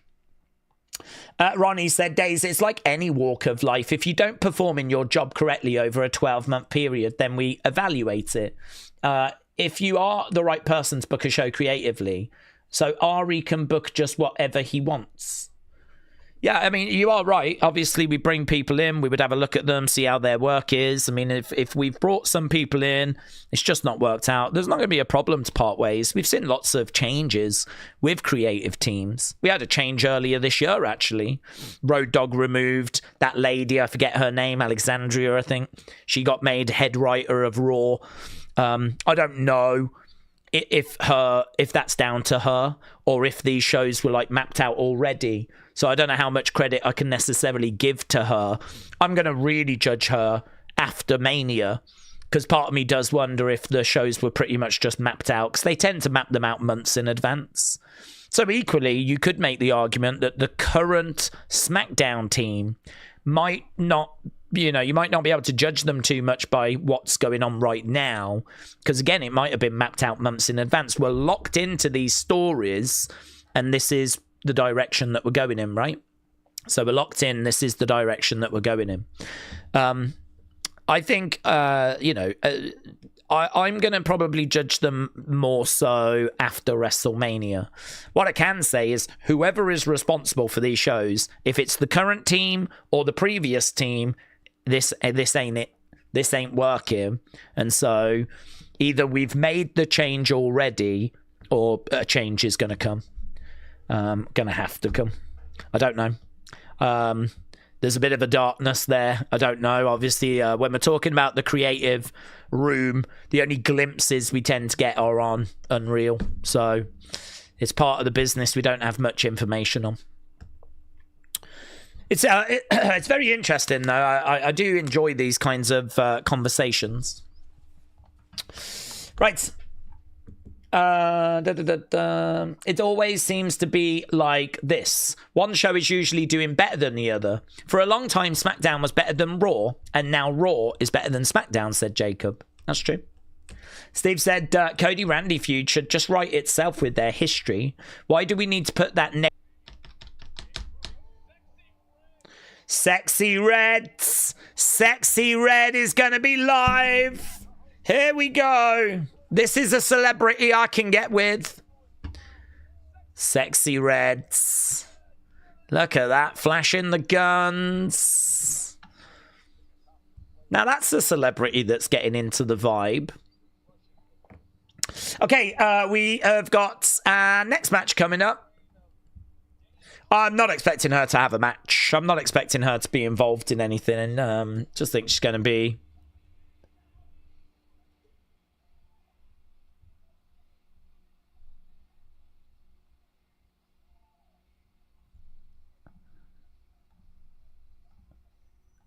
I think she's just going to be involved in some backstage stuff. Maybe come out and open the show.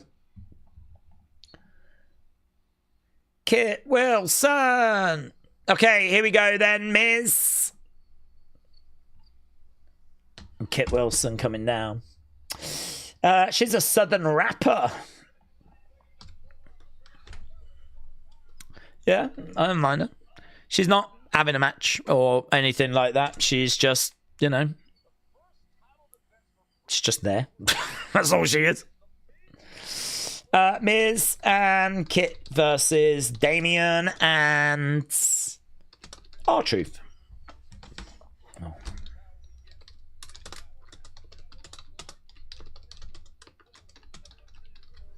Kit Wilson. Okay. I wish WWE hadn't bought WCW, said Mr. Dell Jr. We could have had Monday Night Wars still going. No, they were dead. They were going to lose their TV anyway. That's why they managed to buy them so cheap. Anyone that would have bought them would have had to have negotiated a new TV deal, and I don't know who would have who cared. But basically, the network they were on, they didn't want wrestling anymore. So without TV, it was dead. So it's not like WWE took them over and the Attitude Era ended. Actually, WCW was fighting a battle for a long time to try and stay on TV. I think it was Ted Turner that loved wrestling, and so he wanted it on TV. And then there was a takeover of Turner Broadcasting. I can't remember who by. Someone took it over, and they were not interested in wrestling. And that was the death nail, really. I mean, basically, WCW is done and goes bankrupt, and that's when WWE come in and just buy what's left for like $2 million, which is nothing. $2 million, what's that? Even in 2001, that's nothing. If you think about what you got, well, what did you get? You got the tape library, really, a few contracts, a ring, and that's about it. That's what you bought for $2 million. But the tape library was more than worth it. Okay, we've gone to commercial break. Question Daze. Hello, Sonny. Did you have a good time in the Discord, and will you be back someday? Oh, yeah, I loved it. Yeah. I will be back someday. I obviously can't tell you that day, but I'll be back, happy to jump in there and chat. I had a great time just chatting with people. I was in there Wednesday night after Evolve.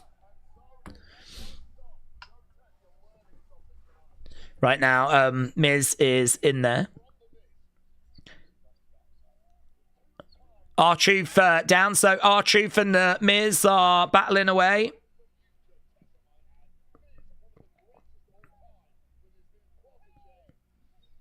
Kit coming in there by the Miz. Daze, I'm looking forward to that HBK documentary. Who never got their own DVD during the DVD era that you wanted?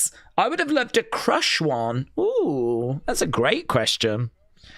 A lot of the big names got DVDs, didn't they? A lot of the big names got DVDs.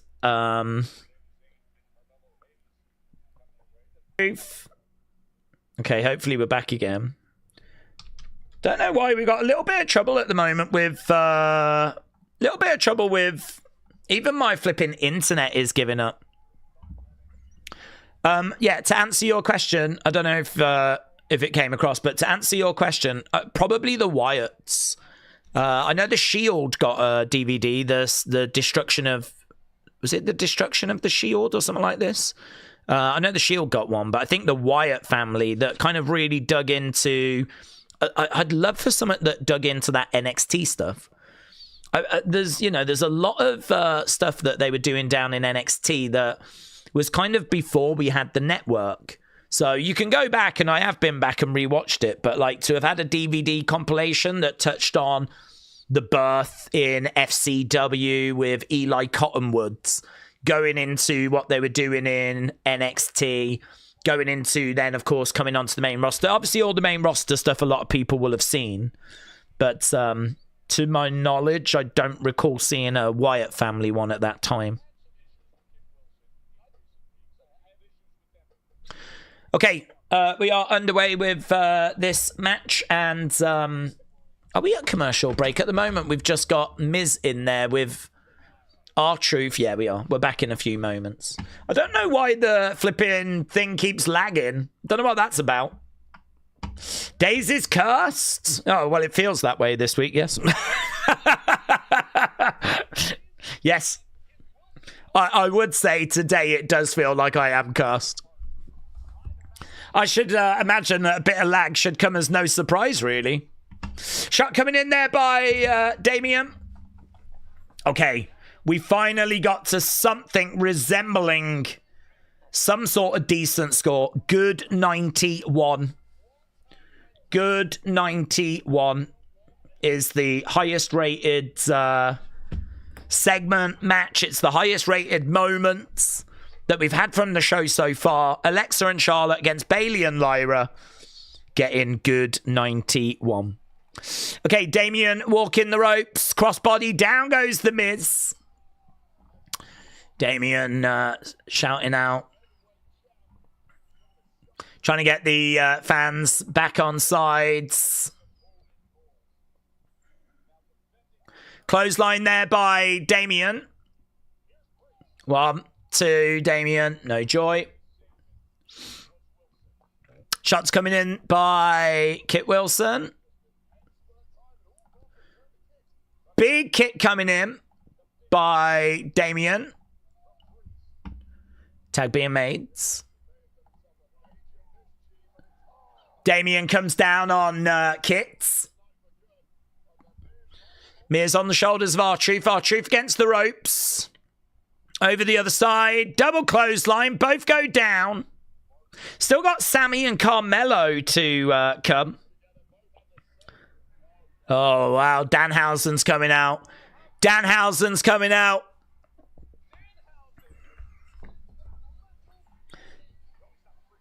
Danhausen is coming out. Danhausen making his way down to the ring.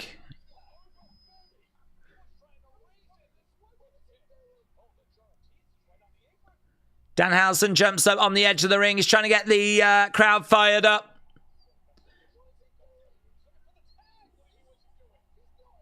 He's not in the match.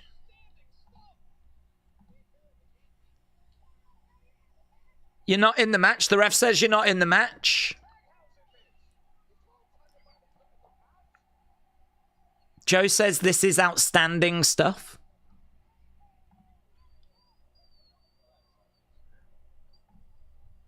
Okay, the crowd are booing. They wanted Danhausen to be allowed to tag in.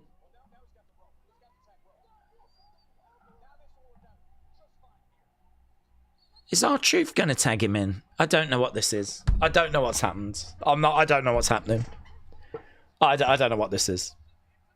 Go get a mascot. Said, let him in.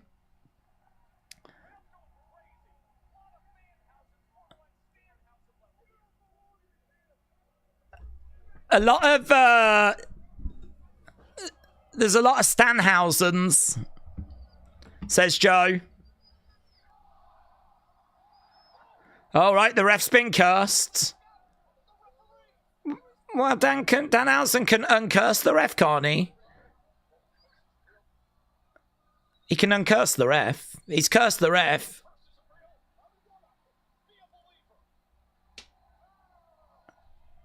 Lights out. Truth just tagged in Danhausen. I love this, said Lexi.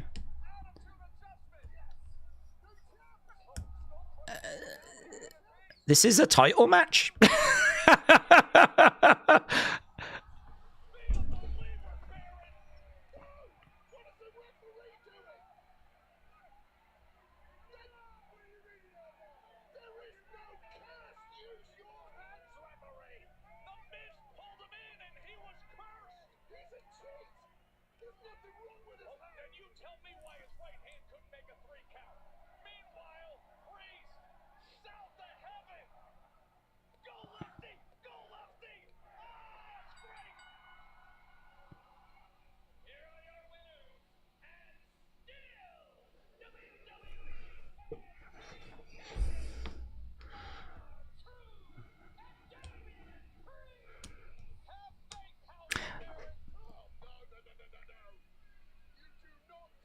Guys, we're starting a few hours early tomorrow. If you want to join us for Stand and Deliver, it's going to be a really good show.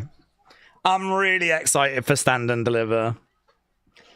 I don't know if you've been watching Kendall Gray, but her in-ring performances are so good. She is such a talented performer. It is a triple threat, so it might dilate her impact a little bit, but Cody's in there now. Cody's in the ring.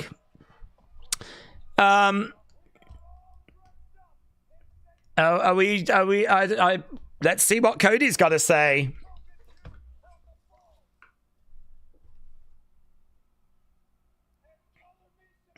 Color me surprised.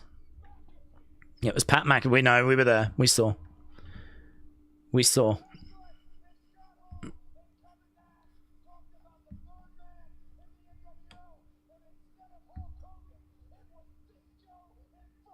Jesus, that's a great line. That's a great line.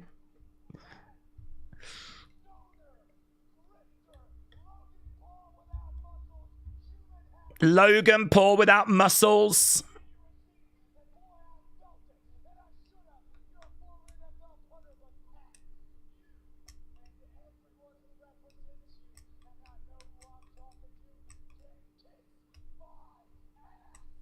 Everyone that represents you can kiss my ass. This is hard for it to land in St. Louis, though, isn't it? Because this is Randy country.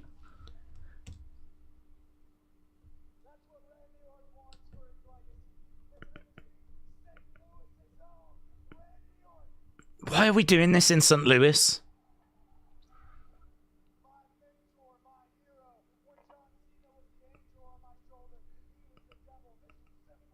This was simple.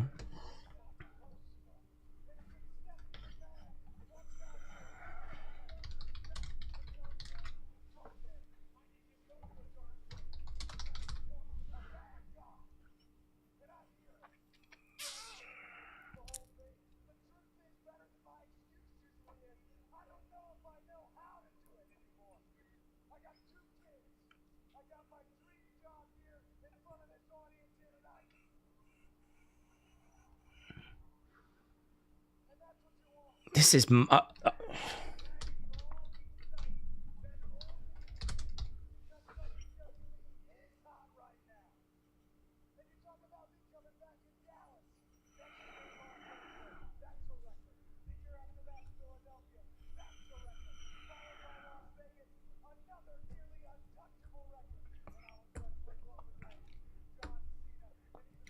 Well, this is a very passionate speech by Cody, but it's a very weird crowd to be cutting it in front of.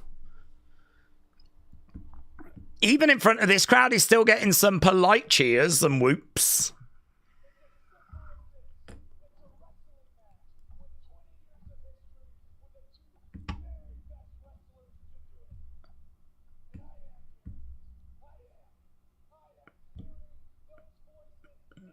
I'm hearing those voices. Finally, I think they're trying to make out that this has woken him up.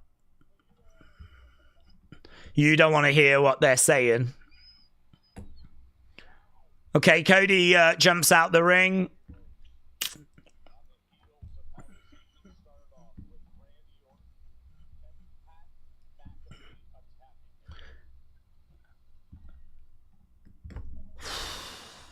Wow. Okay, Daze, I just got here. I found out who the mystery person is. I wish Retribution was back, said Dad stuff. The crowd didn't even care, says Robbie. Hands down, the best show of the year, said Name is Josh. Zylov said, Cody trying to clean up the worst, leave it alone. That was okay, said Laxo. There was a couple of nice lines in there from Cody. WrestleMania said, that ain't bad from Cody, but we're in St. Louis, bro. He's never going to get love from this crowd. This is an away game for the QB1. Who produces this? Ronnie said, Daze, at this point, please get the chair, get the headset. Just for your suffering and watching this, I think we would all just support the decision. Yeah, well, the chair is still really expensive. It has not been marked down. So, as I said the other day, I mean, with what's going on in Iran and everything, I don't even know when it will get marked down again. But Yeah, I don't know. A new chair ain't going to cheer me up. I'm okay. I'm okay. We're doing okay. You know, we're very excited for Stand and Deliver. I would just like to thank everyone that's joining us this evening. I hope you've all had a really good week. I hope you're having a great Easter. I think tomorrow is going to be a really good show. I think Cody had some nice lines there. I'm actually not down on what he just said. I wish we're in front of a different crowd, and I wish the reaction to some of those lines had been bigger, because Cody saying Pat being the third person for, like, you know, or being that person on the phone is like Disco Inferno being the third person in the NWO reveal. That's a nice line. That is how it feels. That is how it feels. That is exactly how it feels. You've built up and teased this big thing, so Pat being the reveal, you're right. When you compare it to moments from the past like that, like, this is WrestleMania season. This is one of your biggest angles, and that is the payoff. That's who you revealed. I think it's a great line. I don't know if this is a line that they had planned or if this is them firefighting. I don't know, right? I mean, it could be that this is what they had planned and this is the line they had planned. Or is it just a scramble backstage? Because the way that this has been received, you don't have to look very hard on social media to see that this has gone down like an absolute lead balloon. I don't know, but I mean, this being the crowd that they want to kind of sell that up to, you know, it's crazy. Absolutely crazy. It's like they forgot that we were in St. Louis, which is the home of Randy Orton. Yeah, I agree with you. I think everything you've said there is legit. I agree. Some nice lines, but why are you delivering them in front of this crowd? James said, Daze, listen, I've been a lifelong fan. 15, nearly 16 of all the years that I've been watching WWE. That tag match that we just saw is the single greatest match I have ever seen. Well, get your thoughts in. What did you think about that match? That championship match. R-Truth and Damian defending against Miz and Kit. Okay, we just got a video package right now.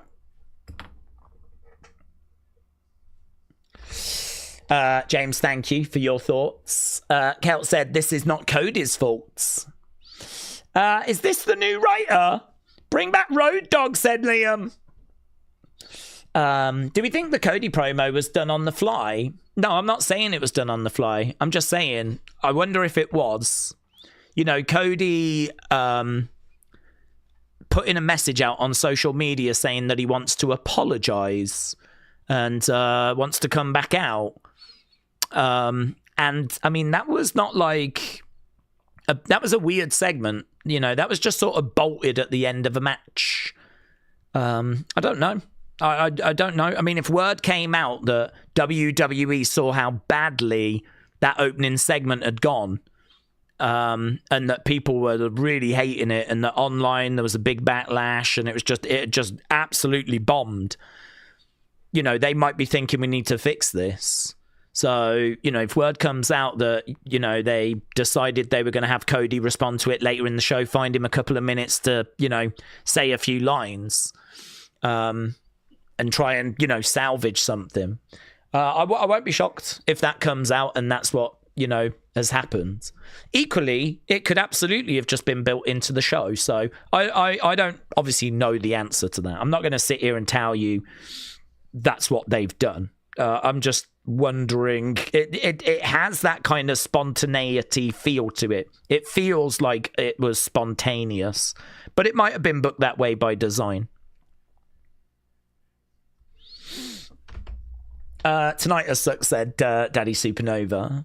Daze, if you look at Karrion Kross's tweets, well, I don't have Karrion Kross on my list, unfortunately. What's he said? Abdullah said, Daze, two different writers for each brand, but Triple H is the boss. He has to take responsibility. Yeah, yeah. I don't disagree with that. You know, at the end of the day, he's the one that still signs all of this off, and it's his name above the door. So I don't disagree with that. But I suppose the point I'm making is we can sit and we can blame Triple H. It's not going to change things. Triple H is not booking out both of these shows. There is a Raw writing team. There is a SmackDown writing team. Triple H just kind of, you know, finalizes things. But the bulk of what's been presented here is not good enough, in my opinion, right? So I think if you change Triple H, I don't think you're going to fix the problem. You've got to sort out the creative teams. To me, Triple H, is, you know, he's having to look after so many different things. He's obviously his two big main concerns. Weekly are Raw and SmackDown, but he has to book, you know, PLEs and oversee what we're doing at the PLEs, Saturday night's main event. He kind of oversees NXT, just keeps an eye on it. It's Sean that does the main booking there. But I think Triple H's official responsibility is he is head of, like, content. I think Sean technically answers to Triple H, but Triple H obviously just leaves him to it, really. So there's a lot of things that Triple H is looking at. I think the bottom line is this is not Triple H that's booked this show. This is the writing team, the creative team that have booked this. How much time has Triple H got to rewrite a whole show? And not just a whole show. I mean, honestly, week after week, SmackDown has not been good enough. So for me, I'm looking at the creative team saying this ain't right. If you're constantly getting shows of this quality brought to you, you can try and tweak and change them and try and make an improvement. But I mean, like, you're just trying to polish a turd. That's what this show feels like. Yeah, it's a real struggle, man. It is. This is one of the worst shows I've ever seen. But you know, there's a couple of bits in there. A couple of lines that are in there. Be interesting to see what Disco Inferno has got to say about that. I think there has been a bit of back and forth between Cody and Disco Inferno in the past. So, right, let's get rid of that poll. Should we do a segment score for the Cody segment? We've got a match score here. Let's go down and see what this scored. Bad 26. 45, 26. It's come out as good 74. I think honestly that match, I think you've been very generous there. I think you've been very, very generous. I think people's love for Danhausen has made them be very generous. Let's get the Cody segment.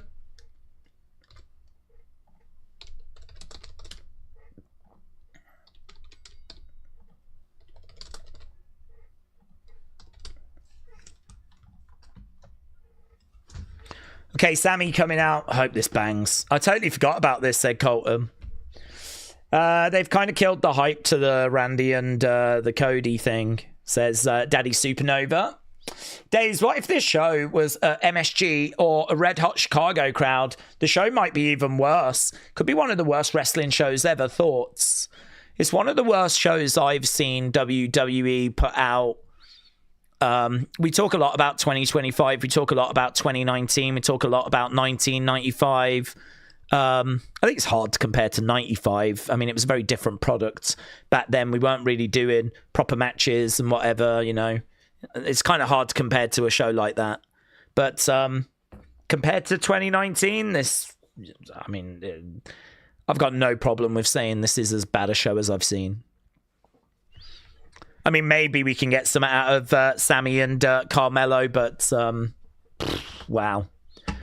So many thoughts as well that I've got about this. I mean, I keep wondering if I'm just being really biased because everyone knows that I've never been a big fan of Pat.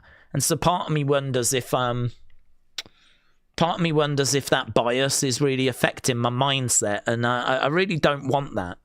Like, if this is genuinely a bad show, and I feel like it is because you lot have kind of reassured me it is, then I think, you know, it's a bad show. But I think I am probably reacting even worse to it than some because I just really don't like Pat. I find him to be very, very annoying. I always have, as many of you know. So I think this one is probably hitting me a little harder when it comes to like the negative aspects. So I suppose what I would say is if you are struggling, if this is a show that you are really struggling with, then all I can say is you are not alone. And I am fairly confident I'm feeling it even worse than what you are right now. But there are a couple of things that have just stopped it from being a 0. I mean, there was a couple of lines there from Cody, and I really do feel like he just spoke a lot of the stuff that I'm feeling. I do feel like he's just said out loud a lot of the things that I'm feeling. You know, that line about Pat being revealed to be the mystery person is like Disco Inferno being revealed to be the third man. I mean, one of the greatest reveals in wrestling history, for those that don't know their wrestling history, is the NWO. There's a third man with Hall and Nash. Who is it? And then, of course, Hogan comes down, turns out to be Hogan. He turns heel. That's how we get Hollywood Hogan, takes WCW to a whole new level, and is like the greatest heel turn ever. It's one of the most shocking moments ever. I think it's WCW's best moment ever. It's one of wrestling's best moments ever. So for Cody to go, Pat being revealed to be the person on the phone, that's like Disco Inferno, who was a bit of a joke character, being revealed to be that. And that is exactly how I feel. That he has put into words how I feel there. And I do kind of appreciate, because at least someone backstage somewhere is aware of what this feels like. I mean, Cody has just come out and cut a promo that is very much saying how I'm feeling. So at least they know what they've done, right? Still doesn't mean I like it. And, you know, sometimes you're going to get things in wrestling that you don't like, but at least I can take a little bit of confidence that they're not thinking this is a genius move. At least they're not back there patting themselves on the back going, wow, aren't we so clever? You know, wow, what an amazing moment we've just delivered. No, it sucked. It sucked, and the way that Cody just worded it is how it feels, yes. I think he's done a great job with that. I actually think his promo had a bit of fire to it. I thought there was some good lines to it. You're basically a Logan Paul without muscles. I mean, being compared to Logan is that's a bad day. Being told you're Logan but without muscles, that's a really bad day. So I thought there was some decent lines in there. That other thing as well about, he kind of insinuated, didn't he, about how people higher up that are supporting this, you know, screw you as well. Like, it felt like he was kind of showing that fire and trying to respond to authority a little bit. Listen, we've been waiting to figure out how are they going to make Cody the better option. I think you just had your answer. But unfortunately, it's just something I really personally hate, that we've had to go to these lengths.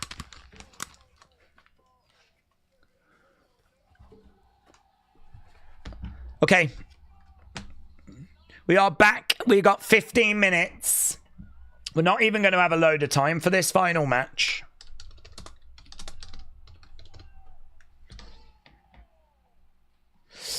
We're back from commercial, said let him in. Yes. I tell you what, the opinions video tonight is going to flipping cook.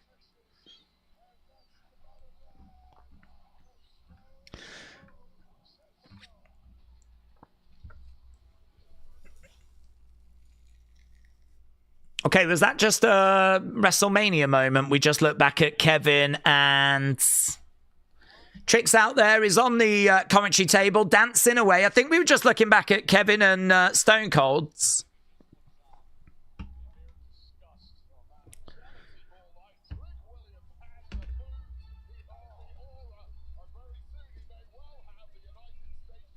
What are you going to do? Fire me? It sure worked out for you the last time.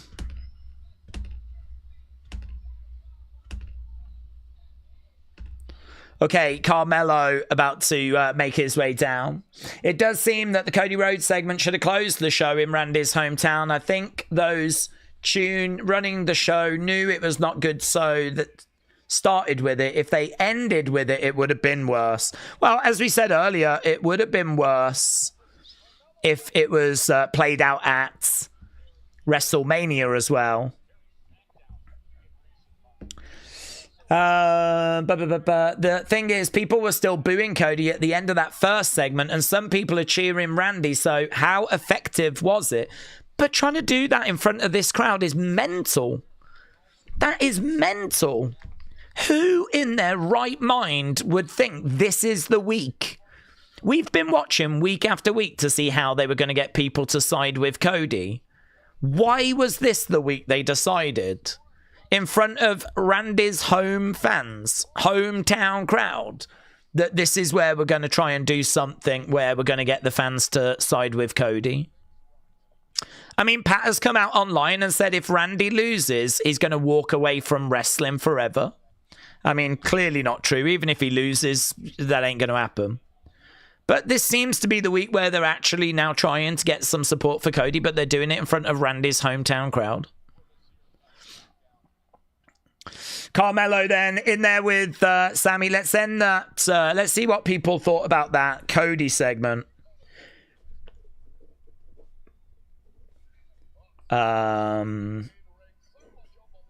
Williams enjoying the show. I think this match is going to end in shenanigans. Okay, even that Cody segment did not land. You lot said it only managed to deliver good 79.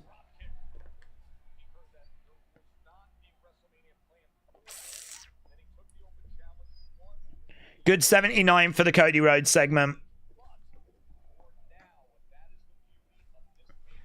Okay. Sammy, Carmelo, 12 minutes. Let's see what they can do.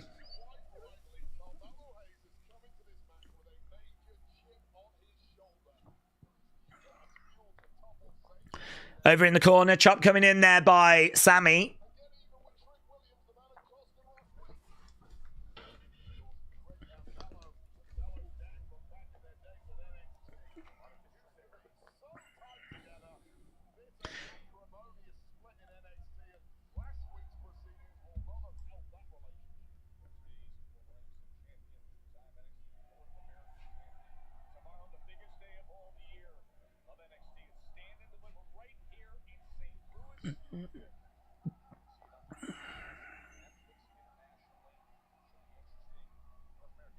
Okay, Sammy goes down. Cody segment landed, but you're just pretending that it didn't, says can't stop, won't stop. The IC match has been booked. Then they change it 2 weeks earlier, and it's been shown that it's been booked, says Colton. Okay.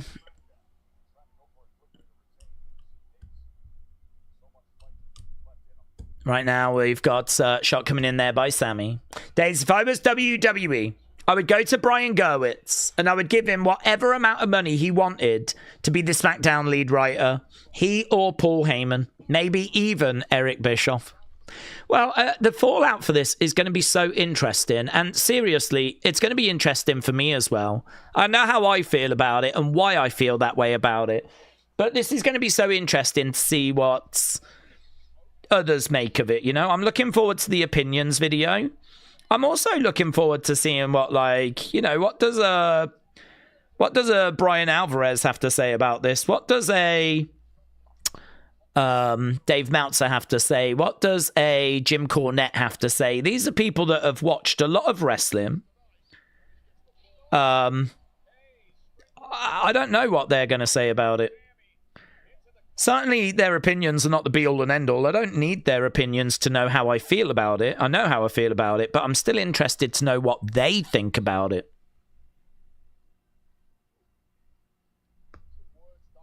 Right now, we got Carmelo going against the ropes.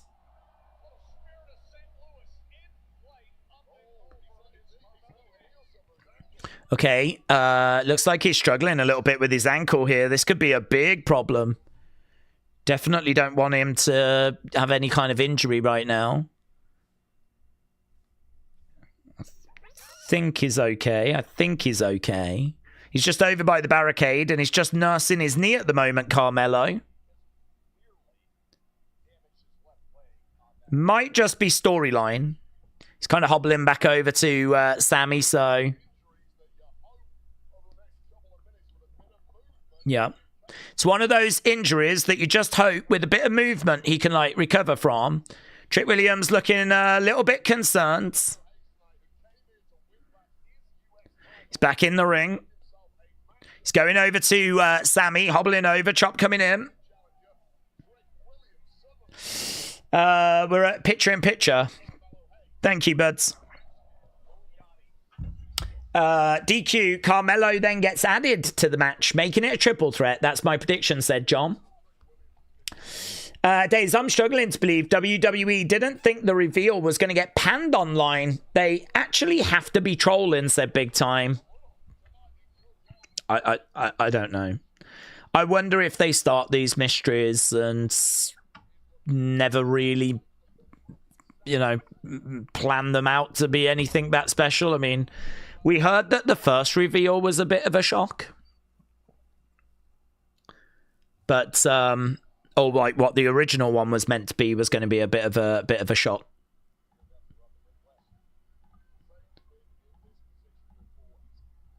Elbow drop there by Sammy.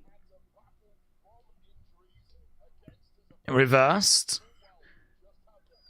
So I don't know that they ever had anything that great planned. I mean, all those kind of Shane McMahon thoughts, Ric Flair thoughts, Ted DiBiase thoughts. Sammy going over, you know, just meant nothing. Chop coming in there by Carmelo.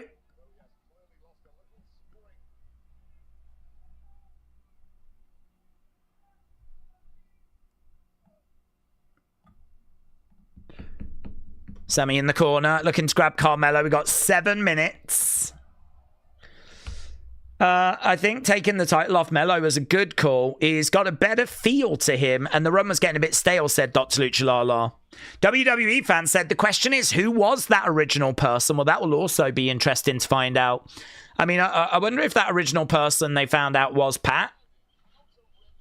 I wonder if they found out that it was Pat, and then it's turned out to be Pat. Because Pat doesn't really make any sense to me.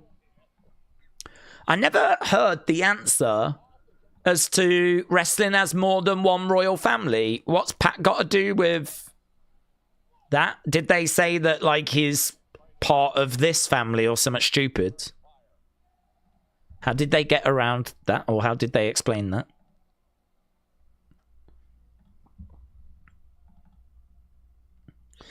Okay, Carmelo in the corner. What time are we streaming tomorrow, said Dean. Yeah, we'll be starting a couple of hours before the pre-show. I haven't seen when the pre-show starts yet, but we'll be starting a couple of hours before. I will be in a better headspace tomorrow. I must admit, like, I don't think I've really ever recovered since that opening segment with this show. Chop coming in there by Carmelo. If you did creative control on the Randy Cool segment, who would the person have been, said Mr. Dell Jr. I think I would have made it Shane McMahon. Just because I think it would have been really interesting to have had Shane kind of come in and for Randy to be positioned as sort of being this representative of Shane.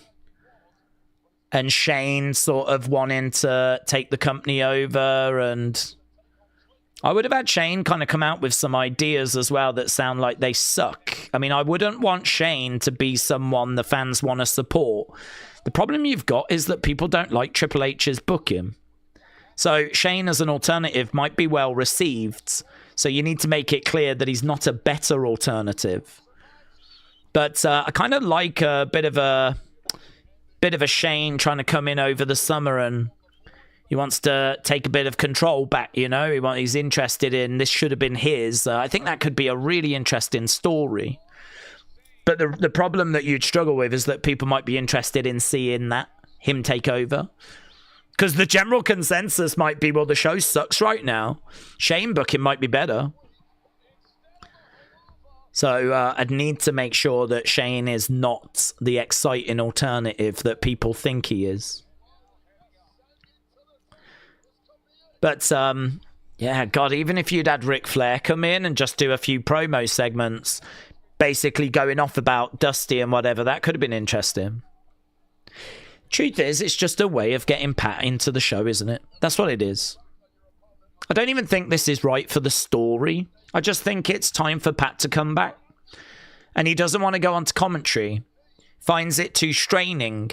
You're out there all the time. It's too much workload. He got burnt out last time he did it. But he'd still like to come in and be a part of WrestleMania. And I think they've just decided this is how they're going to do it. I don't think this works for the story. It's just how do we get Pat into the show. Double knees there by Carmelo. Carmelo going to the outside, climbing up. We got 3 minutes to go. Matt Jason said, what do you think about the ref? I thought it was stupid. Yeah, I'm with you on that. I think this whole show sucks. I've kept my positivity as much and as long as I could.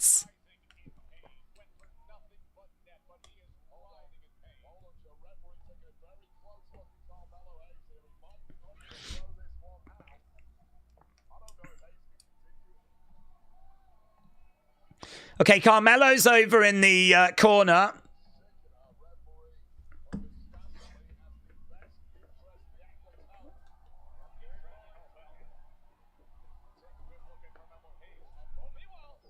Charges over. Haluva by Sammy. Sammy gets the pin. Sammy gets the win. Referee was checking on Carmelo. Sammy capitalized. So Sammy is showing that he will do whatever needs to be done. I'm looking forward to the opinions video. I want to get as many of your thoughts about this episode as possible. I think this is one of those episodes. Certainly not a bland episode. It's an episode that's going to have a lot of opinions. I'm going to ask for those opinions on X now, actually.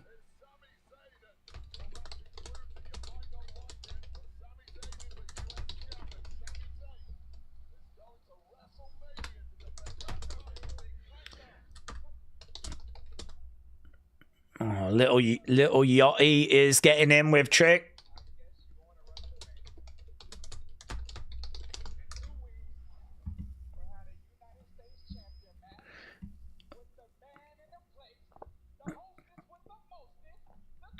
We started with a celebrity. We're ending with a celebrity.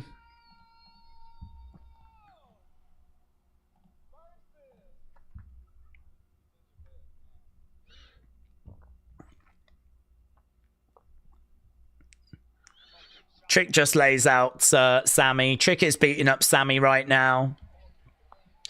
Sammy said, F this, I'm done hesitating. I'm going to take matters into my own hands. Well, get your scores in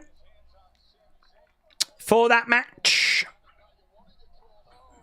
I did wonder if Trick was about to accidentally hit Little Yachty there. That could have been interesting.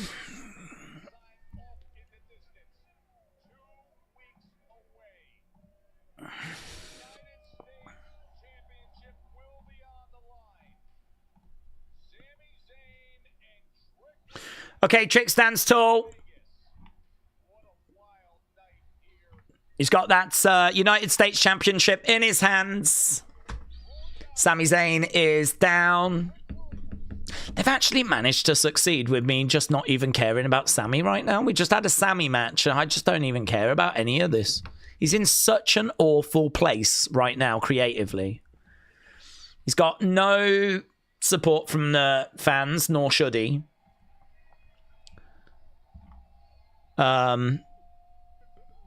He capitalizes on Carmelo. We're teasing a bit of a heel turn. Maybe we can get somewhere with it eventually, but where we are right now is just like most things with the show, we're broken. Everything's broken.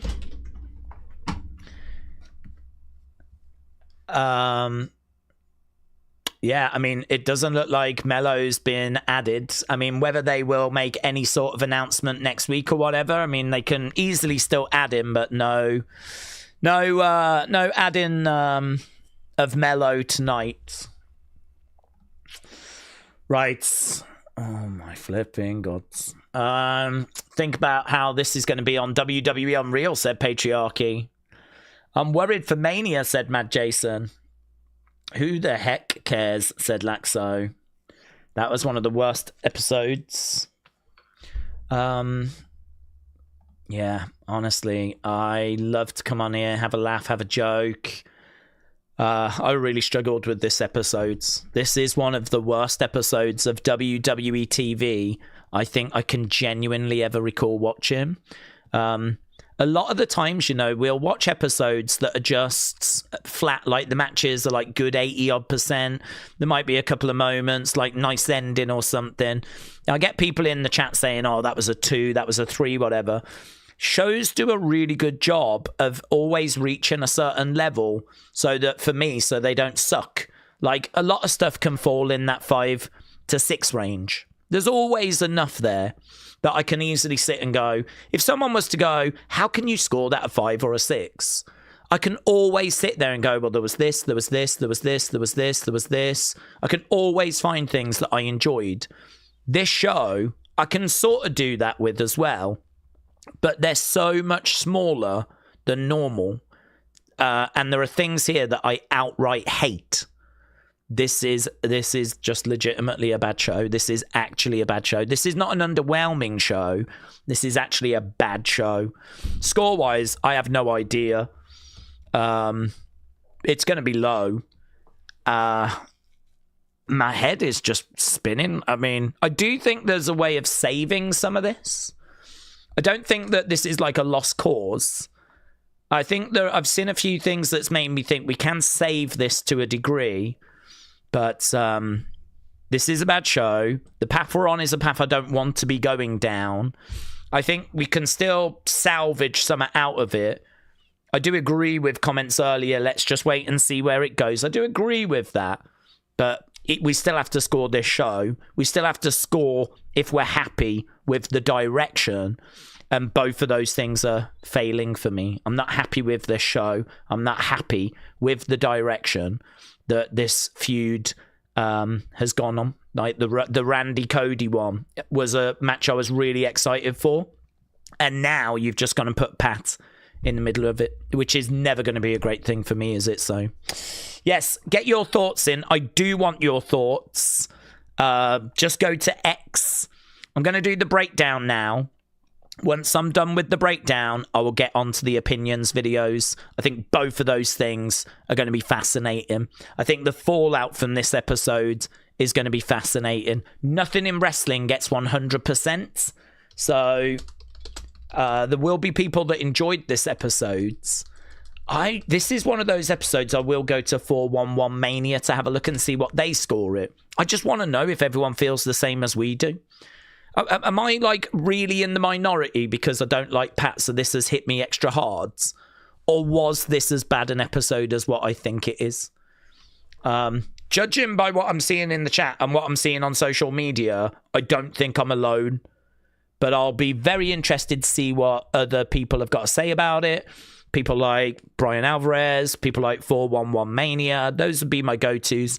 And your opinions as well. Yeah, wow. Mind-blowingly bad would be my review of this episode if I was to put it into a few words. Okay, you lot just said that main event has just got good 73. I really do believe that this opening segment has just derailed this whole episode by the looks of it. The highest score we gave anything was the women's tag match, and that got good 91. That's the highest score that we gave anything. So, okay, there we go. That was this week's SmackDown. Let me just jump over, make sure we're up to date with... Oh, there was one that snuck in. King Yeti said, Daze, I remember that you used to do the halftime score song.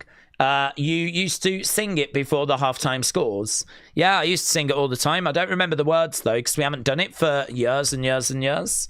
So I don't remember the words or anything to it, but I might go back to an old stream, find a good version, get a recording of it, and start bringing halftime scores back, because it is something that gets requested.